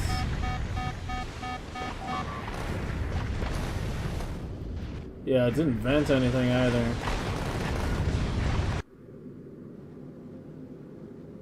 So fucking, it's this shit.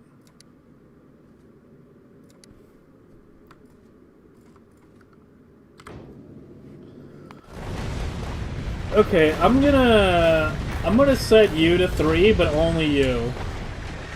So ship 7, I guess, is gonna be our experiment ship. Because you have the debug alarm on right now. And we'll check you in a bit.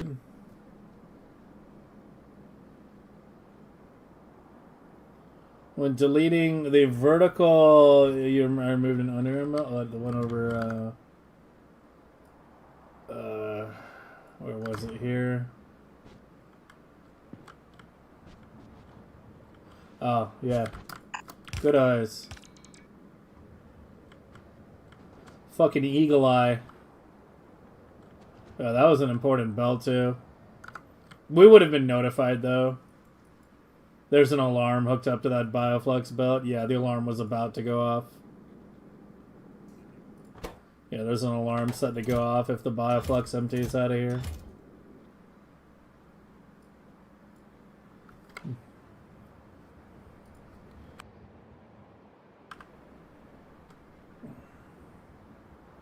Eight 8.7, 8.8, yeah. Yeah, it's also worth doing legendary space science eventually when you get to that point. Well, A-Buck thinks that blue is the best, but that's another conversation entirely.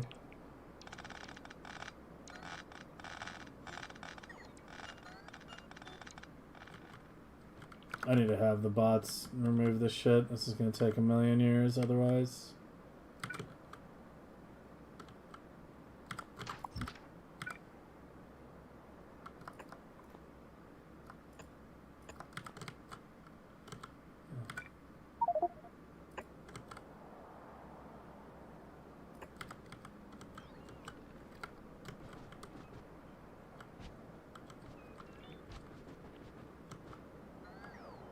Actually, wait, hold on, no, do that. Put this back.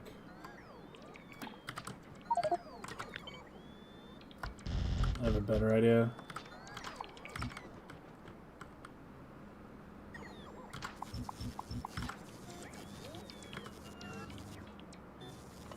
Remove those.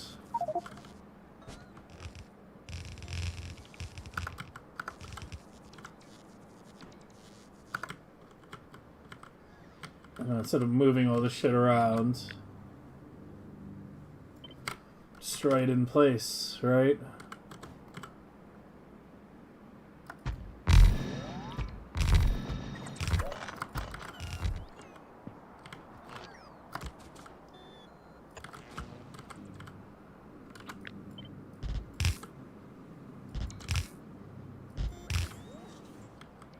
There we go.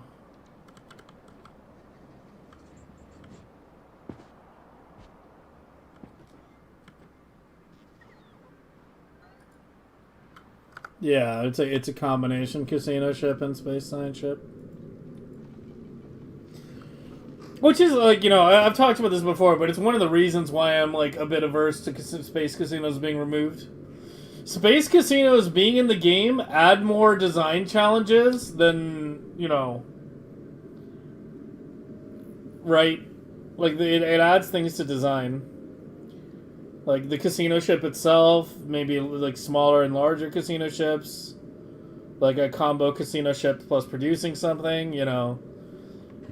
Factorio is, at the end of the day, a puzzle game. It's a puzzle game with a lot of different solutions for each puzzle. And the more puzzles there are in a puzzle game, the better. You don't want to remove puzzles from a puzzle game. So, yeah. I think that's the main reason why I kind of defend casino ships a bit. Is because I think them being in the game is healthier than them being removed. At least with the game in its current state. If they change how we get quality items, you know, adding like a larger, higher capacities, faster, a more module recycler building, or do something else to get us, for quality, like say, establish a way to get quality liquids, then my mind will change. But as it stands, with the game the way it is right now, I think just straight up removing casino ships and not changing anything else is worse than letting them stay in the game. Because, how much coal is in those miners? Jesus, okay, I got worried there for a second.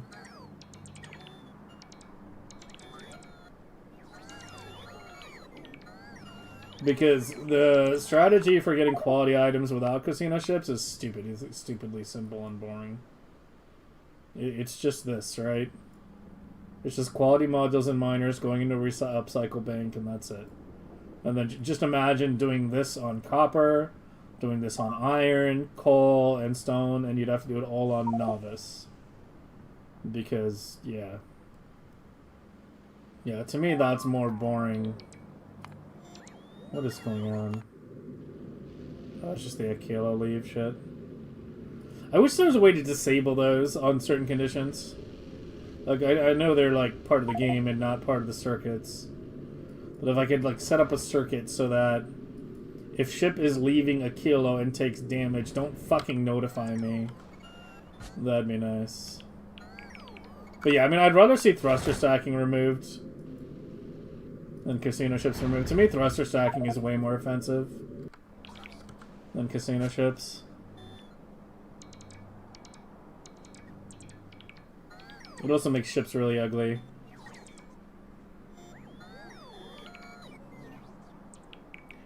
What is that producing a minute? This? This produces the equivalent of 3 million SPM at, like, good research prod. 2 fully stacked belts. 2 fully stacked belts of legendary white science when it's fully operational. Obviously it's not running now because it's contingent on running only if it gets low on science.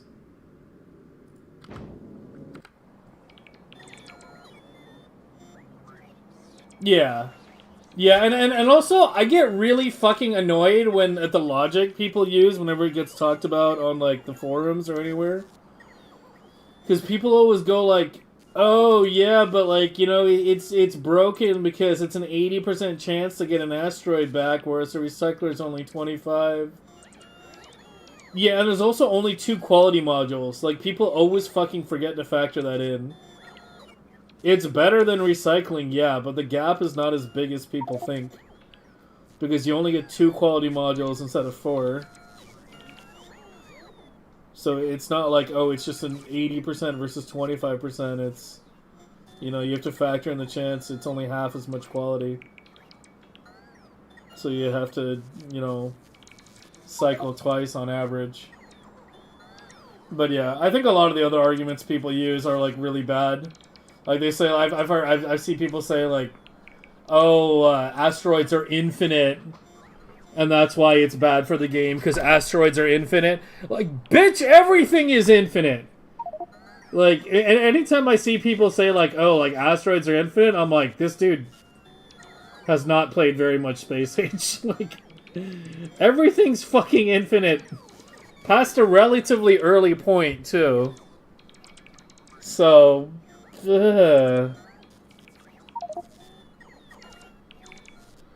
simple, dumb, hard ore is better than most attempts? Yeah. Yep. Yeah, like, people underestimate how good People underestimate how good these setups are as well.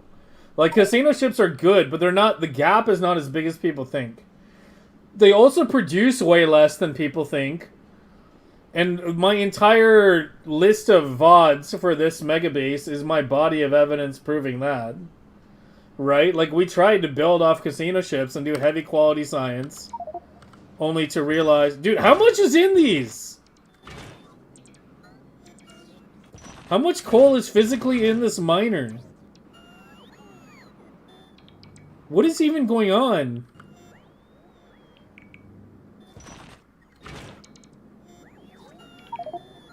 It's like it's backed up with like 10 billion coal in its internal buffer. I've been here for like 10 minutes, like yapping while this has been... Like, 6553 slots.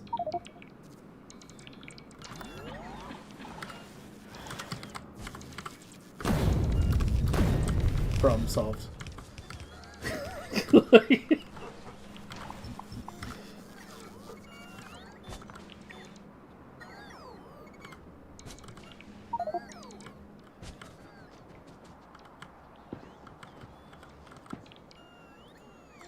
Holy coal, man.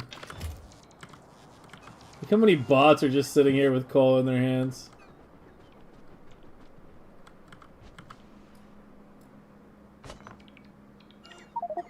What?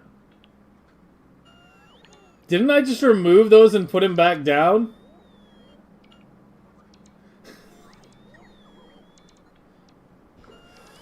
I don't know what's going on anymore, man. I honestly don't. I literally just destroyed it with a railgun, and it got replaced, and it somehow still has the coal in it. This is fucking degenerate, man.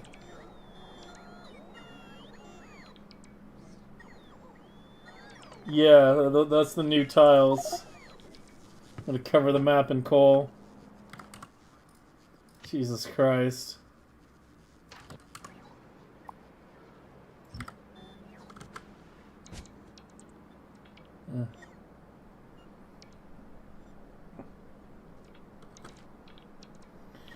Let it run for 5 seconds. You're not wrong.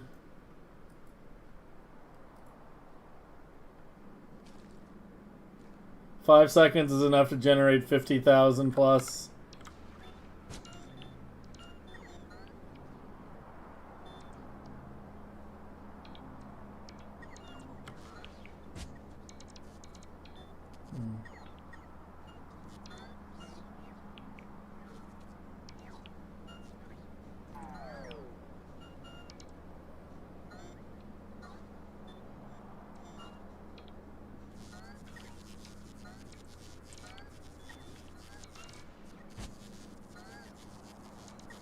I thought about that, Steamy. Yeah, we're gonna have to clean that out as well.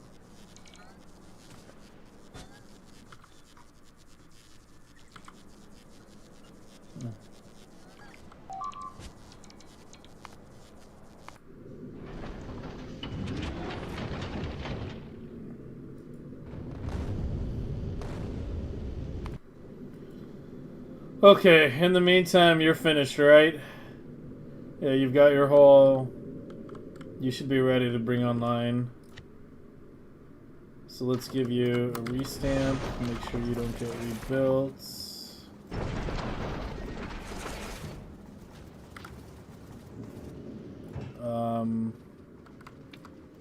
Get Vulcanus.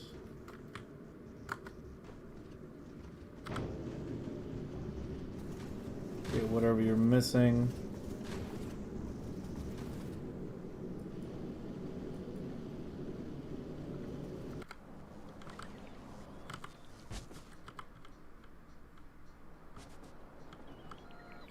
I was kind of worried my game was going to crash there for a minute.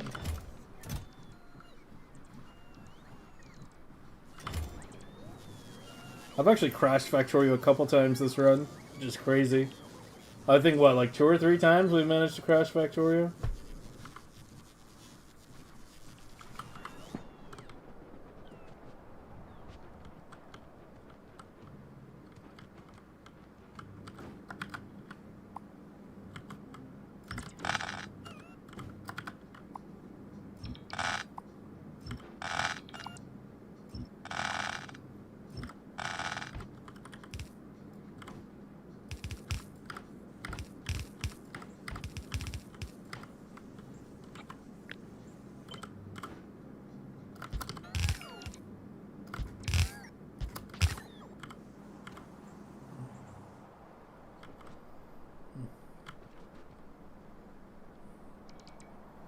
Military guy. Yeah, the stone ran out. So I figured now is a good time to convert it to, well, your military.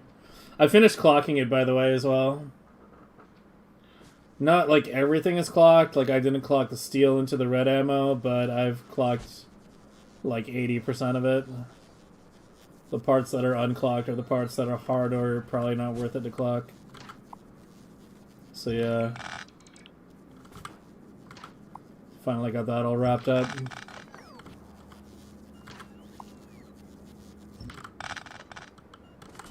Oh, just remove everything. But yeah, the stone up here ran out completely, so we're kind of forced to deal with this now.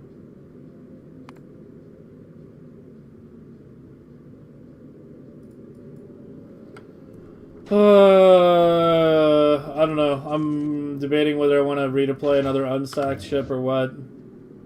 Because the reason I was keeping the one unstacked ship around, the one that blew up a bit ago, was so that we could backport the circuits and other improvements to it. I mean, yeah, I guess I should. We should finish what we started.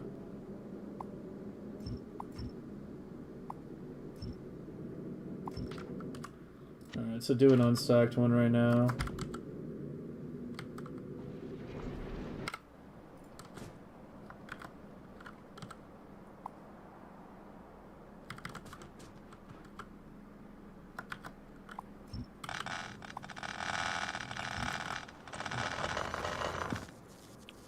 You only crashed Factorio once? I didn't crash it at all last year. But I don't know, I can't count how many we're up to right now. I think it's at least 3. Or at least 2. It's 2 or 3. I can't remember. But the most recent one was like a couple days ago. Like I did something in the sandbox that led to a game crash. I can't remember exactly what. I don't even remember what I even did. Like I didn't even like do anything. It just... I don't know. Check the VOD if you feel like it. I don't remember exactly when it was, though, so good luck finding it.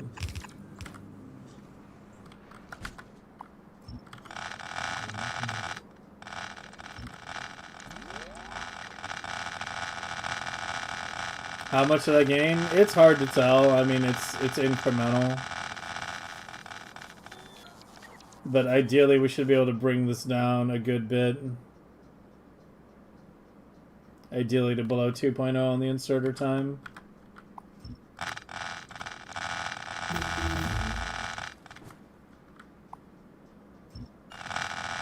There's still a lot to clock, though. We've only clocked about half the things so far.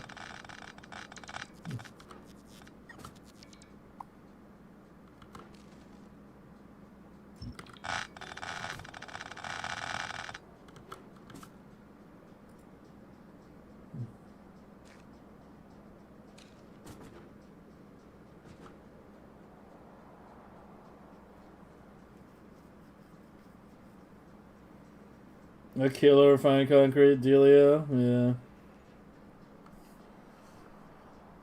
This game in Excel? What the hell are you doing in Excel? Holy shit.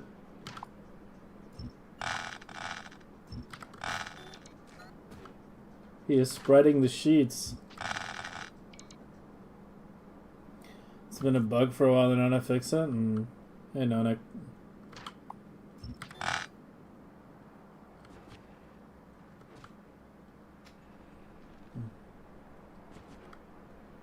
Company loves to create unoptimized macros. Yeah, I guess that'll do it.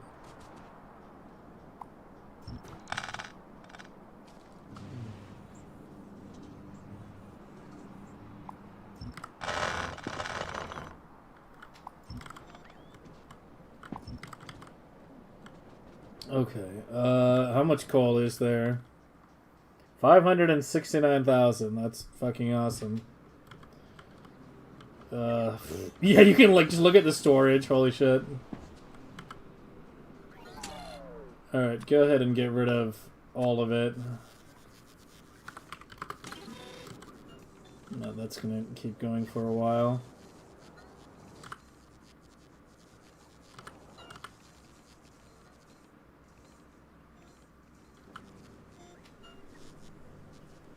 Is there anything else in there that's like way high that shouldn't be there? It's going down pretty fast, though. Look at it.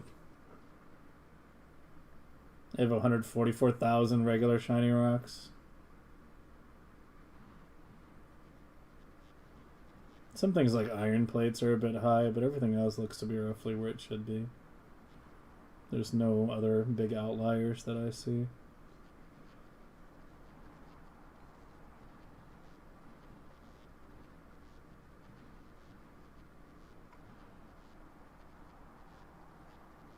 Just the coal. Apparently we have 120,000 fucking calcite in the network now. Okay, we gotta get this gray science down now. So you're completely cleaned up. Yay.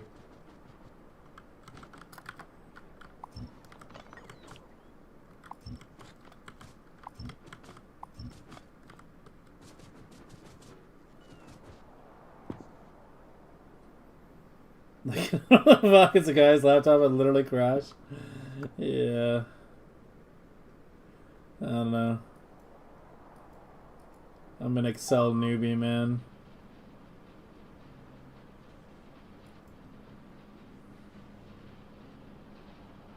Yeah, so you were completely clocked. More or less, and I had you down to one control center too, right? Yeah.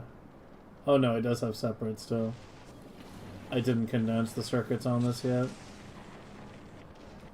I mean, that's something we can worry about later. Oh yeah, I remember the reason why we couldn't do it. Because this set of wires going on this pole and this set of wires going on that pole are not the same. And this won't reach to that. So I just kind of left it. I think just red and green were the only ones that had like one set of combinators governing everything, yeah. Yeah, I mean, we can worry about that here in the future. Okay.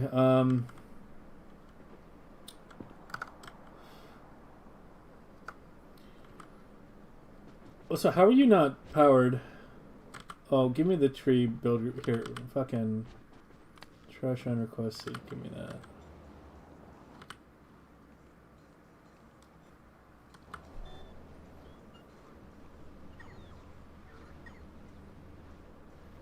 Non-destructive testing? When do you get promoted to destructive testing? Because that sounds a lot more fun.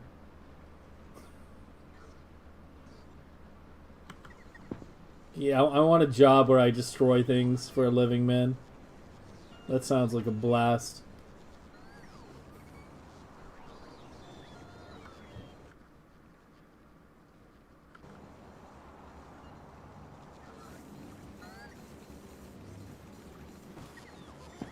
Dude, look at the bots. Holy shit.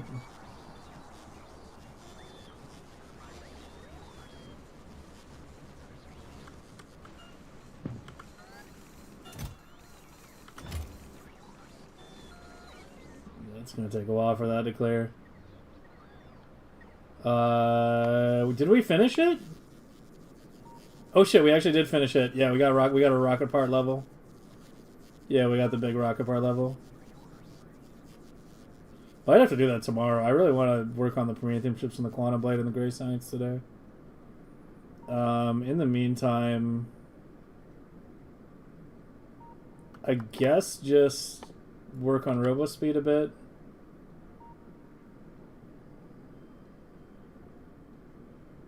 I mean, Promethium's almost good to go again, actually. In destructive testing.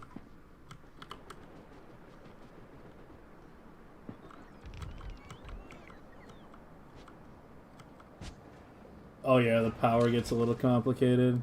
Alright, you... I can try it from there, can't I?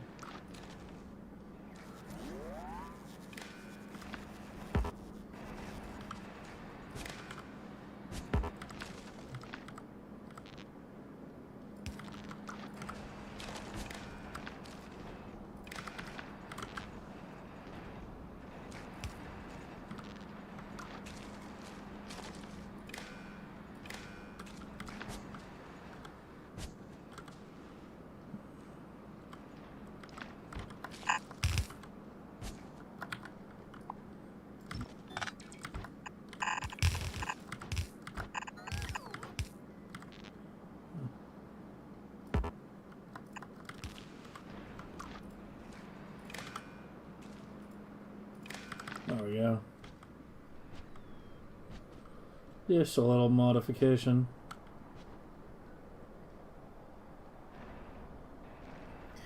You used to date an explosive expert? Wow.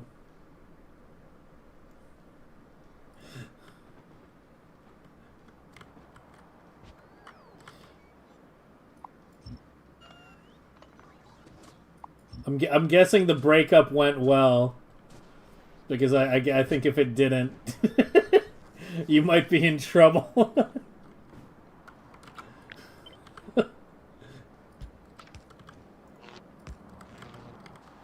Yeah, I need to check the underside of my car every time I drive to work, because my ex was an explosive expert, and we didn't end on good terms.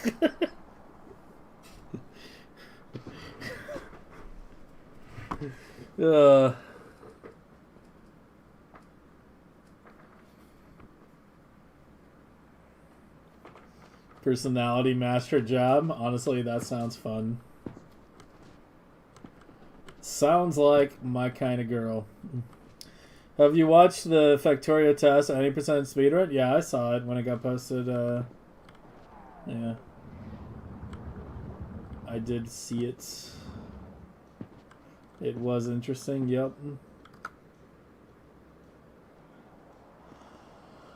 Okay, so we're gonna do it here.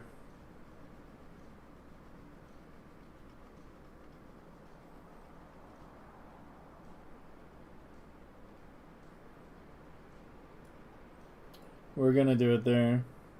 This is that one band, right? Yeah. Or that one dude. I just discovered this guy like a couple weeks ago. Like, shit he does are fucking bangers. Everything I've heard by him is an absolute banger. Oh, and I'm forgetting, I need to get you...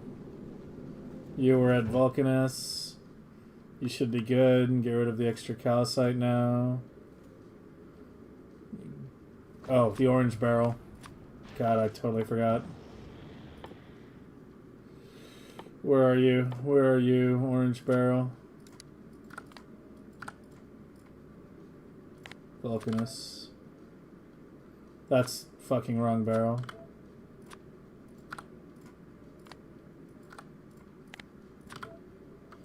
There we go.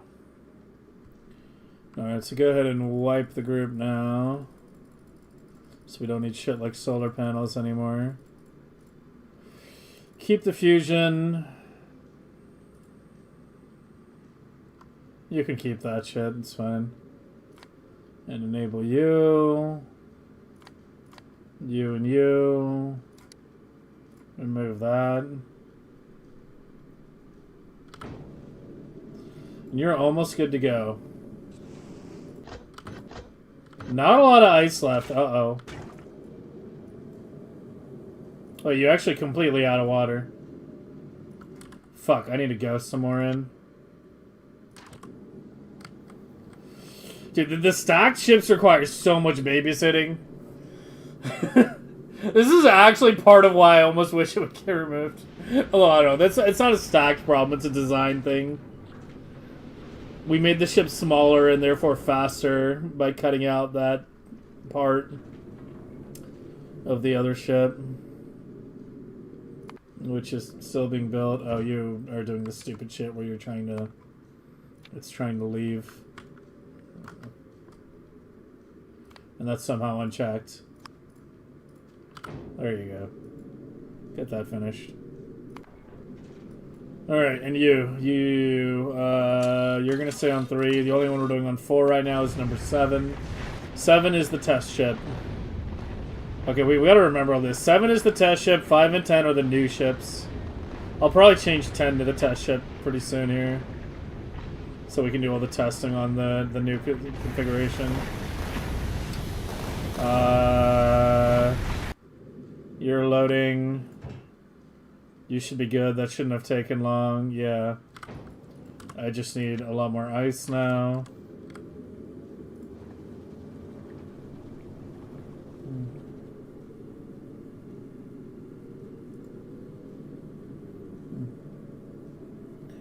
Would it be better to have more? I mean, it just requires babysitting at the launch.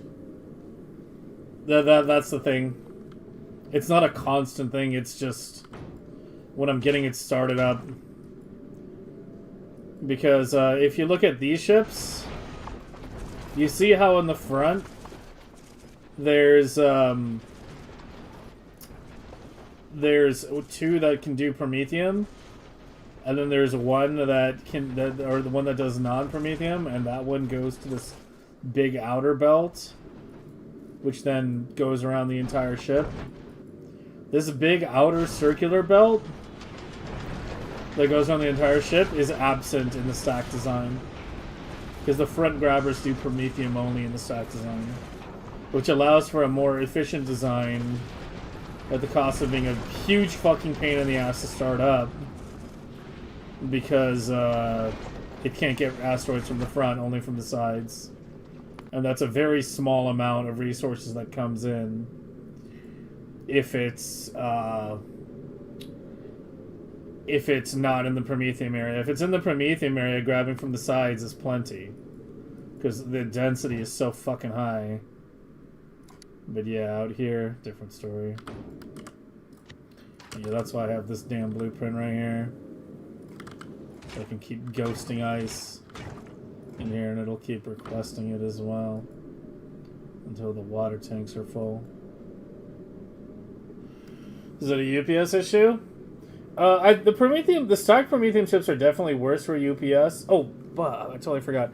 A-Buck, are you still here? There's no way it's 2 a.m. He's probably asleep by now. Yeah, I'll have to ask him next time I see him. Like, now is kind of the time I should be clocking the grabbers on the Promethium ships.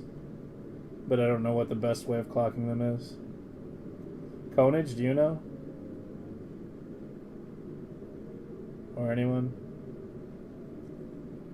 Like, I've heard it's just enabling them for like a tick or two, but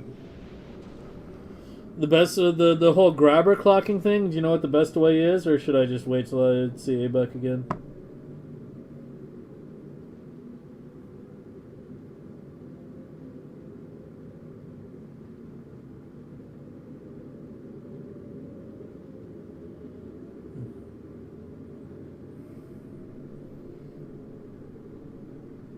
Yeah, we've all had that complaint, Jim. We've all definitely had that complaint. But I think it would just be too I don't know. The thing is, you wouldn't think it wouldn't be that complicated, but I don't know. I guess the way they have it set up with like ships and planets essentially acting as like requesters and providers, it might not be that easy.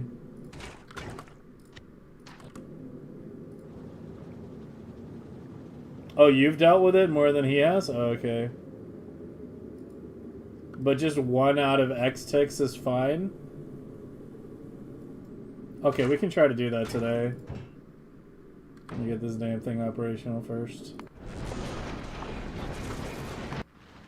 Let's sit back and watch some Vulcanus rocket launches.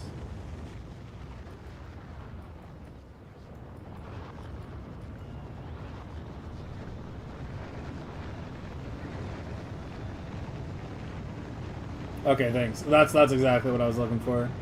1 in 5 tick, and only ticking at Promethium failed. Okay. Yeah, we'll do that. 1 out of 5 or 6? Okay, yeah, that's all I wanted to know. Just give me the number so I don't have to figure it out myself. That was all I needed. Thank you. It will reduce my throughput? Wait, no, I don't want to reduce throughput though. Fuck.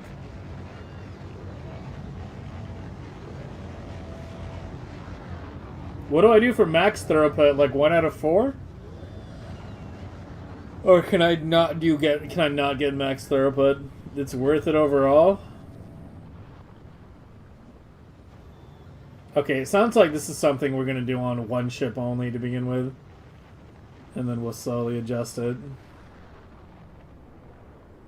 Max is 0. Okay, so I'll probably go down to like 250k eggs then. Alright. Are you loaded yet? One more.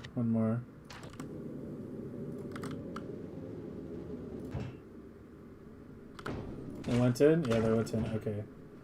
Drop your remaining ice, carbon, and calcite.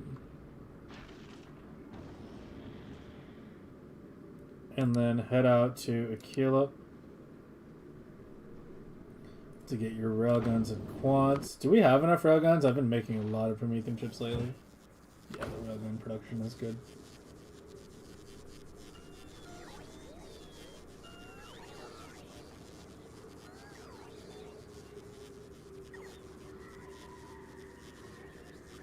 One out of 2 ticks gave you 5% UPS. 5% UPS per ship or 5% total?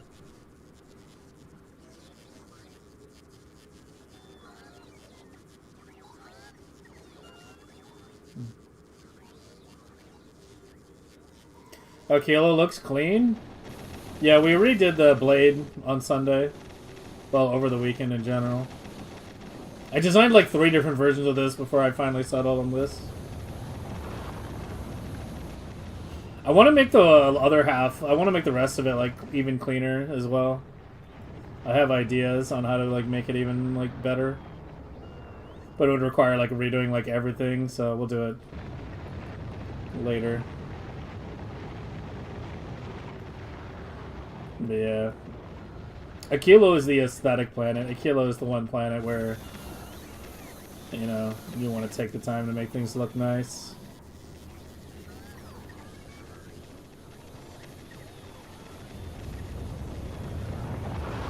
The slower you go. Should I do 1 out of 4? Or 1 out of 2?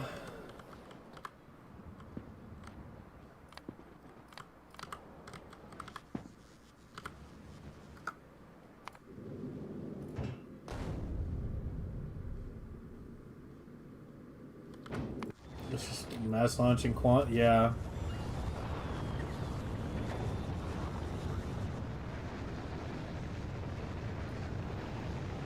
You know, maybe I should design the quant blade with just way, way, way more silos. Like, just... I don't know.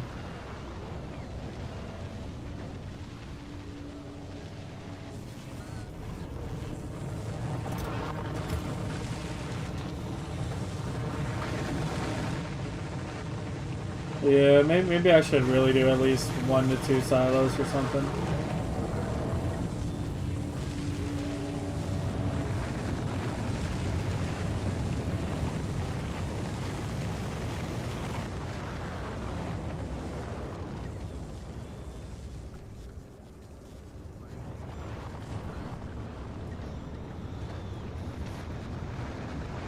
The thing is, the thing with the quant blade is it's less about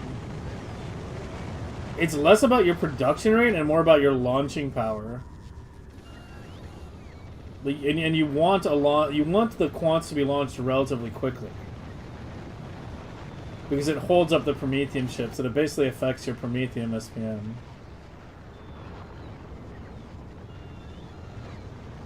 Dude, we're up to 17 hours now per robo speed level.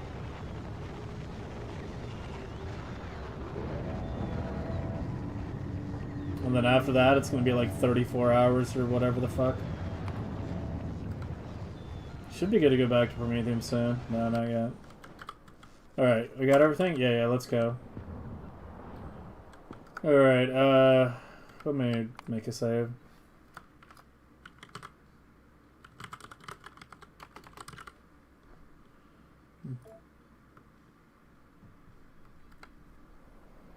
Yeah, that's a huge amount, yeah. I'm actually kind of thinking of doing it like... potentially doing maybe 4 silos per one machine, doing a thinner blade. Something like that.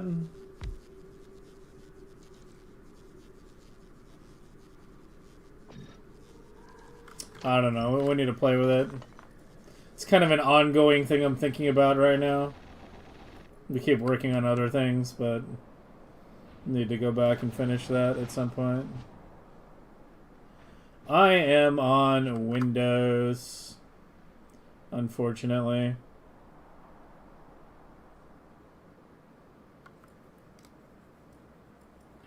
There's no stone up here, is there? No, like nothing at all. Oh, you know what? I do kind of want to do it up here, don't I? Like, I was going to do it down here. But now that I look at it, if we do it right here, then we can tap that coal and that stone. And then just run it right in here. And we flip the merger to the other side. Or have the gray signs just go past everything and then through. Which might be the easier way of doing things, actually. Because if I flip it to the other side, then I need to, like, purge all the belts, because gray and blue will be flipping sides as they enter the labs. Yeah, I'm kind of thinking of doing it up here. Just wish the stone wasn't so fucking far. There's one down here.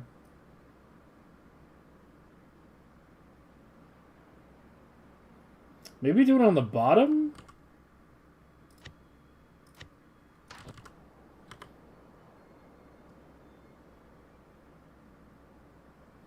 I mean, we have to silo mine regardless. Actually, the bottom doesn't seem too bad either.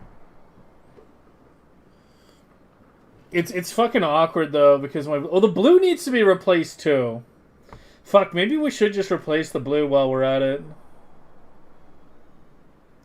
Maybe we should replace the blue and have them all come from the bottom.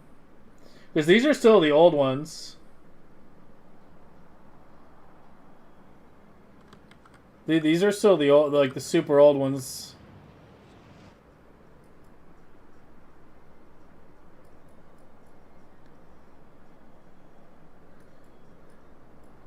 And blue doesn't need much.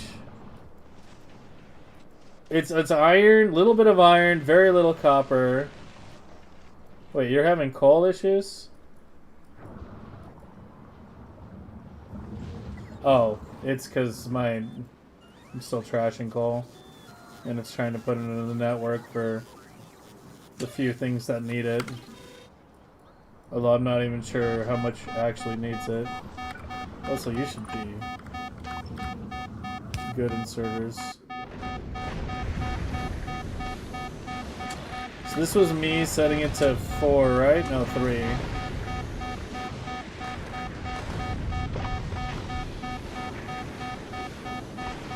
Yeah, we need to do some, like, decimal shit. We need to do 3.5. It really wants to be 3.5. Because at 4, it's still going way too deep. But at 3, look, it's almost back. Like, 200k kilometers is, like, the minimum depth where you get, like, fully saturated Promethium, basically. A little more than that, really. Yeah, you can see we're like 250 in, and we're not even getting chunks out here or over here. 1 minute on the eggs. With 18k remaining. It's like barely enough. This doesn't feel safe, that's the thing.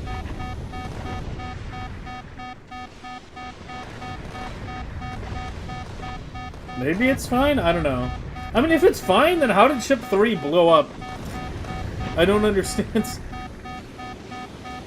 If 3 is fine, then how did ship 3 blow up?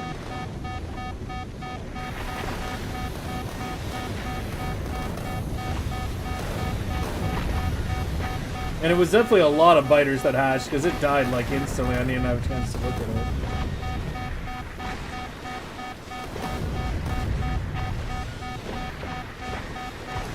No venting yet?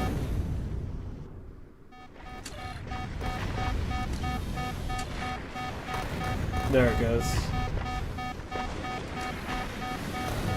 Yeah, if I set it at 3, we have to deal with some venting.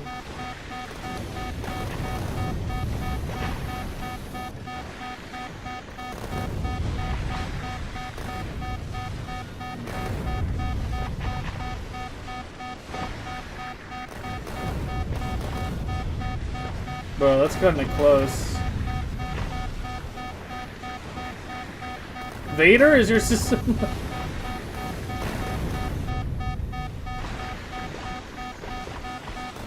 It doesn't vent fast enough at the end, does it? It's venting a little faster.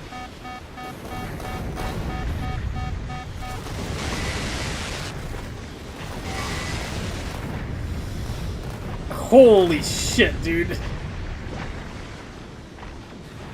What?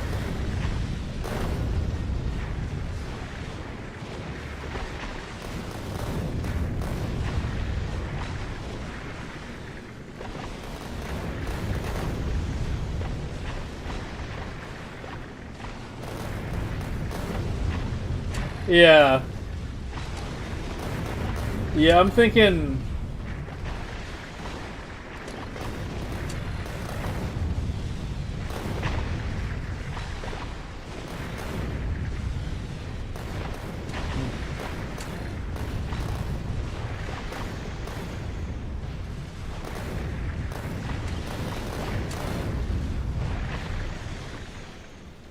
If I reduce this by 1K, then it should vent slightly sooner, right? I think we go to 108K. Just trigger the tiniest bit sooner.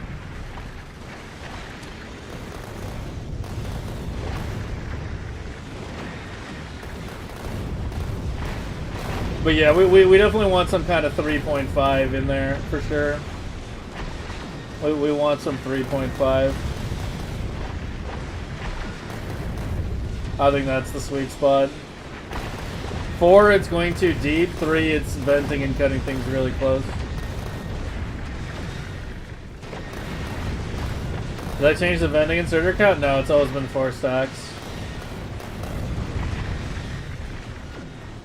A time-based return?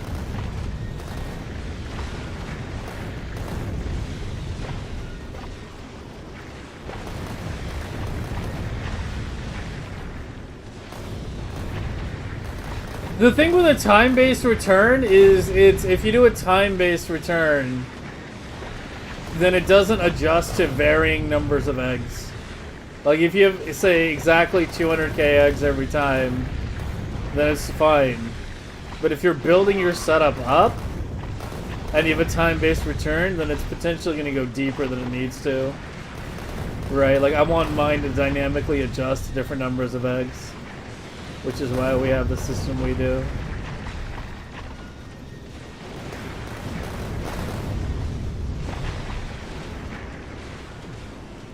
Increase the vending by #1 with Underground. Oh, you mean like doing it over here? Yeah, I mean I have lights over there though. I don't need more venting inserters. Like just lowering that nut value by 1K will get it to vent just ever so slightly faster.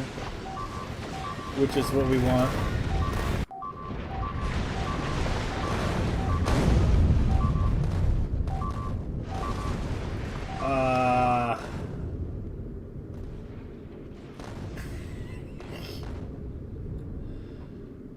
Damn!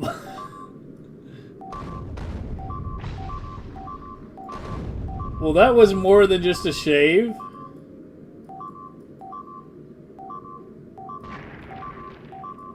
How'd that even happen? You weren't even deep. It wasn't even deep. It just started.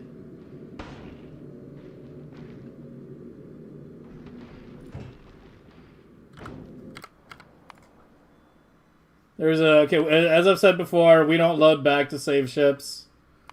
But we will load back to diagnose problems. 4 minutes ago.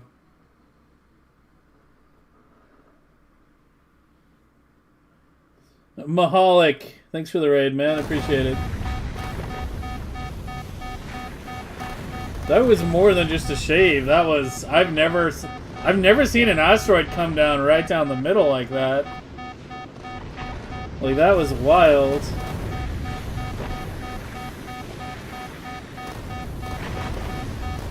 Yeah, this is technically the second ship we've lost today. They're dropping like flies. Yeah, we can see if this one vents in time. Oh, if it changes the vent number? I was gonna leave it, but yeah. Yeah, we can set it to 108.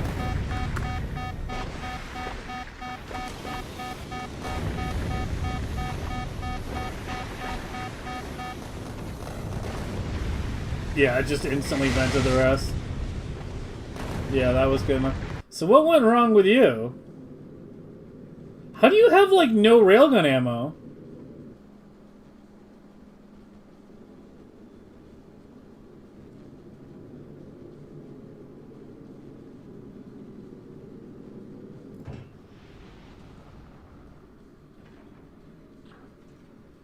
You stopped at a kilo briefly on the way out to pick up a railgun, which isn't ideal. But that won't cause a ship to die on its own.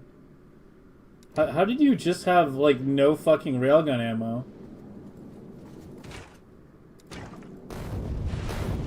Yeah, I mean, we can see the problem. The railgun ammo meter is fucking empty. They just ran out of shots. How? How?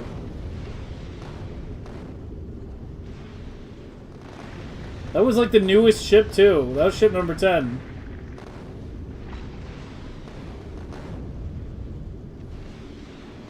I literally just deployed this fucking ship. It's made 10 trips, man! 10! It's barely got its... It's like basically its first fucking trip out.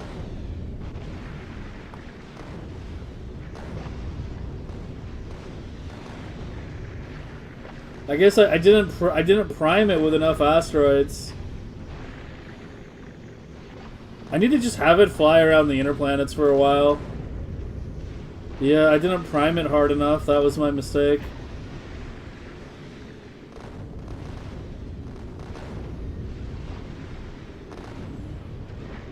Is this gonna spark another discussion? Probably not, because I'm pretty sure it's gonna run out of railgun shots and the same thing's gonna happen. Yeah, you can see. It starts to run out.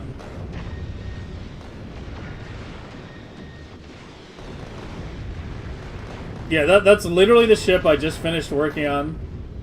With all the new circuits. Brand new, and then...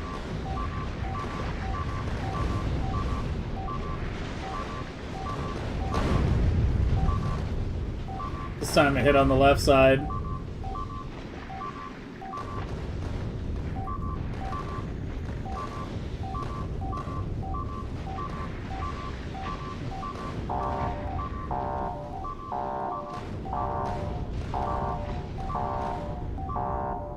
Yeah, I think my mistake was just not enough railgun ammo, honestly. Oh, Jesus fucking Christ. Okay. They're not priming it well enough. Yeah, I just need to set it to go on a loop between Aquilo and Vulcanus, back and forth, back and forth, back and forth. Like a dozen times or so. There is no way I can save it. Yeah, I lost the fusion plant. If it had kept the fusion plant in the left side, I actually might have been able to save it. Because the left side is the side that has all the thrust.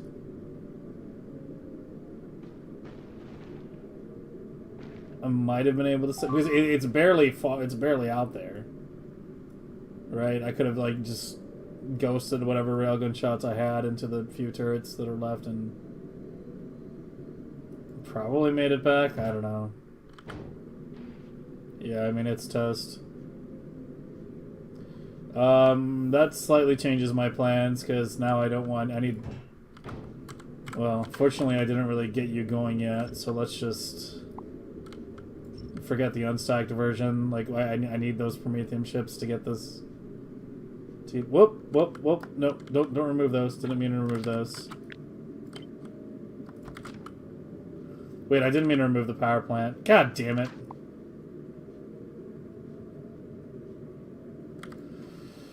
Oh, I'm just making more work for myself.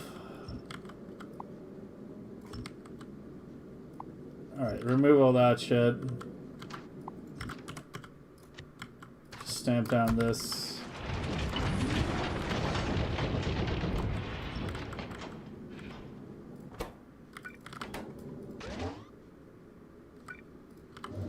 Yeah, I gotta prime these ships a lot more thoroughly. I'm just feeding them to asteroids.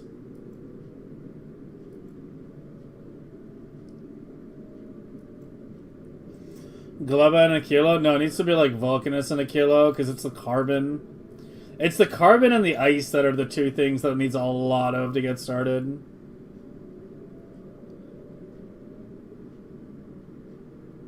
Do you have any idea how long that's going to take, Jimmy? Do you have any idea how long that's going to take?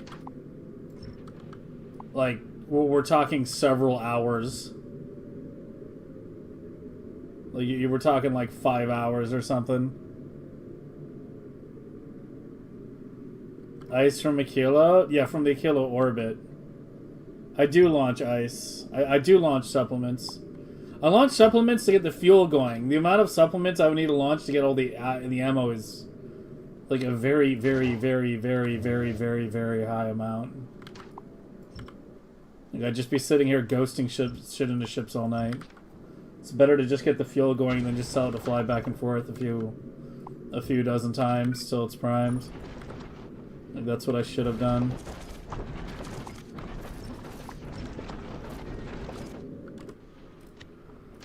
Whatever. Fortunately, it doesn't take too long to get another one going.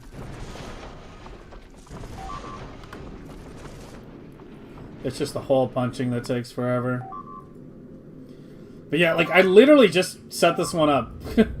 That's why it's so frustrating. Like, I literally just deployed this today. That was literally its first trip. Isn't Gleba Carbon City? I thought... Oh, you might be right, yeah.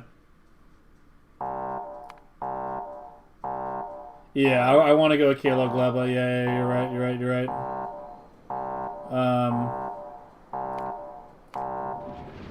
It's just doing that because I doesn't have the cells yet.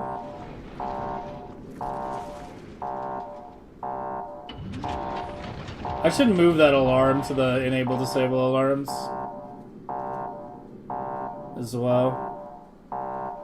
Where is it right now?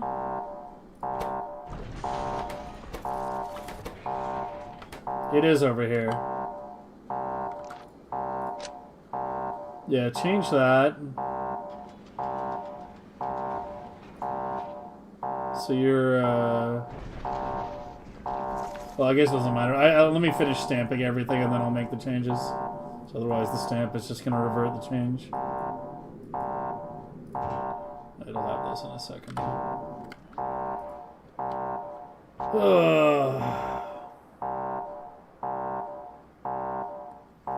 A bad idea to create a stage? I mean, I have the seed, and then I have the primer one. But I don't know, like, are you talking like staging like carbon input into like every one of them? I don't know. I don't fucking know.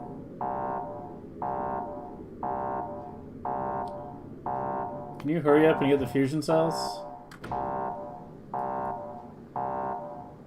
Why are you still screaming?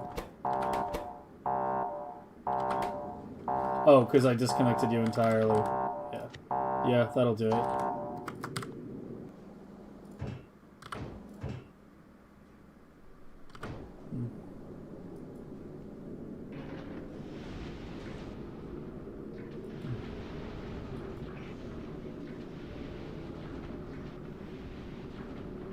I'm actually just gonna go ahead and like literally build 2 platforms simultaneously. Get another one going as well, because this one's gone, and we were aiming for 5 ships.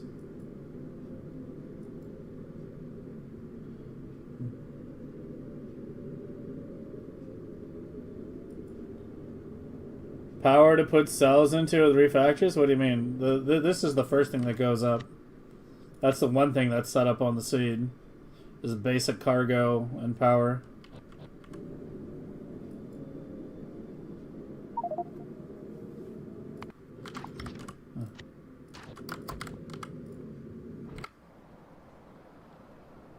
Okay, we really need to get these grays down in the meantime. So do I want to do it? Okay, I was thinking of moving the blue. Like, I was thinking of doing the gray down here and just tapping that stone.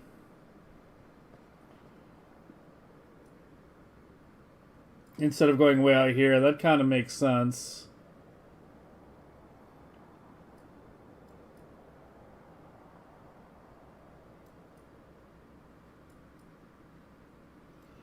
Kind of makes sense. This iron... I mean, it is kind of stop and go. It might be enough. With this one iron here... Who's currently feeding all of this? And I'm wondering if I do another gray here, it might not be enough iron, and if not, the next closest one's out here. Fucking default settings, man. Count the number of agri towers around the labs.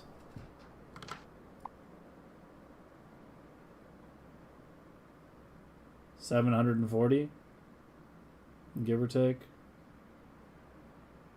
788. I mean, that's not really all of them though, because yeah, it's. I mean, it's kind of mitigating some of it, but there's so many builds close to one another, and you know, I have these giant builds down here.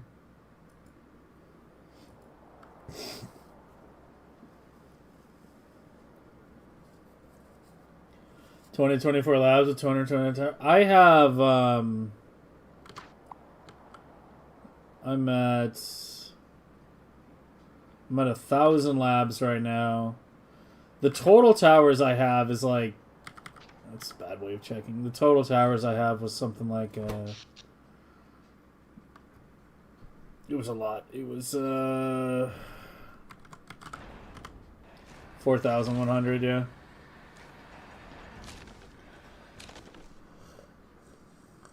Ugh, but that's mitigating everything, not just the labs. That's mitigating everything.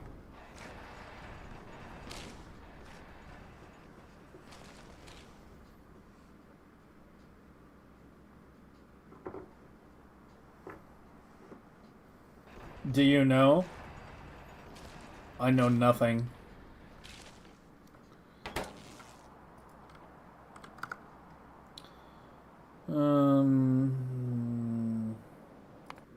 Fucking goddamn it, man.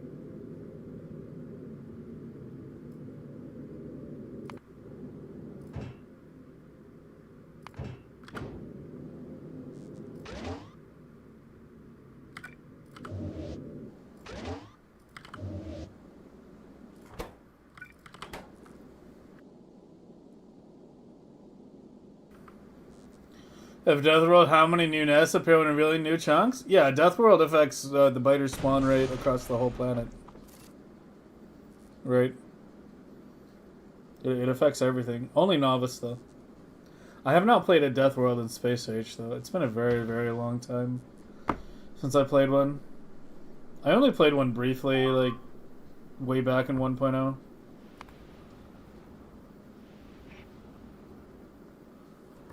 And I didn't play it for like a super long period, right? Like I think I just got to like flamethrower turrets, and then at that point I went and started a Megabase.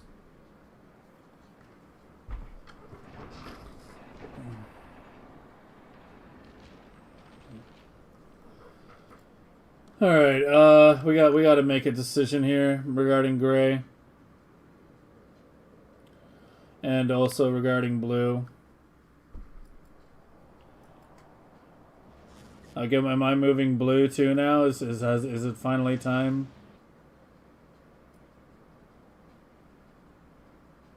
To do blue? Move them both down here?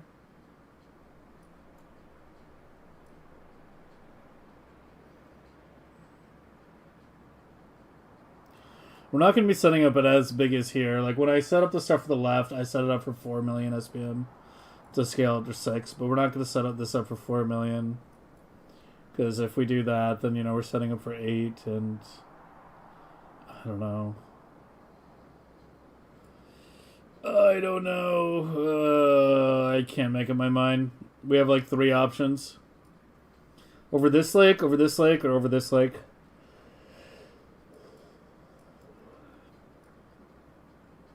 Either using, like, this stone and coal, Or this stone and coal. I kind of like the bottom option, honestly. And then moving blue as well and having that come from the bottom.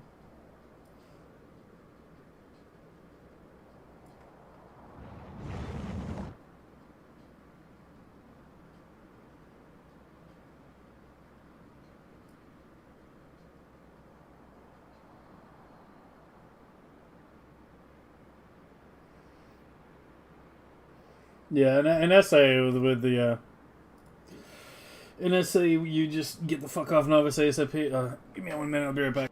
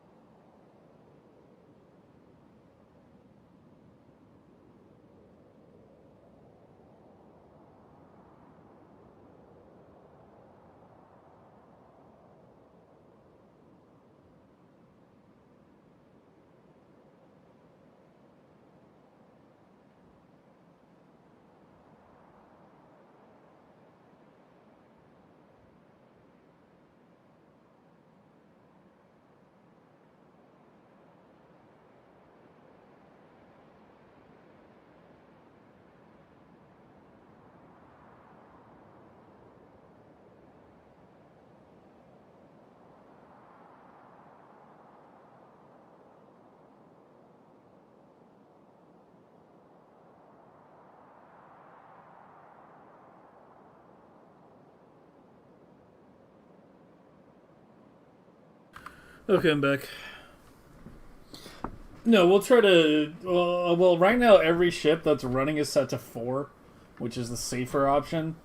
But yeah, like we're constantly like with every new Promethium ship I put out is getting slightly improved over the previous ones.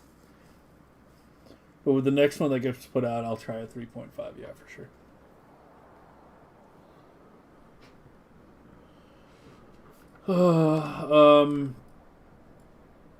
So I need 8 blue belts. You're fucking gapped like crazy. Holy shit.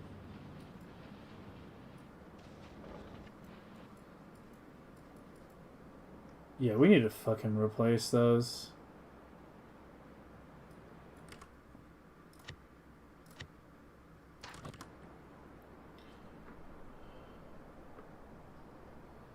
Each one of these is 1, right? These things are so big. I think I'm going to wind up building a lot further out to the right than I was originally thinking, so I might as well just embrace it. I mean, there's good patches out there anyway. Well, kinda. I wish there was more iron. It's fucking 4 copper.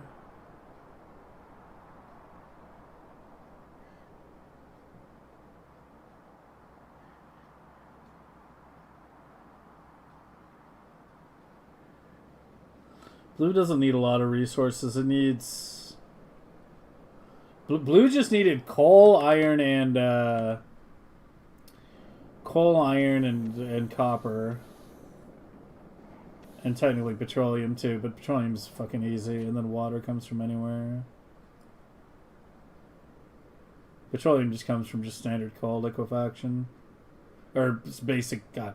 Why did I say coal, not coal liquefaction? Was there any oil out here? Wait, there's like no fucking oil out here, is there? There's this one. And then, okay, there's one in there. Gray doesn't need oil.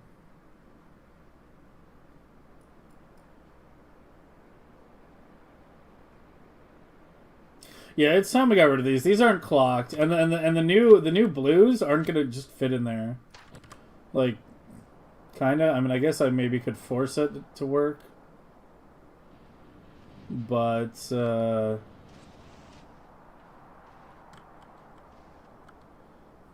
do I want to do this, man? This I swear is the most annoying. Well, not the most annoying. The second most annoying part. The most annoying part is the clocking. The second most annoying part of megabasing, figuring out where everything's gonna fucking go. If we weren't on default settings, I wouldn't have to worry about this shit. We could just fucking build.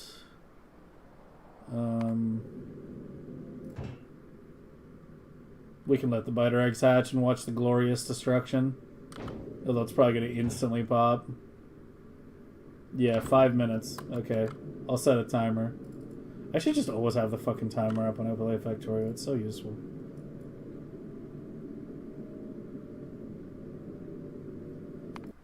East on the stone patch, below uranium and copper.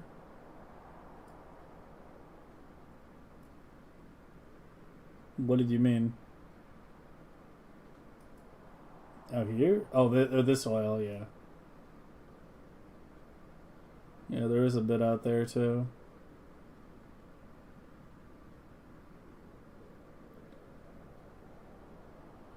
Maybe I should just do gray, like, way down here. Or something, and then do blue over here.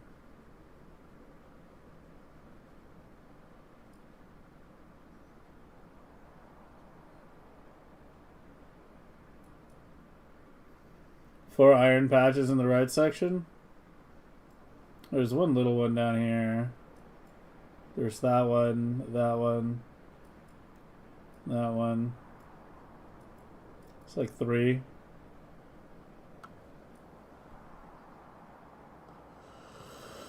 Overlapping stone. Oh, yeah, there are a couple up there hiding. Yeah, I see it now.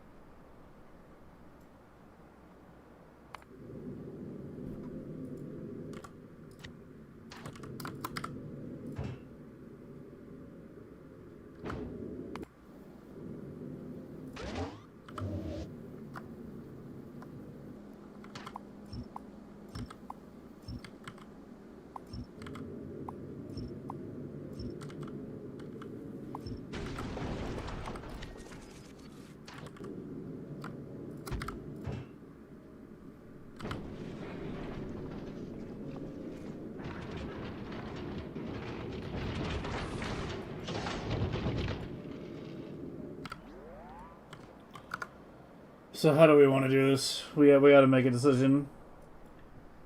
And we got to decide and deploy this shit tonight. Gray science and new blue science, and potentially setting it up in such a way that we could double it in the future if we want to go to 8 million.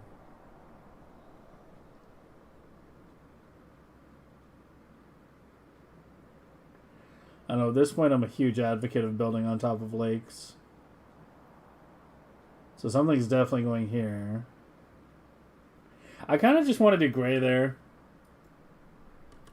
Yeah, I kind of just want to do the gray there.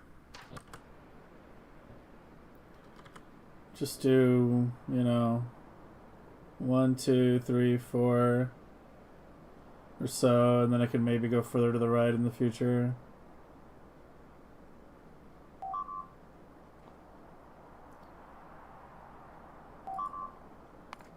It's this one, yeah.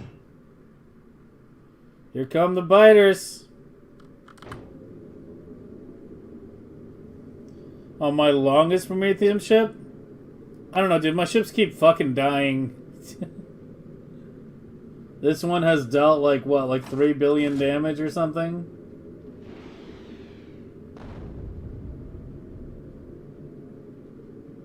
Yeah, I mean, the damage they've dealt is in the billions. Kills in, 500,000, yeah. This one's done 70 trips, but yeah, my ships keep fucking dying. This is the oldest ship now. Again? What do you mean again? We've lost 2 ships today, so you might have missed the second. But yeah, we had this happen. So... yeah. No, 4 is... Oh yeah, sorry, that's 9, not 4. Alright, here we go!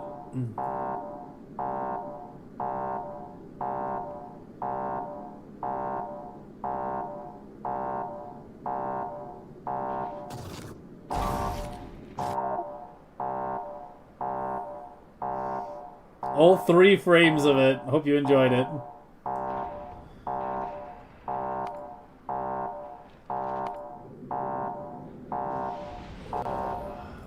You need it.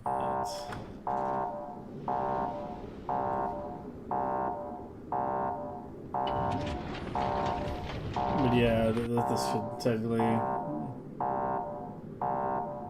Yeah, it's like 10 billion.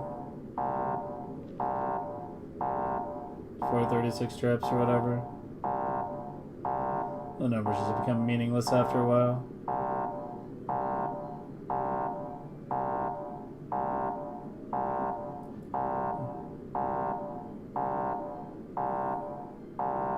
That wouldn't have made a difference, Jim. Probably. Any specific reasons why the ships keep failing? It's because I keep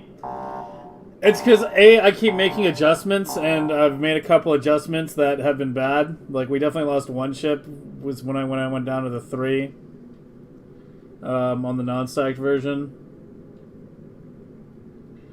And then 1 ship was lost because it wasn't primed well enough. Like, it headed out with, like, no railgun ammo. So, yeah, a combination of, like, adjustments being made and user error.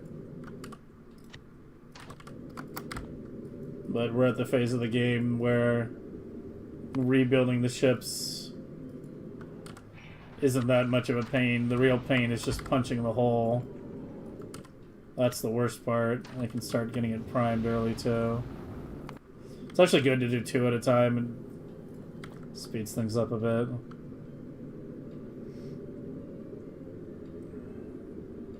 It definitely wasn't primed, correct?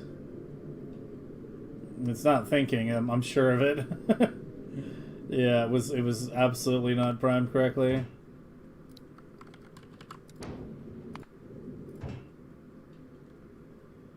All right, rip ship 10, long live ship 11.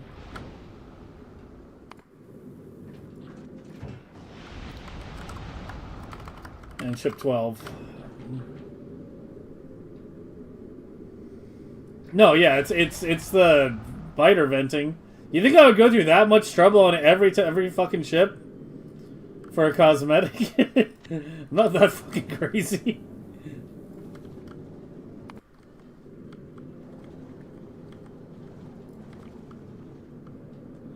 I'm not that fucking crazy. Ship didn't pay too well. Yeah, we forgot to pay at the Ayatollah booth. Got big, and we hit a mine. That's a good one. Oh yeah. Can't wait for flying, but yeah, hopefully it doesn't get that high. The kilo base? Yeah, but it's just stamping it down now. It's not some tedious thing I have to go through every time I stamp a new blade. I don't mind spending time on the design. That's fine. Okay, so I think I've decided gray is going here.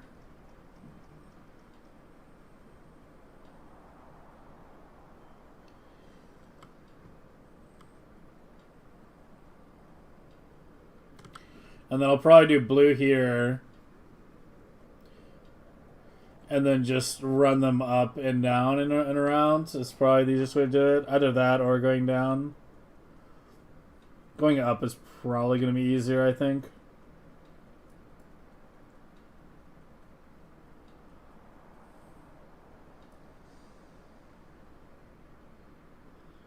But yeah, I don't know. I gotta decide something here.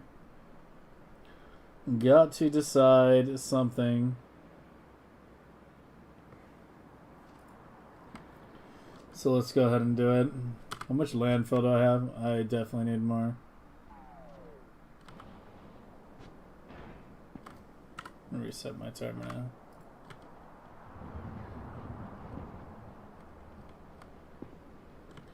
We gotta get this up soon because this is holding up our SPM.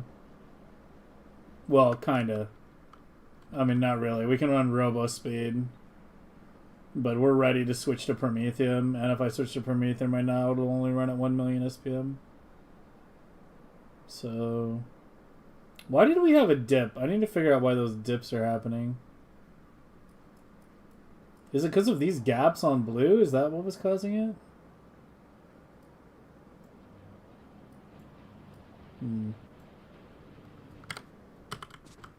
Give me a landfill. What's the fucking holdup? Huh? Did I break the robo connection to the landfill? Oh my god, I did.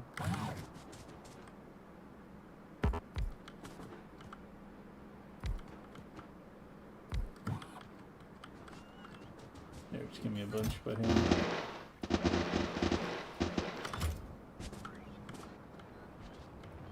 Off they go.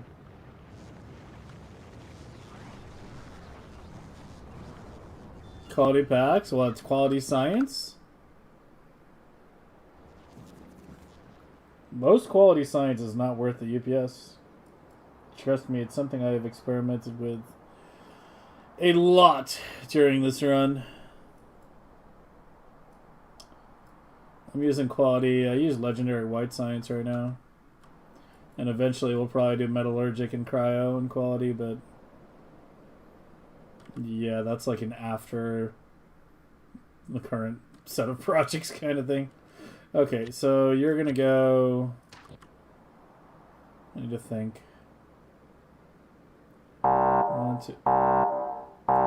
Dude.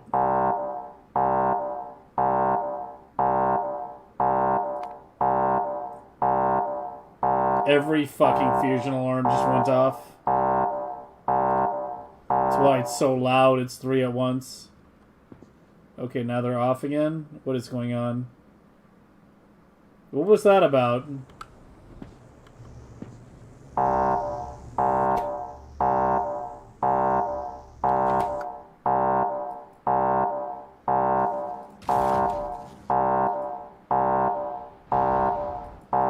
God, where's control? You request 1K fusion cells. Novice should never be low. You have 0. Something went wrong at production. No, you have plenty. What the fuck happened?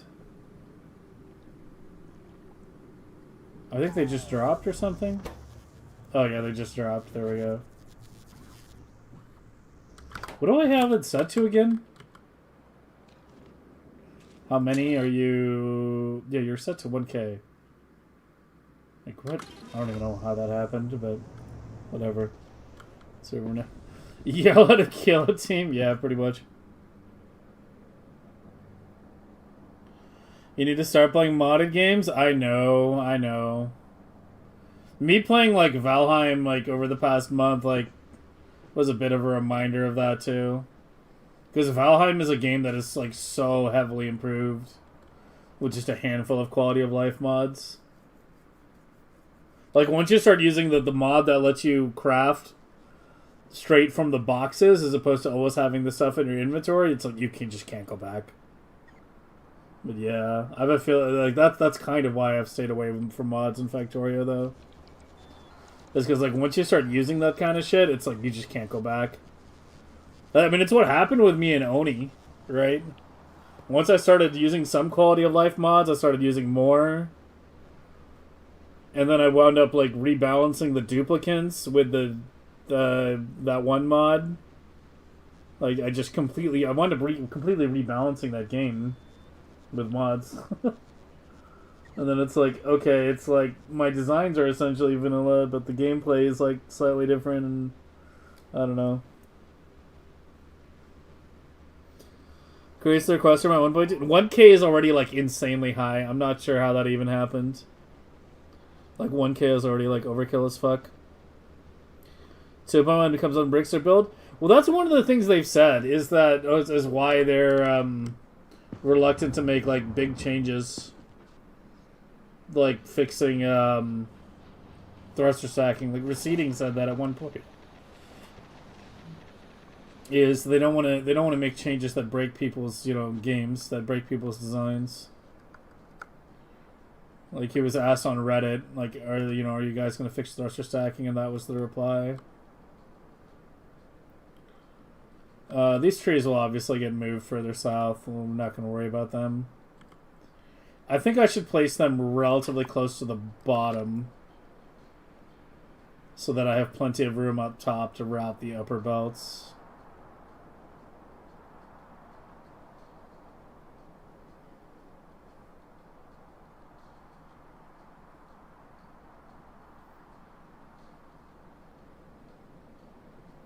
But yeah, right now what I'm thinking is blue here, gray here, they merge somewhere here, and then they either have to go down or up and around. So if they go down,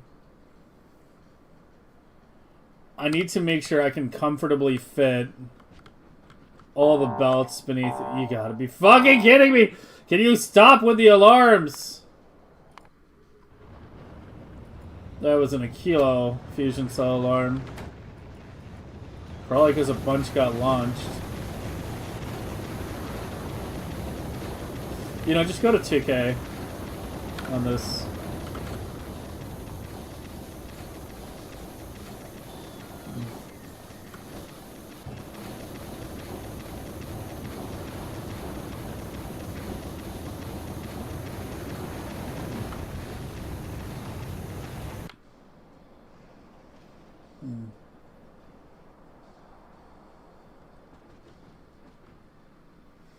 Prefer if they left stuff alone? I mean, yes and no. Yes and no. Like, there's arguments to be made both ways, right?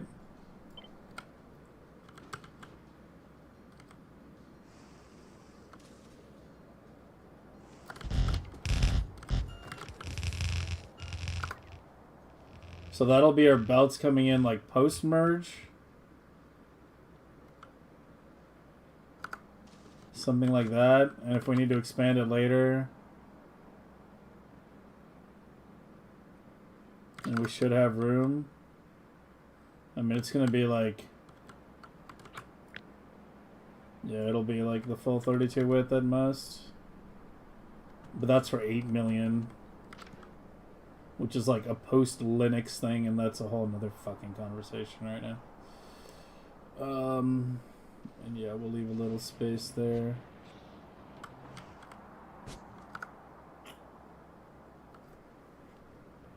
How many hours on this map? About 270.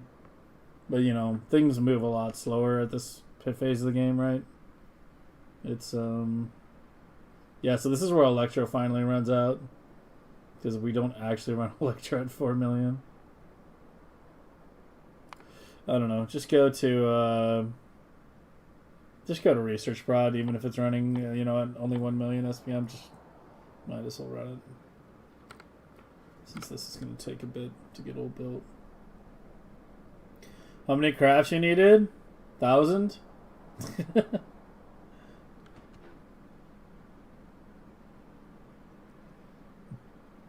Landing pads and rockets are arbitrary in their limitations? Somewhat. I mean, some you can see the logic. Some I definitely agree are kind of arbitrary. Yeah, if I go down here, then there's plenty of space.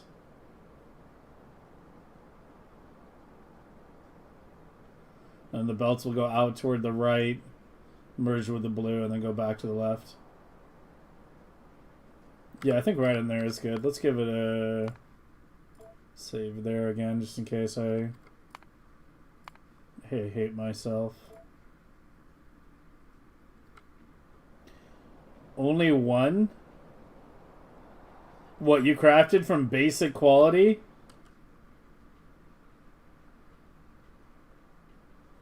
Or you just got all the parts first?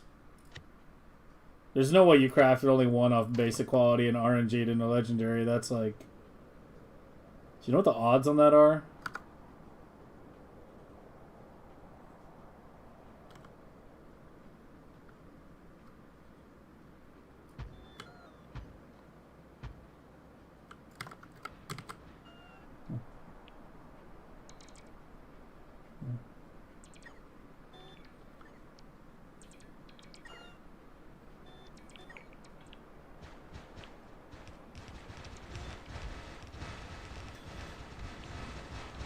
I'm against the no fun allowed original vision type changes, yeah.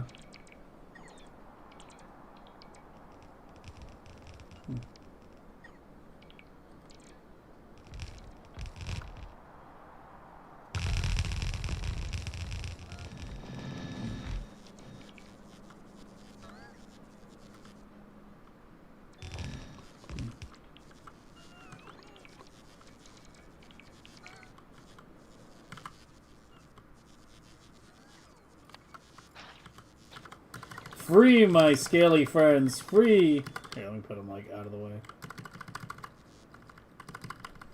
You know what I should do? All the fish I pick up, I should just put them all in, like, one fucking pond. And just had, like, one pond with, like, 10,000 fish. That would have been funny.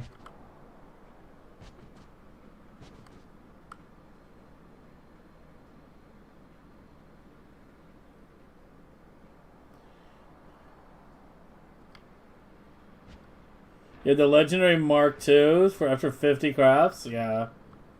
Yeah, that's pretty lucky getting it after 50.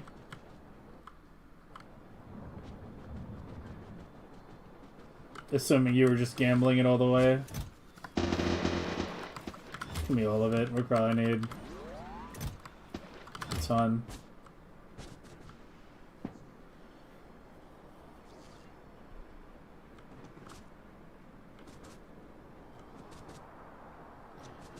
But yellow and red error messages? What yellow and red error messages? What are you talking about?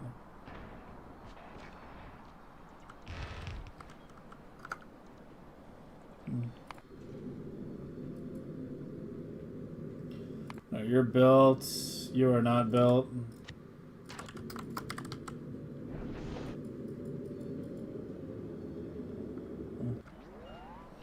Like, do that what? Got like super lucky?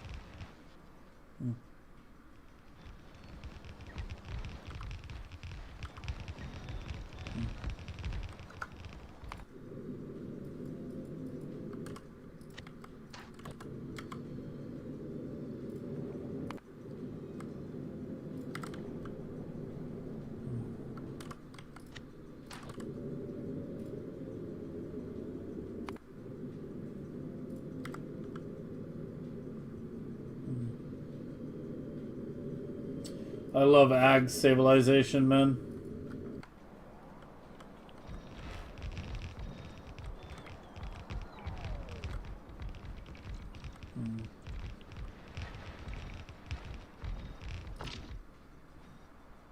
That's what you put in it? 2 fusion, 8 roboports, couple shields, and the rest is exoskeletons and belts.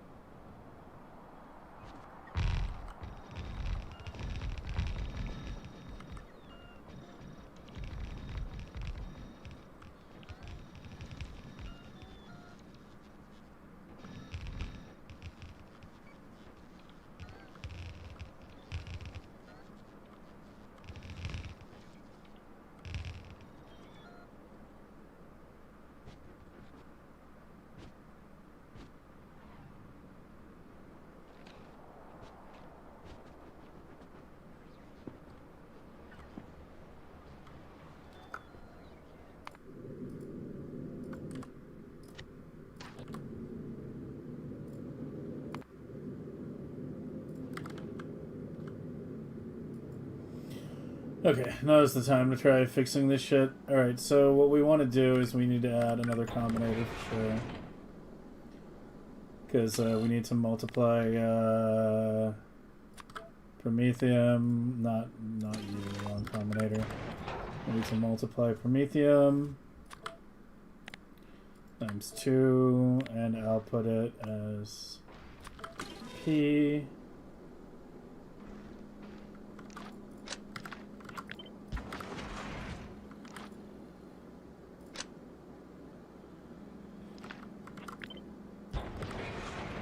You need to read both of those.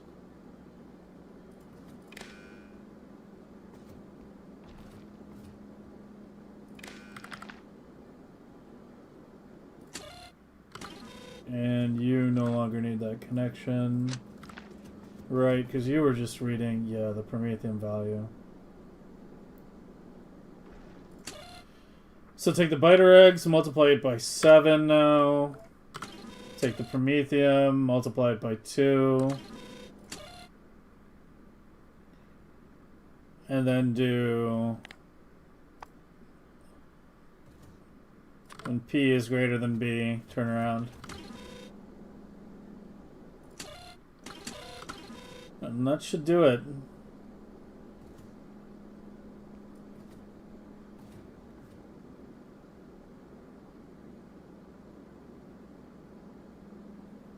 Can clean up the wires too.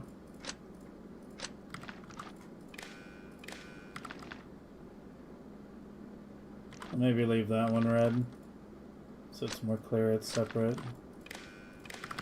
But this is just sending back to the main network, so you can just do that. That'll work. Alright, so that gives us the 7/3. Or the 3.5. And more importantly, it's easier to adjust the ratio now.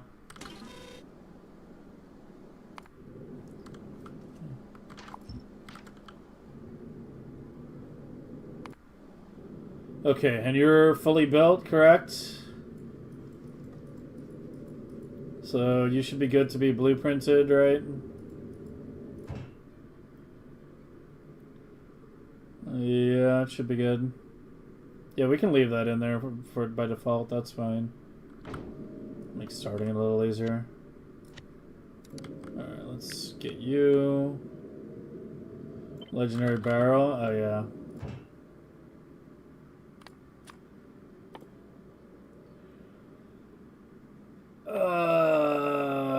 Get you, where the fuck are you? Legendary barrel times 1.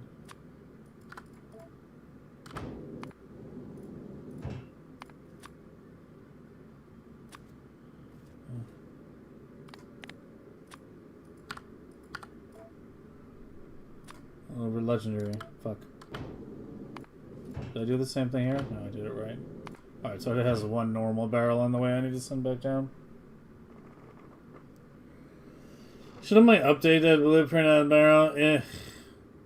Maybe. I mean, it's technically right here already. It's just... But that's requesting from a different planet because, you know... It's part of the signal send. I actually ran out of rocket turrets? No way.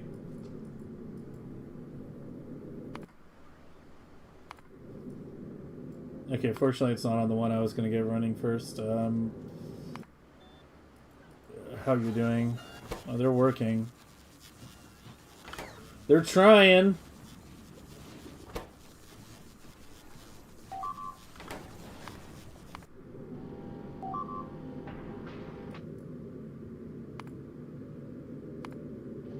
Get shaved on both ends.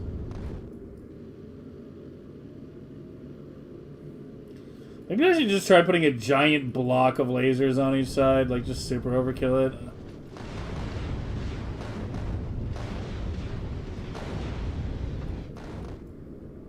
And then run a wire down there so they only enable...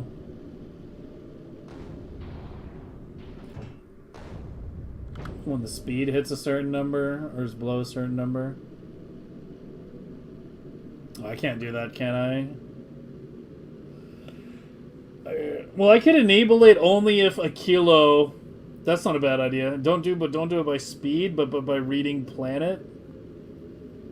If the Aquilo, if it's either going to or from Aquilo, only then enable those lasers, because that's when it's an issue. Or do it via exclusion. Enable them only if it's not going to or from the shattered planet. It's not power issues I'm worried about, it's the UPS. It's more turrets being active, you know, trying to look for targets, tracking things. That's why I'm like talking about if I'm adding more I need to do some kind of enable disable. Apparently I'm just not bringing enough beacons, even though I'm requesting 200. Did I even get the full 200 last time? I don't even know.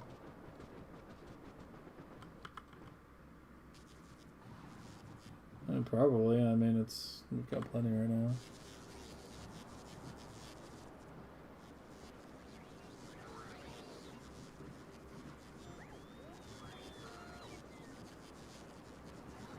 Turrets are constantly scanning for targets.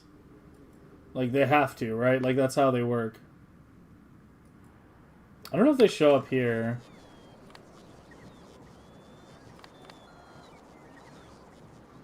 Yeah, there's a .1 on the turret. The wake-up list for the lab inserters? Yeah. Well, we're currently a little back and forth right now.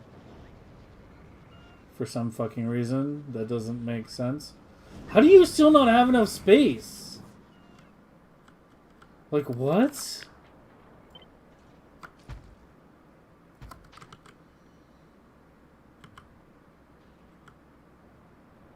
I don't understand.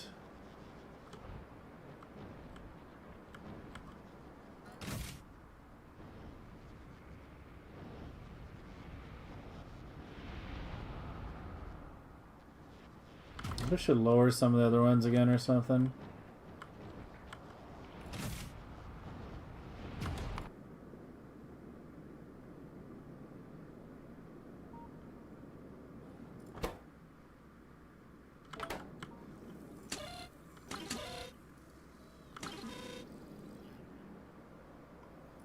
Does it have the hub?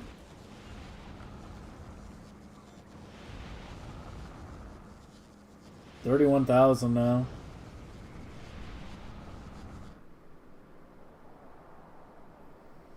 I'll have to get some KFC. Nice. Enjoy your fried chicken. There's no KFC near me anymore. There used to be. There's another chicken tender, or just chicken sandwich in Tender's place, so that's pretty decent.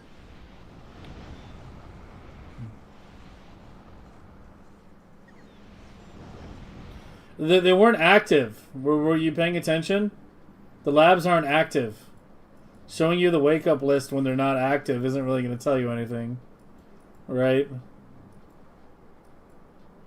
They need to be active. Here, I can switch it to mining prod for a little bit.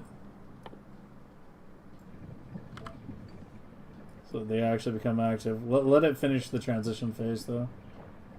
The yellow light in the top left means it's in transition. Well, top left or the bottom square, I mean. Need inactives? I mean, yeah, I can turn it on, but that's what it looks like right now.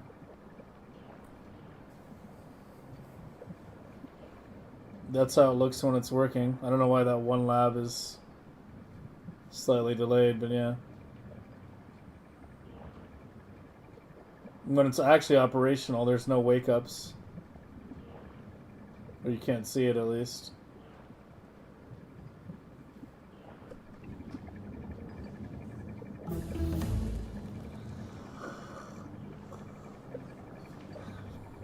Is that what you wanted to see?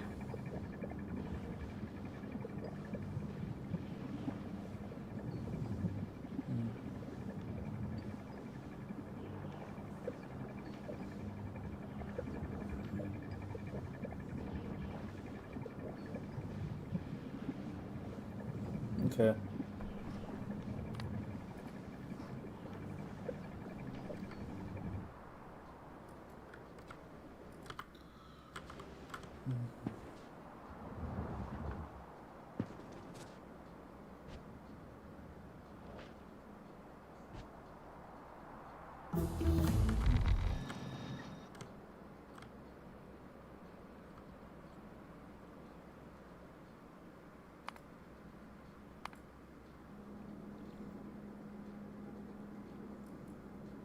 Why are there legendary constant combinators in this blueprint?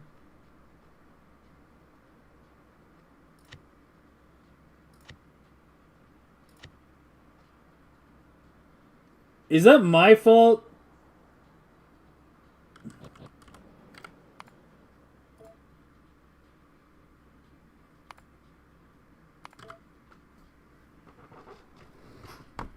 I'm still blaming Andy.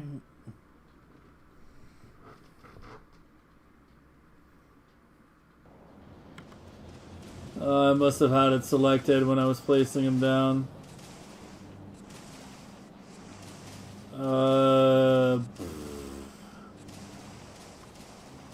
Yeah, it's these up here.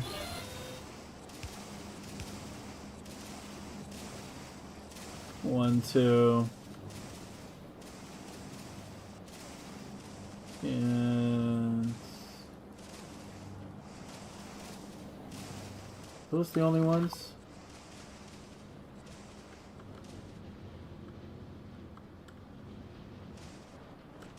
There's two more somewhere.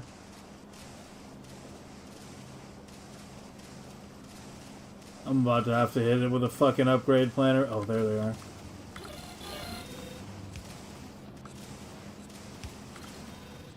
Okay.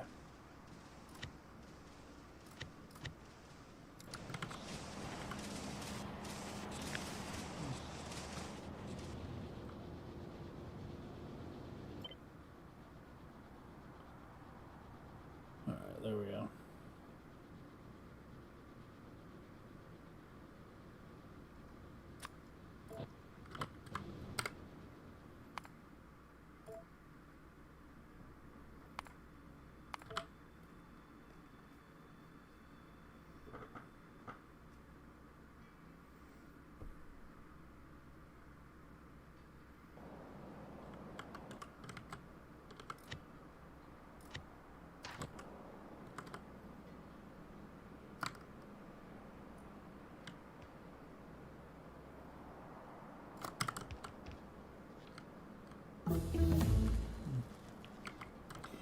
Okay. Now we're fucking getting somewhere. Alright, so we're going to do it the same way we did these, which is we do the pipes closer and then we run the belts like that. It's the simplest way to do it. So my standard is to leave 3 spaces from the closest beacon. So like that.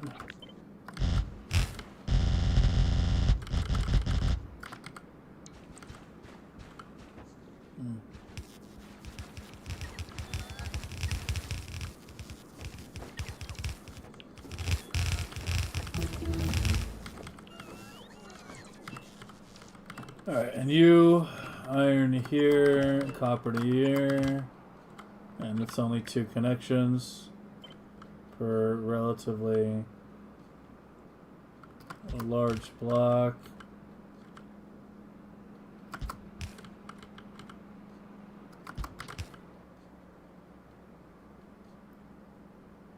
Yeah, that should do it. Okay, and then comes our stone and coal nightmare. So starting with coal.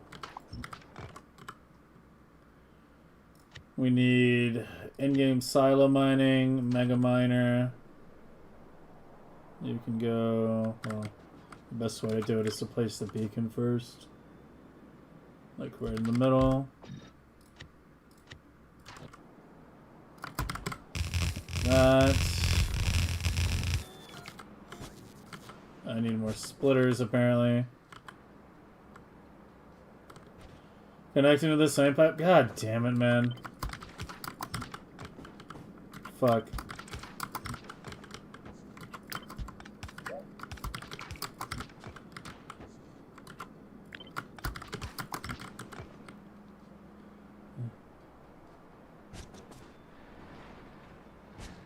Their rotations cannot fast replace each other? What do you mean? Yeah, don't worry, guys. We're just doing sushi pipes. Sushi pipes in our endgame build. It's totally gonna work out. I believe.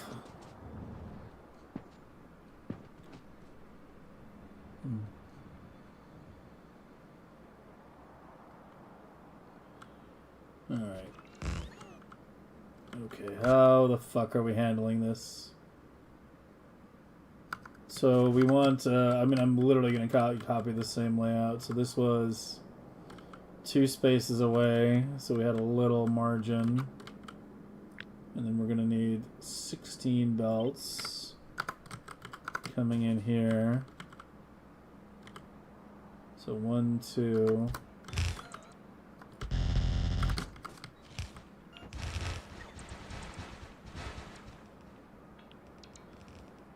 I love how dumb bots are, man.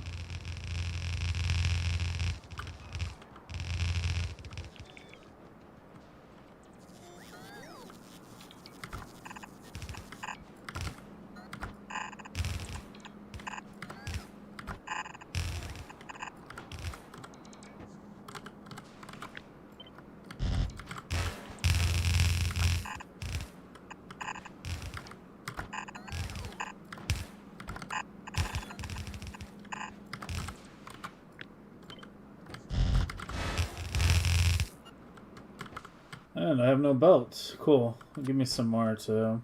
We're gonna need a lot down here.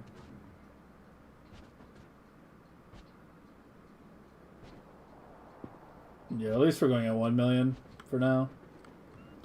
Better than nothing.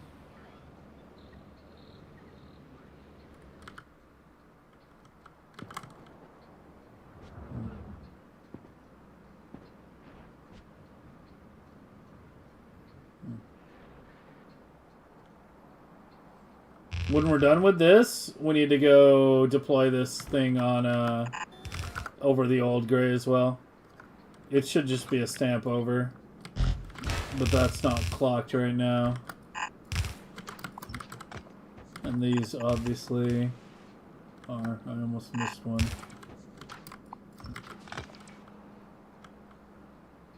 Yeah, it's too wide and then too close and too wide. Too close.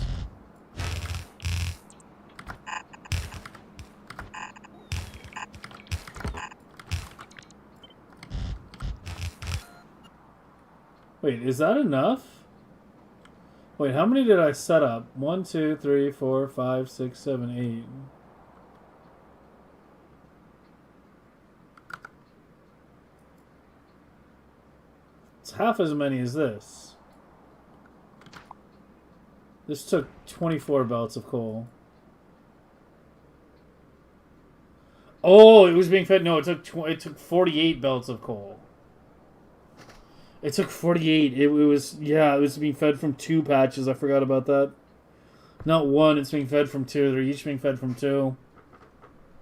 It's 24. It's 24, not 16.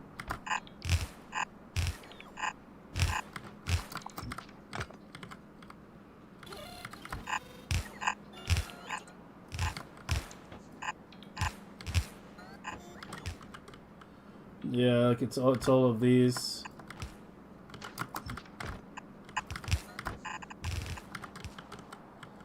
Is more coal than I'm thinking. So this was 16. We need 8 more.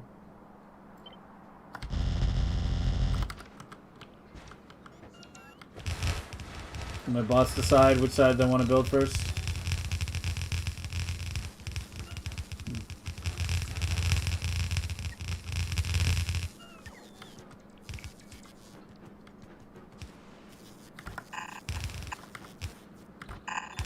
You know, when we go to modded Factorio and do like modded runs and pianodons and all that shit, I think this is the one part that I'm really gonna miss. Is the super high turbocharged. Why does the count seem off? Did I hook something up wrong? You're coal, you're coal, coal, coal, coal, coal, coal.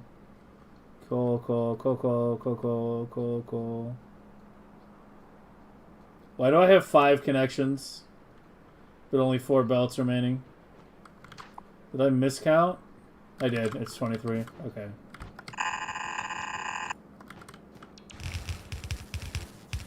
Turbocharge? Turbocharge what?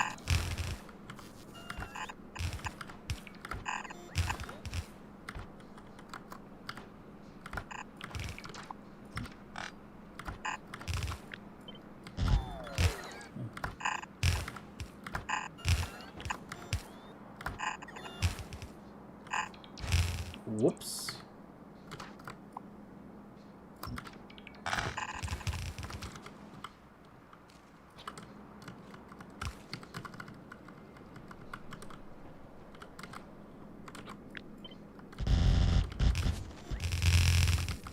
Okay, and that's our call.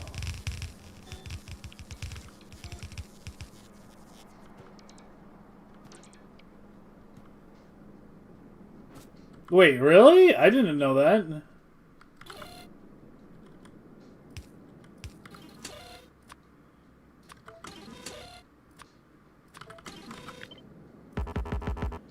What? Well, it just goes to show, don't rotate your constant combinators. Yeah, I mean, you can force it. But yeah, that's funny. Yeah, it's not something new, that's for sure.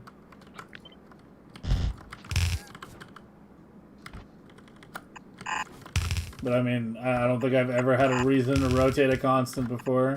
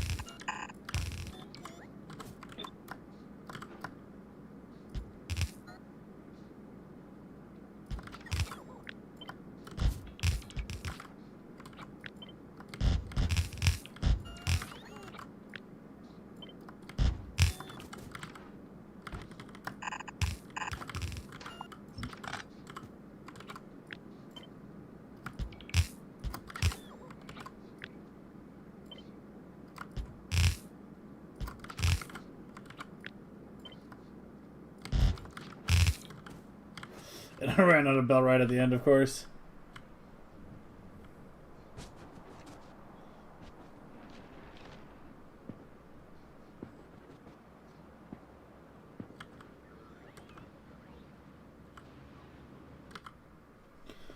The fun part is, even after we set this up, we can't just immediately get gray science going because, you know, it's kind of sort of tied to blue right now, right? Gotta do the new blue setup too. So we're going to be on reduced SPM for a little while here, unfortunately.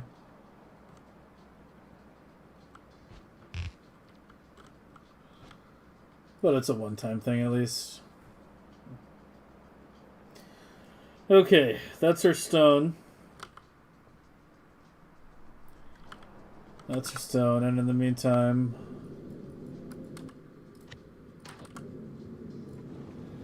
keep you guys going.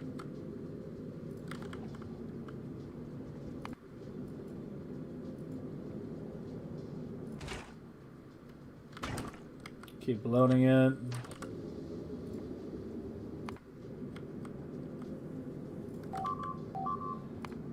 Oh no.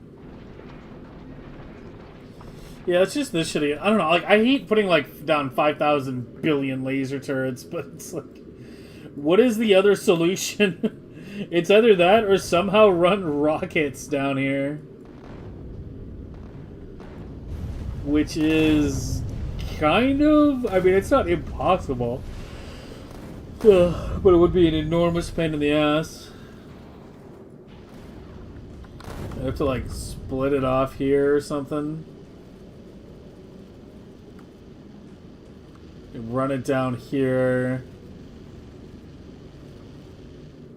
And then down. I don't know. There's a reason I haven't done that. Everything is solved with laser damage 9,000. You were not wrong.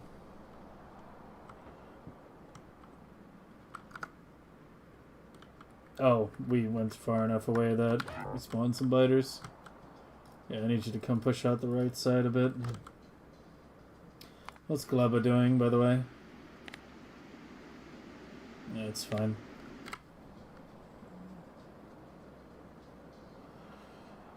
Alright, you're all connected. You're good to go. Copper and iron we'll do last. That's simple.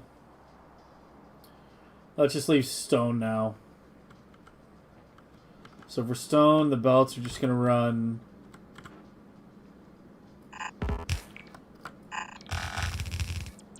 like that.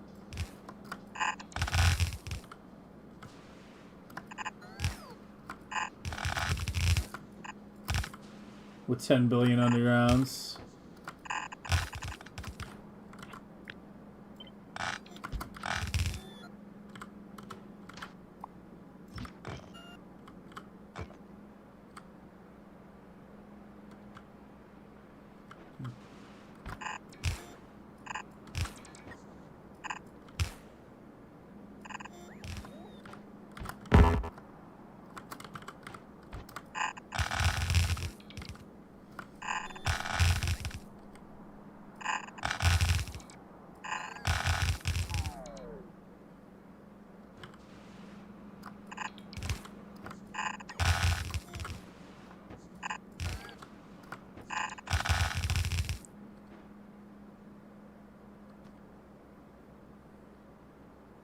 Oh, I feel like I missed a belt. I did.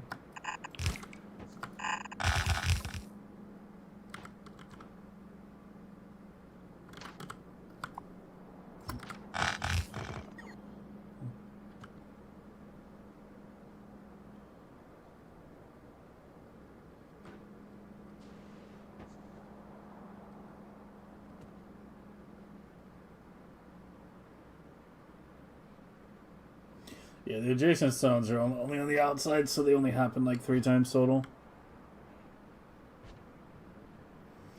Yeah, we've had... I've not only had that same complaint, but like I think at least half a dozen people have come in and randomly said the same thing. It's kind of ridiculous that you can get the novice cloud so much smaller than the Gleba one now. Actually, yeah, that's just a splitter. You can stay there.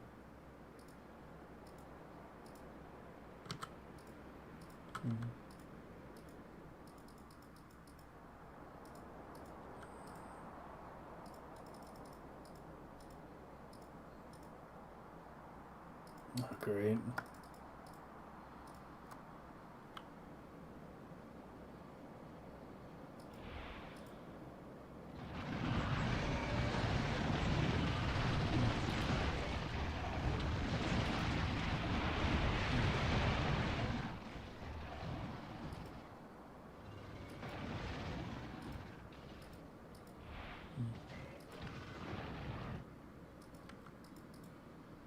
We good? We good.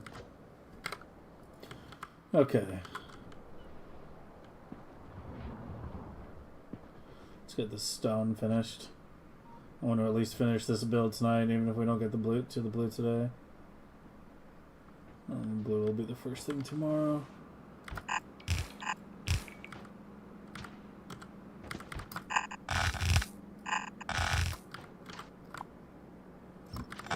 Did I not get any undergrounds? I was requesting 400. You gotta be fucking kidding me, man. How many undergrounds does Novice pull down? I feel like that number is never enough. I'm doubling it, whatever the fuck it is. 400? No, keep 800. And 4K belt. And storage. Oh, wait, this is all planets. Fuck. It's all planets. Whoops. Yeah, no, I even have an additional 600 undergrounds and put on a novice. On top of the all planets. Like, what the fuck?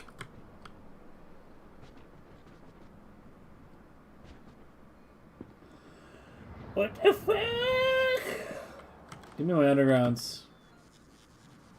Yeah, there's 900 in storage. Bring me. Where are they? Come.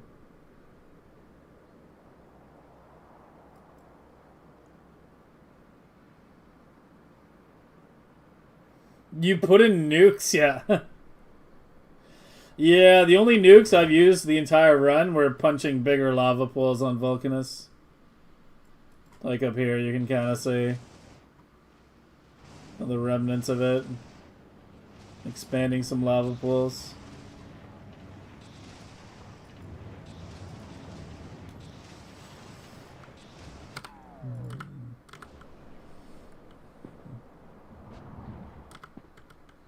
Wait, I don't have... Well, I guess I have 400.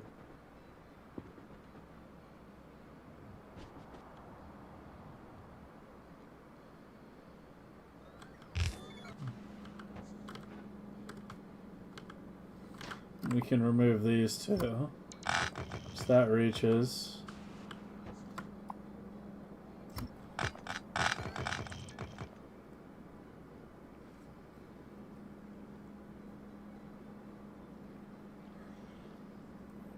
I mean, with mech armor the way it is, do you even need a personal spider drone? I've never used one. Not in Space Age.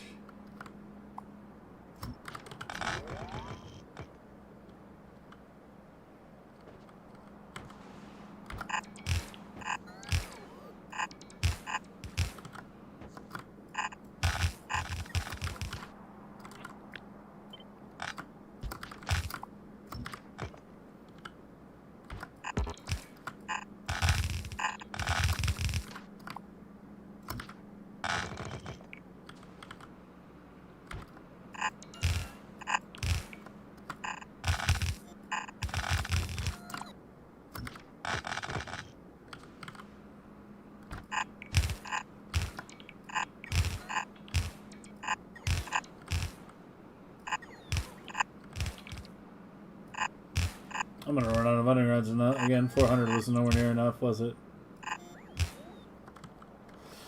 Was it now?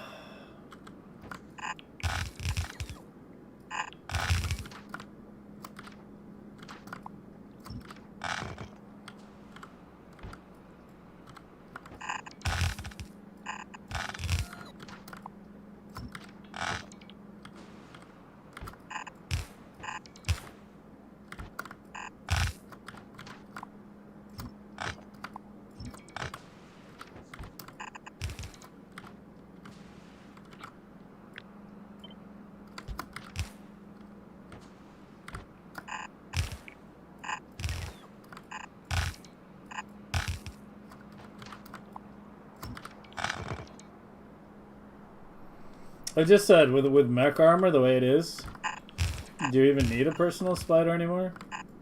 I've never used one, not in Space Age.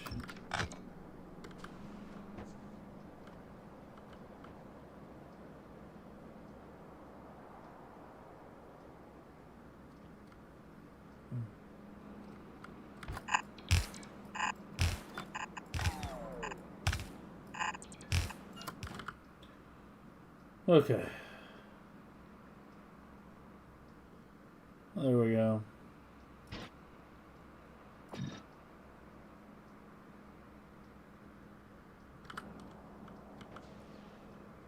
I'm gonna get all these fucking stone belts hooked up to you.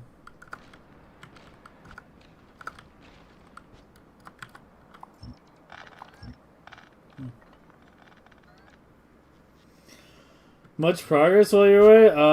How much did you miss?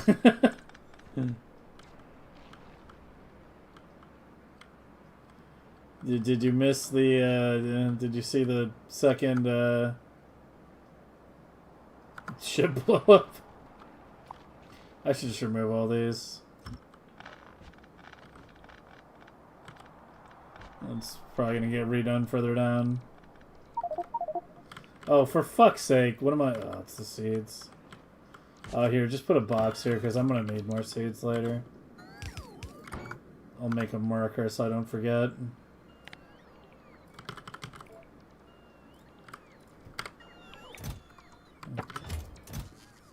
I will forget, by the way. And then I'll discover it, like, you know, 3 weeks from now, going like, oh, hey, look, seeds.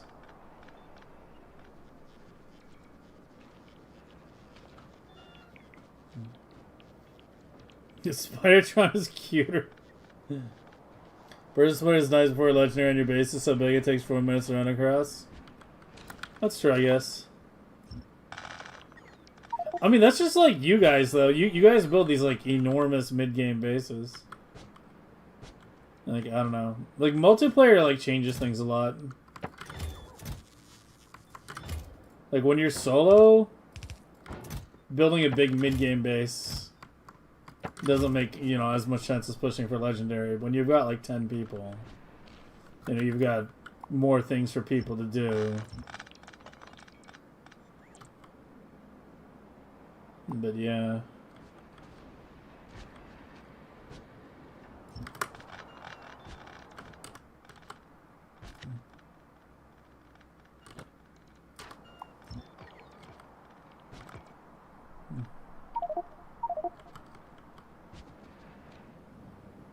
I mean, I'm putting a bottom or top. I decided to put it down here. We're doing gray here. We're doing blue over here. We're going to merge it here, then either run it bottom or top. Probably bottom. And kind of already penciled in some belts.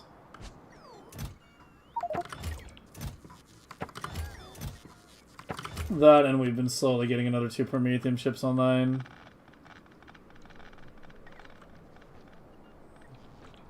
Hey, why are you unstable? What?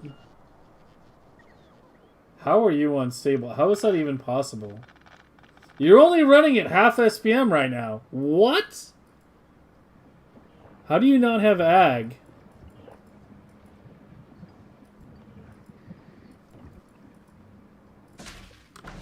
How do you not have ag if you're only running at half SPM?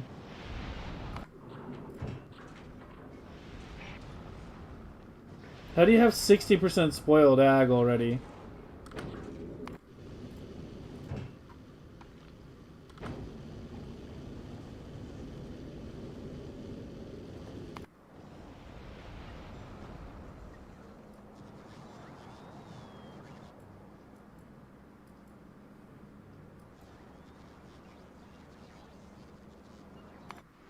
Okay, tomorrow, regardless, tomorrow when I start the stream, however many stack inserters we've made, yeah, okay, we're almost at the 10k anyway.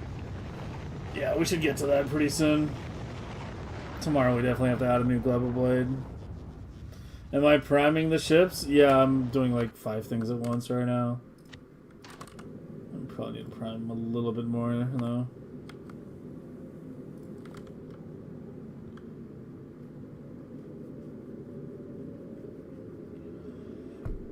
What was the other thing I wanted to do? I wanted to gate the. I wanted to gate the.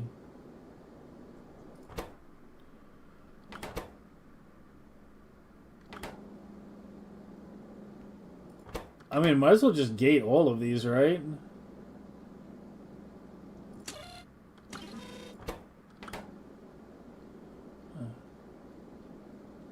I actually need that one combinator back if I'm doing the gate method.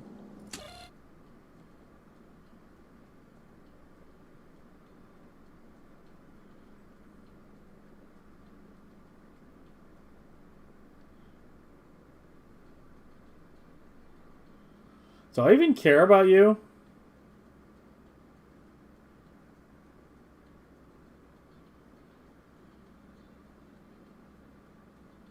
Kinda, I guess.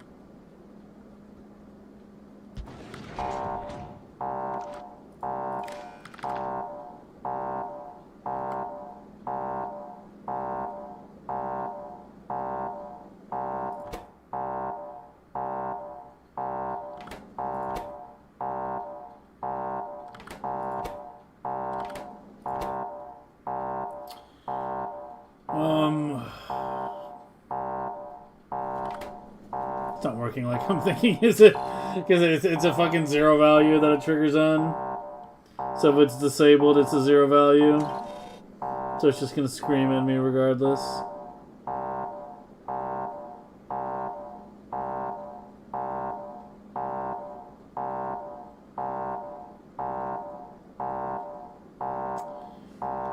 Yeah,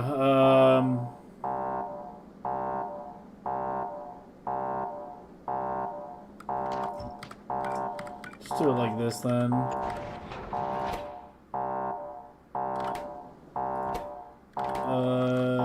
Take the ghost alarm.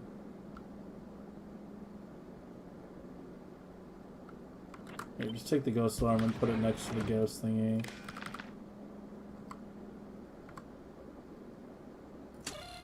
That's what you need.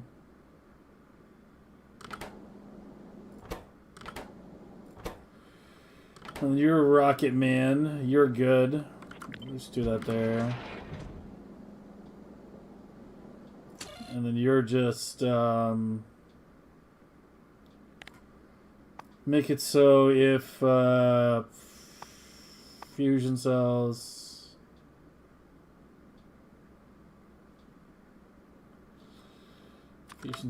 equal 0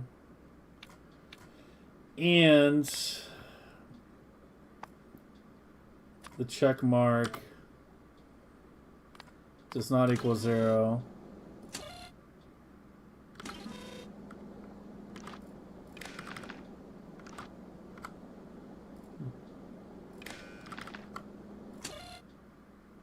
And then output, yeah, we can just use that. That's a good signal actually.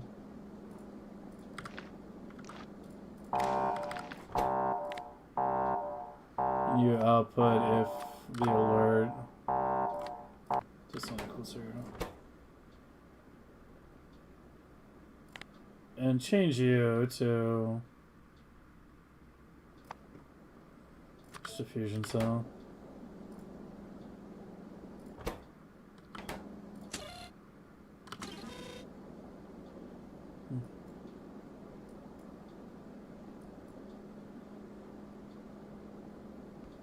You know what? I should make that consistent in my design too.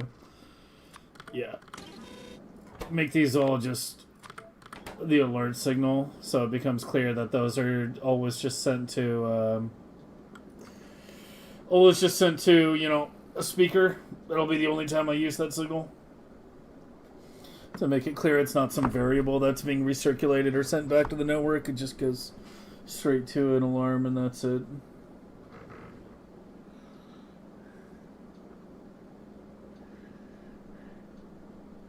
Mid-game, you do a personal train network, you know, the belt upgrades. Find and validate. If you want to talk about personal trains and interesting train networks, I once saw a network back that some guy designed back in 1.1 that I thought was kind of clever.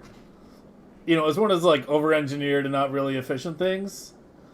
But he had a 4-lane system, I believe. I think it was 4-lane. It might have been 3-lane.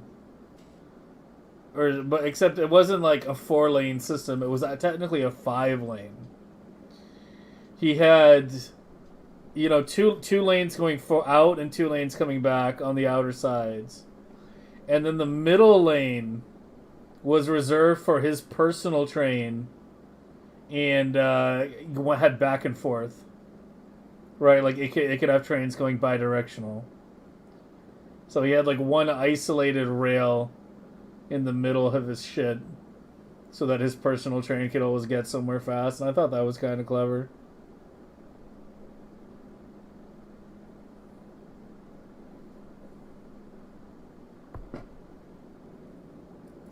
Okay, so now the rocket and the fusion alarms will not activate unless here,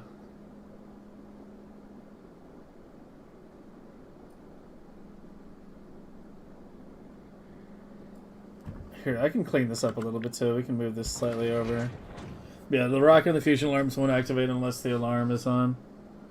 Or the alarm is, you know what I mean.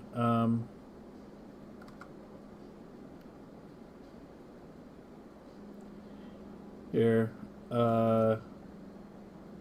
Do this. Move you down here.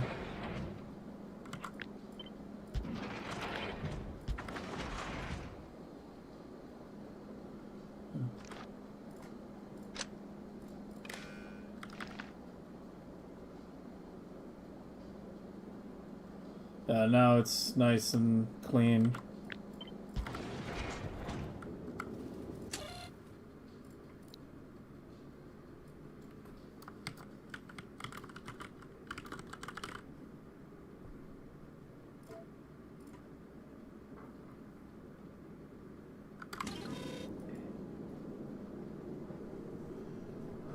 Okay, I like that.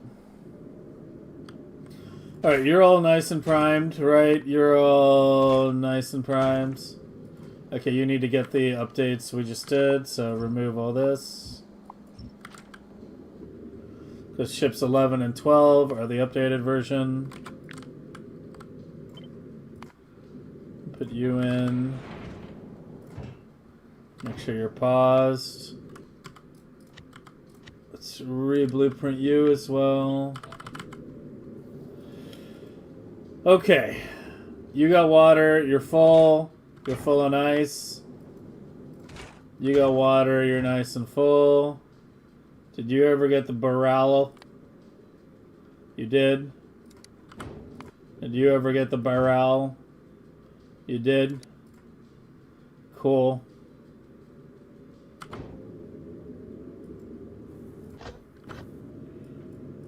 Did you get all your rocket turrets? You did. Okay, good. Alright. Go to...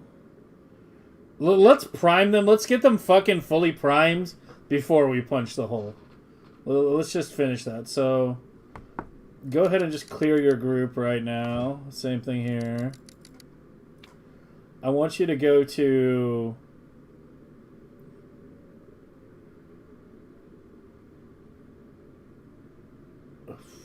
What route has the second most carbon? Probably Gleba Fulgora, right? Carbon... That definitely is the second most.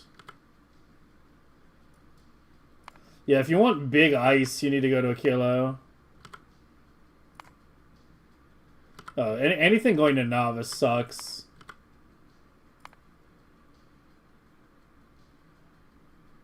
Well, I hope that's enough. Let's find out. I'll send one ship first. Try going Gleba Fulgora back and forth a bit. And see if that primes you well.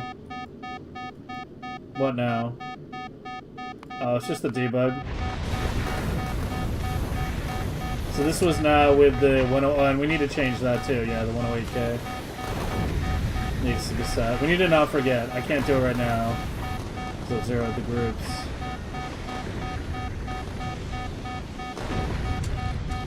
You're at 3, right? Yeah. Yeah, if this works out well, I'm gonna set it back to 4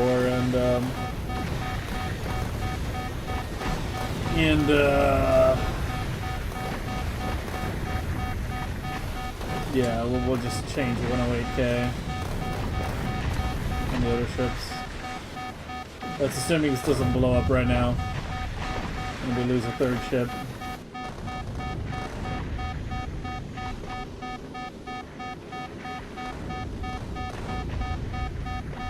Compare the flight routes to what, though? Gleba Fulgora compared to what?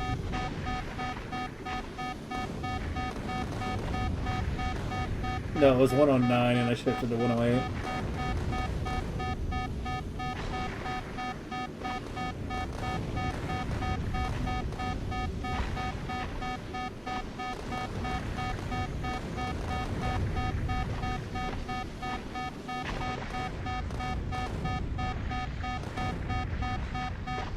$53 seconds, but they're disappearing fast.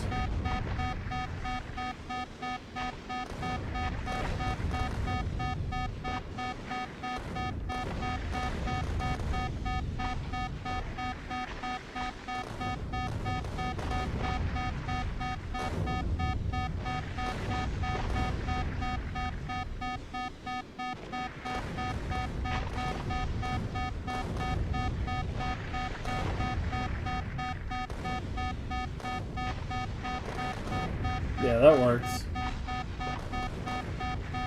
That works well enough. 12 seconds, but, you know, vented is vented. Alright, so for now, just to be safe, you go back to 4 until I have a chance to up-convert you. How are you doing? You were struggling on thruster fuel.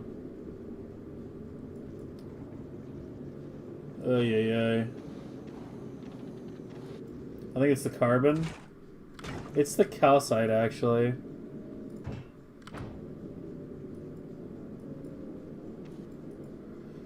I mean, it's got the rockets now. I need to just send it on a kilo Gleba ASAP, and hopefully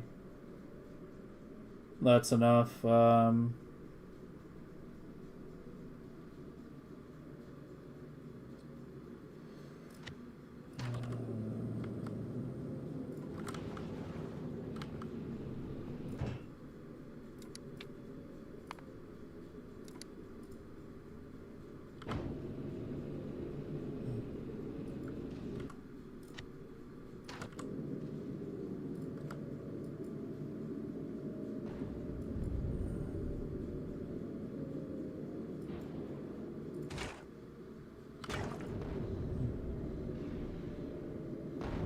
The Vulcan is a Gleba? No, it needs ice.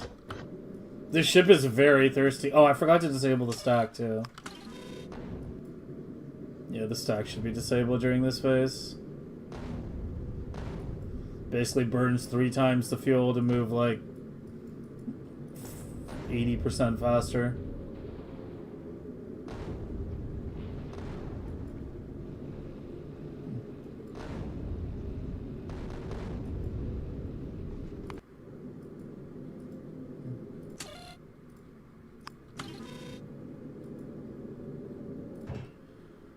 Okay, and you too.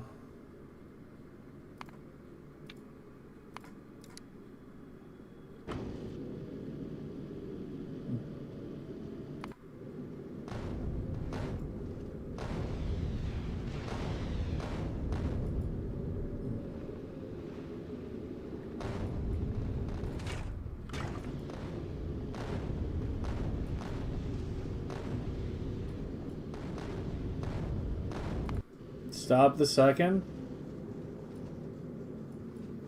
It'll get carbon, I believe. I believe, man.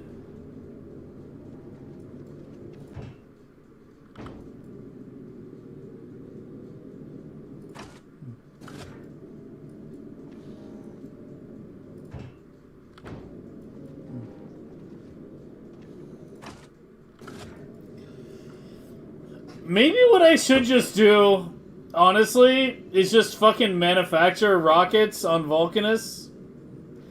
And then just ghost it into the fucking turrets. The same way I've been doing the fuel.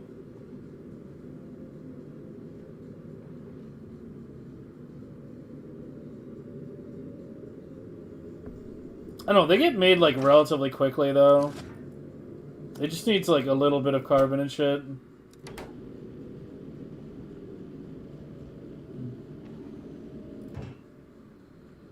You need to go Gleba and like Fulgora.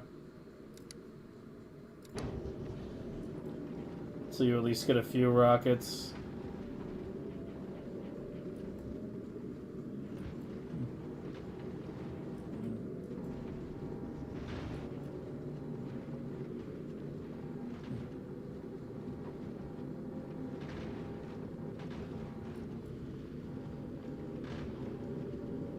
Profiles on collectors? What do you mean? You can set the stuff via circuits. You can hook a wire up to it and set the filter.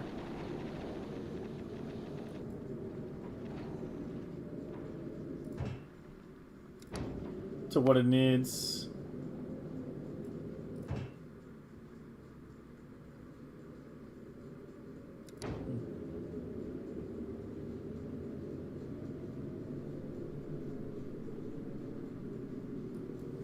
No, because there's no connection.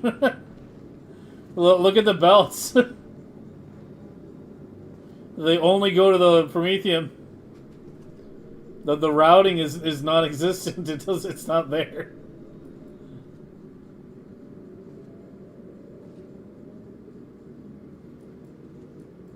That's what I was saying. It's one of the main differences between my stacked version and my non-stacked.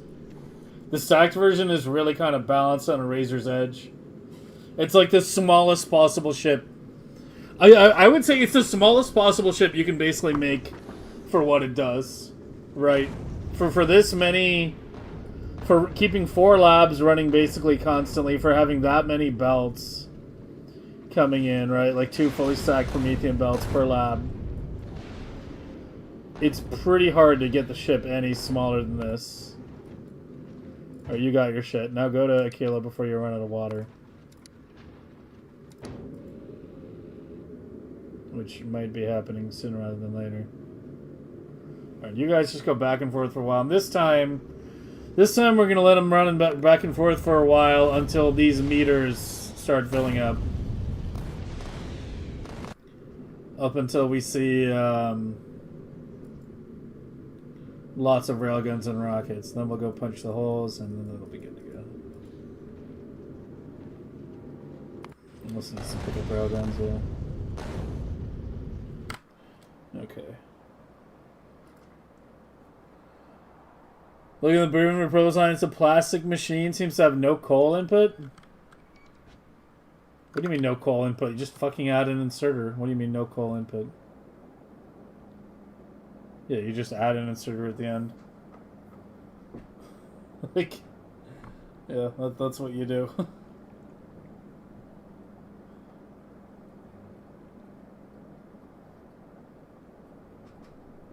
Or did you mean something else? A different robot that can work in space? They wouldn't do that. First of all, there's like no chance they would do that. It contradicts their design goals. They deliberately put 0 robots and 0 chests on platforms. It's supposed to be all belted together. The other input? Yeah, I mean... It just got cut out because I guess I just cut it one tile too short. But yeah, I mean, yeah, we just run the coal belt right adjacent. If you put too many of them side by side, then you'll need more than one coal belt, like this. But yeah, we just do it like that.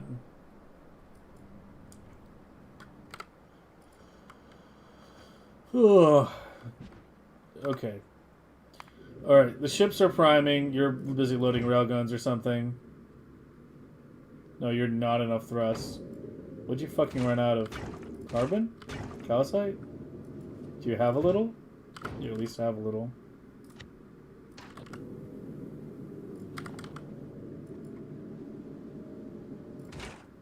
Wait, what? Yeah, remove it out of there then. Yeah.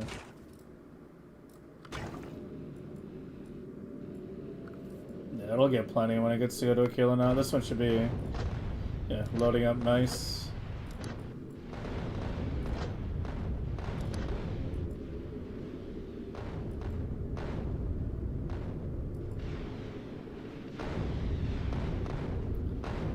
Let those run for a bit. Why is I don't know why I'm not stable right now. It makes no sense that I'm not stable. We're running at half SPM. We're running at 1 million SPM. Technically a quarter SPM if you consider 4 million the base. But you know, half on research prod, right? And for some reason it's not fucking stable. Is there some problem on Gleba?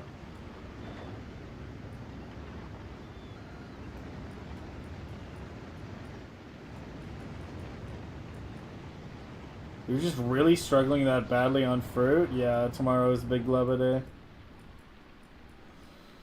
I might have to add 2 blades, I think. I'm kind of starting to think 1 is not going to be enough. How many do I have right now? 4? 4, yeah. God, I wish you could liquefy fruit.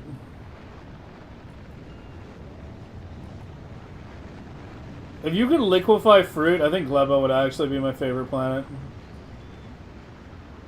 Just make fruit juice.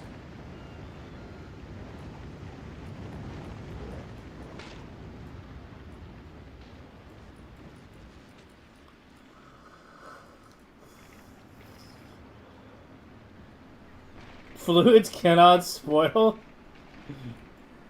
Not with that attitude.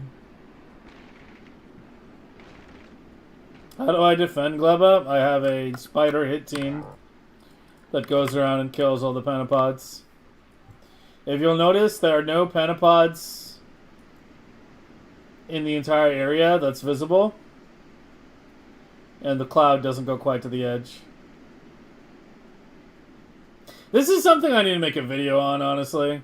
Because I get asked this a lot. Like, how to clear Novice and Gleba of enemies. I'll make a note of that so I don't forget.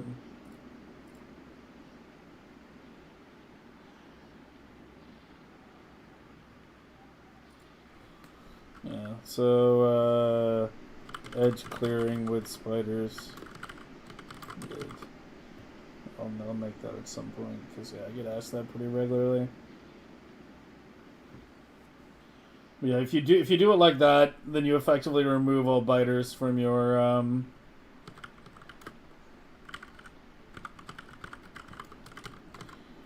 then you remove all biters or pentapods from your map. That's basically how it's done. Alright, you are happily going back and forth.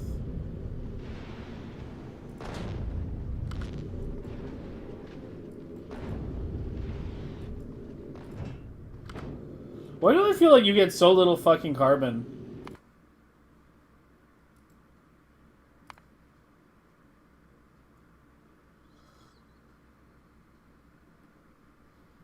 There's a lot closer to Gleba.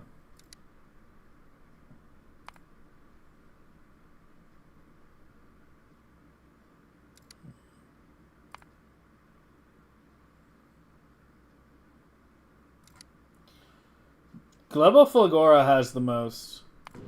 Here, let's spice it up a little bit. Go a kilo Fulgora gleba. And see if that gets you primed faster. You triggered a maintenance request. That's fine. Do that first, then keep cycling. Can you make it auto? What, the clearing? No, not on spiders. No, if you'll notice, usually once per day, I check gleba to make sure that the cloud is good, but it's been good for several days now. Obviously, if we add more blades and more fruit, it's going to expand more, which is part of the reason why I'm much more reluctant to expand gleba than other planets, but yeah, I don't know. As far as I can tell right now, it just seems like we're just not getting enough fruit. So an expansion is needed.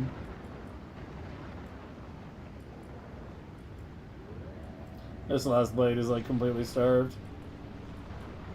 This one seems to be okay, but barely.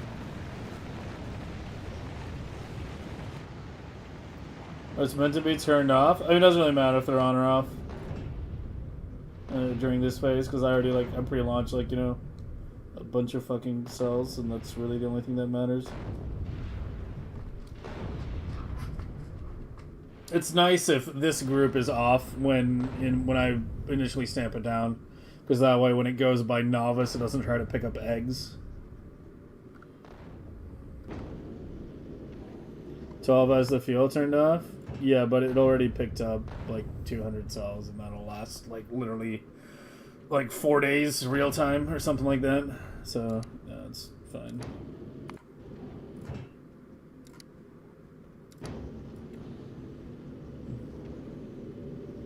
I used artillery last year. I never did spiders on gleba last year. This is what it looked like last year.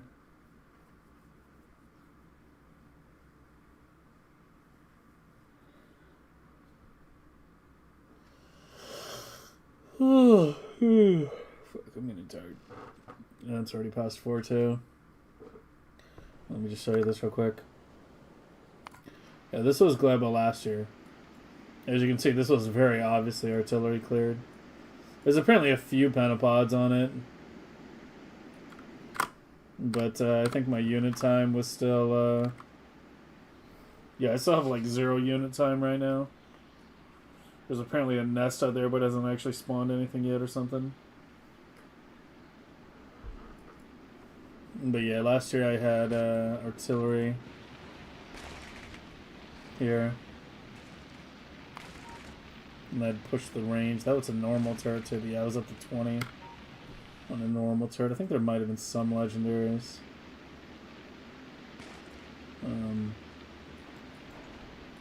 Some got removed, yeah. I don't even know. No, they're all normal last year. Yeah, I only ever had 3 belts of fruit last year. But last year I was 2 million SPM total. Not where we're at now. Artillery research level, it's 10 in my current game this year. It was 20 last year.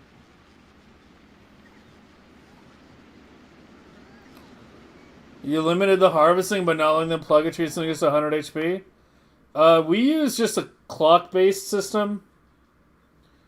I mean, how do you... Like, you can't read a tree to see whether it's fully grown. All you can do is just set a timer based around the time it takes to fully grow. And that's what we do. We have this timer here, which governs it, and as you can see, they periodically activate. And then shut back down. And they activate just frequently enough to keep everything fully grown. So yeah, that's basically what we do. Which is, I mean, I guess basically the same as what you're describing. Since you mean 100%, not 100 HP, you can't read tree HP. Right. But yeah, I mean, we can see. And let me find a tree here. This one's at 97. We can see how long it takes to get harvested after it fully grows.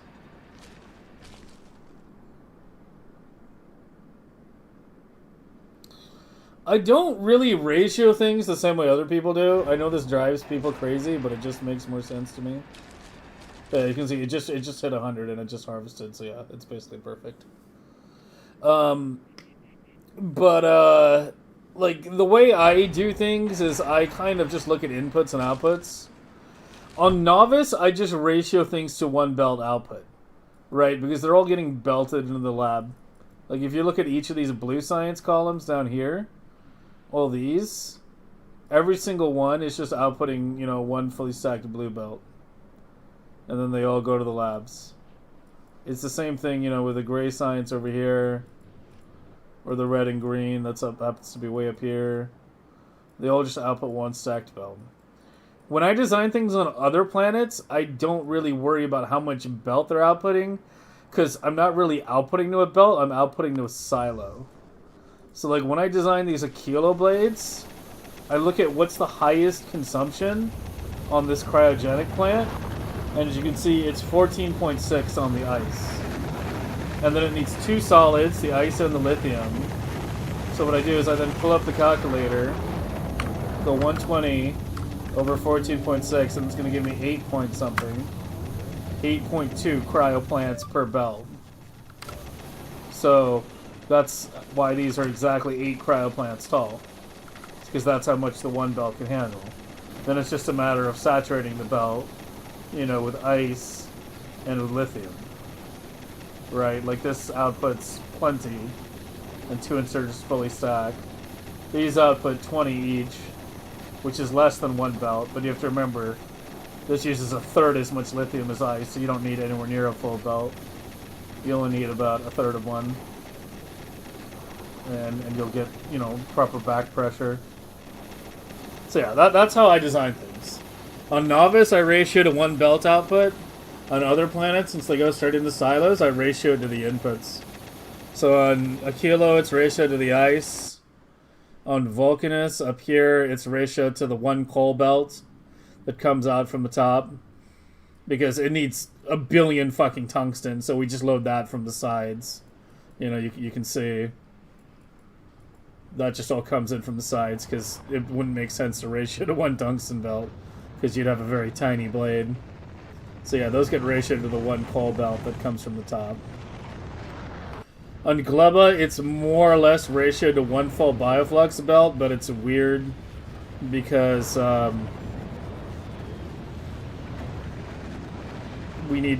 ideally want the bioflux and nutrients together, because it's really hard to run more than one belt in this area. Right, like imagine if this was another bioflux belt, like where would you run the nutrient belt where these would be able to reach while still having the beacon? You just can't, right? So on Gleba it's a bit weird, because it technically is ratioed to one bioflux belt, but like half the bioflux goes on this belt, and then it gets reinforced at the halfway point with the other half. That was Vader's idea, by the way, credit where credit is due. That side reinforce, when we were originally designing that. I still remember that. And then Flagora is just weird. I mean, I guess Vader's, these are Vader's islands again, and these are technically ratioed to one fully stacked belt of each of these coming in. That's what that ratio is, because these use an equal amount of both. So yeah, one fully stacked belt of each goes in, fully consumed by the end. My earlier islands were a bit more different, since they didn't use belts, like, at all. So it was just kind of like just fitting as much as I could, kind of thing. But yeah, that's basically how we did it. On Novice, you ratio to output. On other planets, you ratio to input. You don't worry too much as much about, you know, hard SPM. And I mean, on Novice, obviously you do, right? Like, because it's every 4 stacked belts for about 1 million SPM. But on the other planets, you just stamp down a blade. If it's not enough, you stamp down another blade.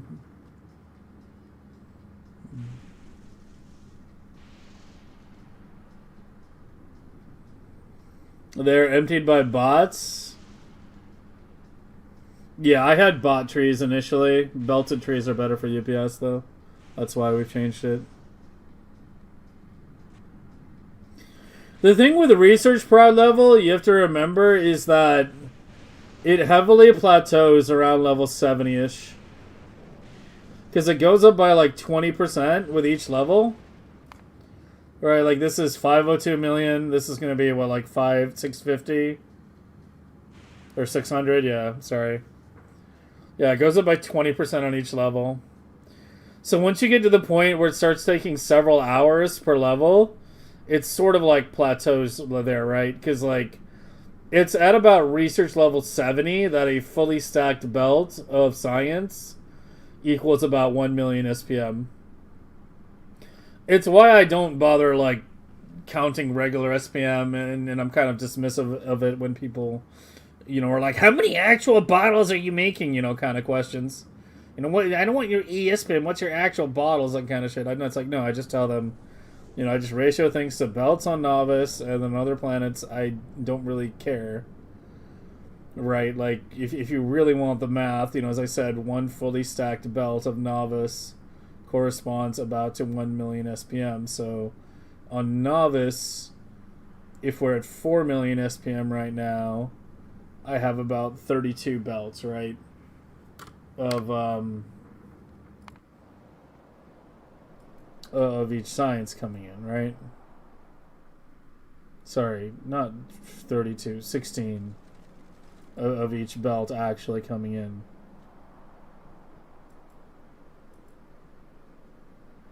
Like you see 1, 2, 3, 4, 5, 6, 7, 8 belts of blue science, 8 belts of purple coming in feeding the right side. That's 2 million SPM. Same thing on the left side. So 16 belts total. So it's feeding that. You can do the bottle math if you feel like it. But yeah, because it heavily plateaus around, you know, level 70 to 80, like, you know, we kind of just stop bothering until the difference. Because the thing is, like, you can get your research prod up really fast once your Promethium starts. Like, with a proper Promethium ship, like, the first Promethium science delivery on this run took me from level 1 research prod to, like, level 30. And that was only, like, a 20k egg run. It was a really short run. So it just goes to show, like, one shipment of 20k eggs got me 30 levels initially. So it's like, we don't bother even thinking about those early levels because they blow by so quickly. And if you have any proper Promethium setup whatsoever, you know, you'll have, like, research prod, like, 50, 60 plus in no time. It's getting, you know, once you start getting over 60 and climbing towards 70, that's when it starts to slow down a bit, and then 70 to 80 slows down a bit more, and then 80 plus is where it gets really slow. At 80 plus, that's when you're talking, like, you know, more than a day per level kind of thing.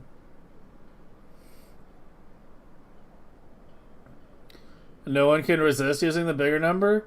I mean, the reason I just go by the bigger number method is because I can't be fucked calculating exactly how much SPM my non-novice stuff generates. I mean, I could technically look at the production graph, I guess, and you could see there. But yeah, Cryo makes it 84k a minute at peak. That's at peak, though. And it's not always running because of the way the system goes. Gleba is actually technically higher at 96k. The spike's at 140k. Fulgora is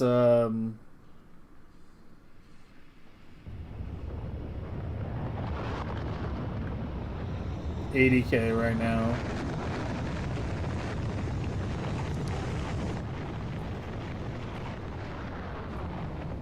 But that should give you the right idea.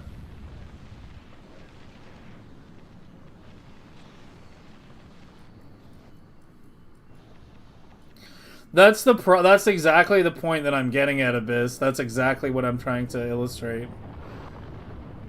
Nobody on planet Earth is ever going to have, you know, a 1 million base produce 50 million SPM. Or the way you're trying to describe it. That's what I'm telling you, is that when you're mega basing, you'll get to about research prod 70 really quick. As you polish off your mega base, you'll get to about 80 at most. And if you want to go higher than that, then you really have to be running your PC, you know, 24/7. And even then, you're probably not going to get higher than like 90 or so. I don't think there's a single person on planet Earth who has research prod 100 yet. Even the people who are doing like Promethium specific bases. Why bother Blue Grand on Novice? UPS efficiency. You want as little going through the hub as possible, because this is what your hub winds up looking like late game. It's going to look something like this, or one of the other alternative designs that we had. You know, it's a massive area surrounded by biolabs, and you're just trying to keep as many chests as close to the hub as possible. And even this requires, you know, 10K, like 5 digits bots, like 10K plus to keep running. So you want to have it only focusing on the non-novice sites, unfortunately. And it's going to be like that unless they change something regarding hub unloading. Because, yeah, they're like, you kind of have to realize that fuck, everything that comes to novice has to go through the hub. It's part of why I think using Vulcanus as your quality planet is also a good idea, because it takes a lot of pressure off the novice hub, right? Like all the quality stuff that's coming down, making all the quality shit, that's now like not going through the novice hub. That's focused on other hubs. And the novice hub is only bringing in the bare minimum. But yeah, I did do red, green, and yellow on Vulcanus on my last run. In fact, I still have the yellow blades down on this run because I did it early game for a while that I forgot to remove. So yeah, these still need to be removed. But it pretty much just boils down to the damn hub. Yeah, and that's the other thing. What Vader was saying, research prod is additive. Like the difference between 80 and 90, it's not even like 10% technically, right? Because it's additive. Like when you go from research prod like 8 plus 8 10% to plus 9 10%, you're not gaining, like, you know, yeah, like you gain less and less for every level. It's like, I don't know, this is one of those things that it's like the PoE players in chat understand it very well. But people who aren't like familiar with additive versus multiplicative math, like, it's one of those concepts in games that a lot of people don't learn for a very long time, but once they learn it, it's like, you know, a very important concept that you'll start to see in lots of other games. Additive multipliers versus multiplicative multipliers. Research prod is additive. What is this song we're listening to?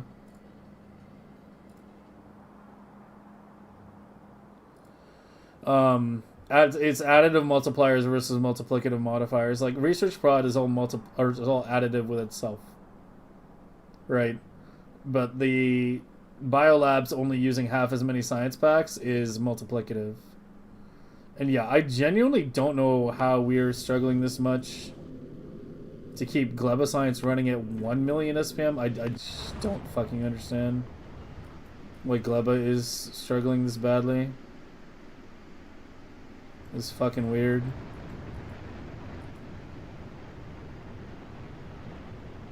Like, this exact setup had us going at 2 million SPM research prod. And now it can't sustain 1 million? Like, why? It doesn't make sense.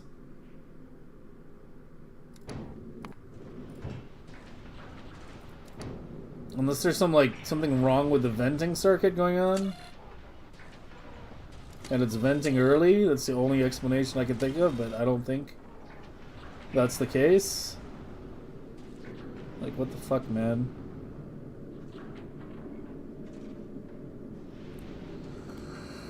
Legendary Science worth it. Okay, I'm yawning like crazy and I really need to end stream. It's supposed to end like half an hour ago. Legendary Science is worth it on some. It's definitely worth it on space. It's probably not worth it on anything else. Interesting to say that hub is a bottleneck. Oh yeah, it's a huge topic of design and discussion. If you watch all the VODs from this Megabase, you'll see that we spent a lot of fucking time working on these hub designs. Like I came up with this one, which was supposed to be an improvement of my old one. And then Vader decided to one-up me by coming up with this, which has turned out to be slightly better for UPS. So that's the one we're using right now. Check production tab on Gleba.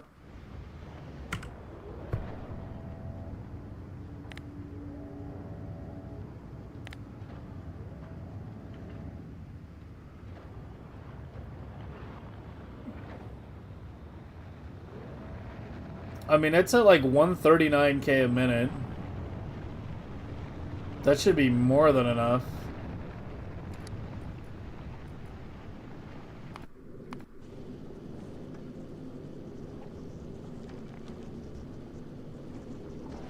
So I actually don't understand why the Gleba struggle is so real.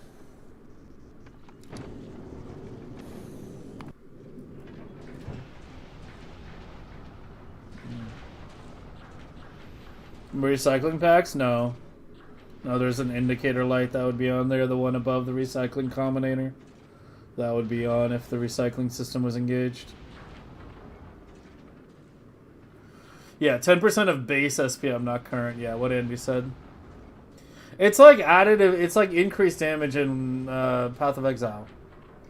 If you have 0% increased damage, then getting 100% increase doubles your damage. If you have 100 increased damage, getting another 100, gives you 50% more damage because you're going from 200% total to 300% total. It's a 50% increase. So the first 100% increase gives you, 2x. The second 100% gives you 1.5x. The third 100% gives you 1.3x, then 1.25, 1.5, and so on. Additive increases. The same thing with the SPM.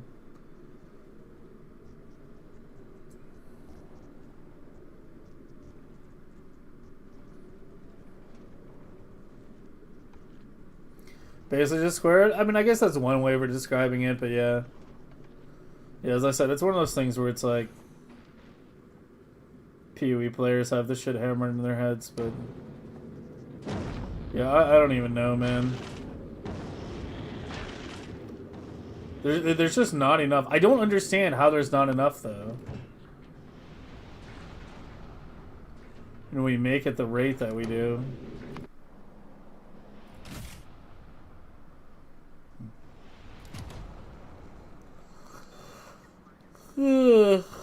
Stack size 4 is engaged? No. Yes. I mean, stack size 4 doesn't affect science efficiency, though. It just affects lab UPS. Yeah, hey, Rund. It's actually early morning for me. Dude, what's with like the million questions like right as I'm trying to end the stream? It's like I stream all night. We have periods where it's like I stream for like half an hour and there's like no questions, and now suddenly that I'm trying to fucking go to sleep. Everyone's like, it's fucking Q&A time. Am I trying to fill my ships too much? They're only picking up 300k each. They're not picking up much at all. I don't know. I could try lowering it to 200. Let's see if that makes a difference. How many aggro bottles do you want to cover per minute? Like 140 fucking K. A lot.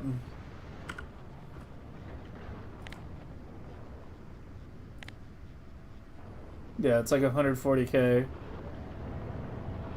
Way higher than any other science.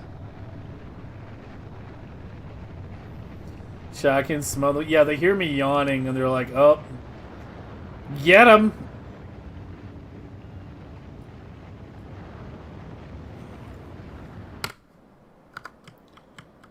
Get him.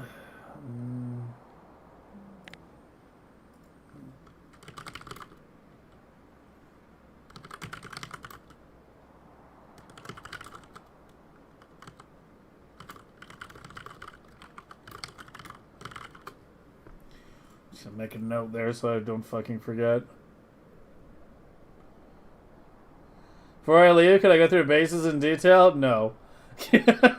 I made a bit of a summary video. I know you're kind of joking, but I made a summary video a couple weeks ago that kind of goes over the basics of, like, it was basically a video of, like, how I progressed to Megabase level. I'll give you a bit of a summary. But if you really want a summary, I can do it tomorrow. How do I clean Gleba science packs from the labs I can break into poop? There is a system that, you know, we have an inserter. It periodically enables. It's on a timer. Brings the spoilage down here to this bottom belt, and then that gets all burned. And then we also have the ability to recycle Gleba science or, you know, off the belt directly. It actually just engaged, yeah. Wait, why did you engage? Wait, you're trashing fresh science. Whoa, is this the fucking problem? Why are you engaged?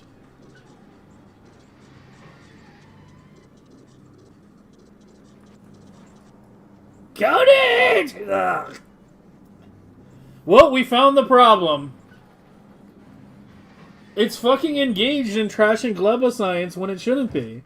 Look at that. That's not spoiled. That's like 90%. That's the good shit.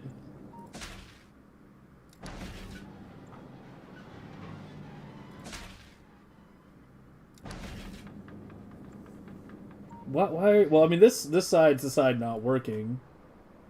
Yeah, it's trashing on this side too. We're at 91%, bro. Why are you trashing?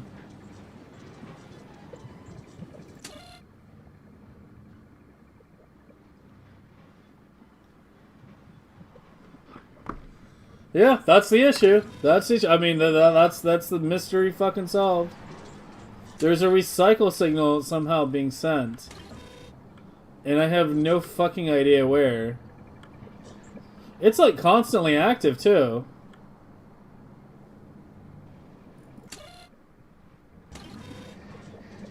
Yeah, it's just permanently active. What?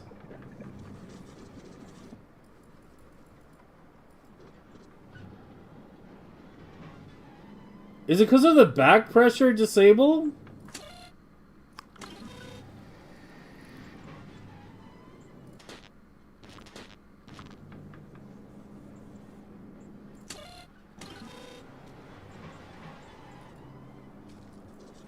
The lead lab? Oh, it's because the lead lab is fucked? That's why it's doing this? Dude, everything's so dependent on the damn lead lab. So if the lead lab isn't doing anything, it actively trashes ag?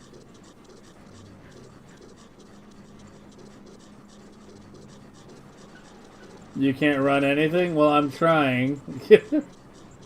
I'm trying and failing.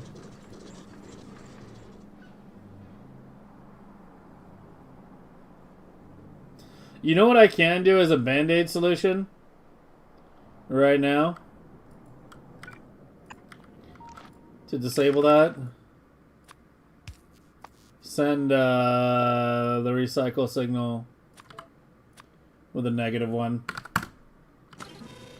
Okay, I'll put it here so I don't forget.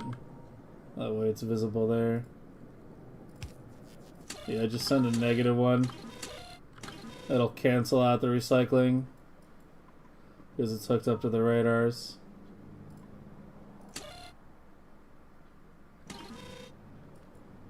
Okay, well, we found the problem at least.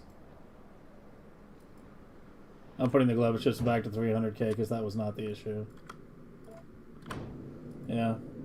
Yeah, it was actively trashing.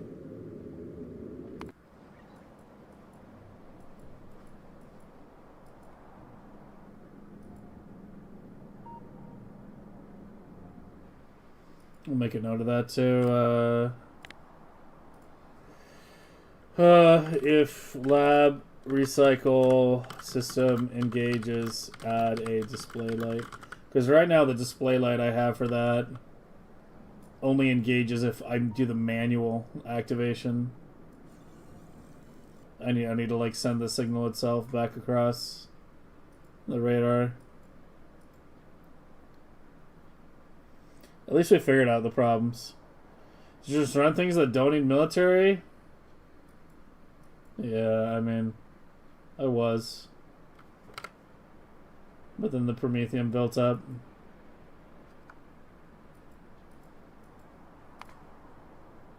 I guess I'll just switch back for now.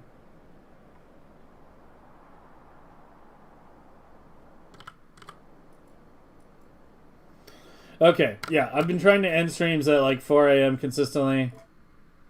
It's almost 5. Getting dragged. I'm getting dragged here behind the car, kicking and screaming. So let me find somebody to raid.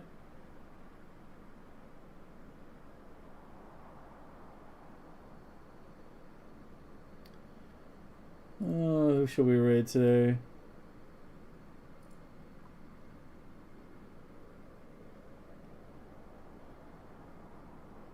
Mucky's doing modulus. Let's take a look at that.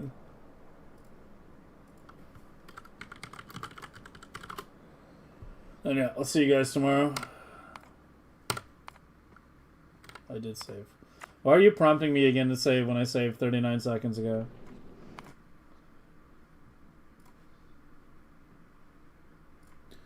Alright.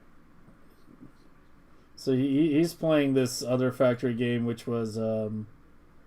Oh, he just started too. Nice. Man, he's getting on late then. He's usually... gets on much earlier. Yeah, this game was like similar to Shapes. I wasn't like too impressed by it when I haven't tried it yet, but like from what I've seen of it, I wasn't too impressed by it because I didn't really care for Shapes that much. But yeah. I don't like this super abstracted shit.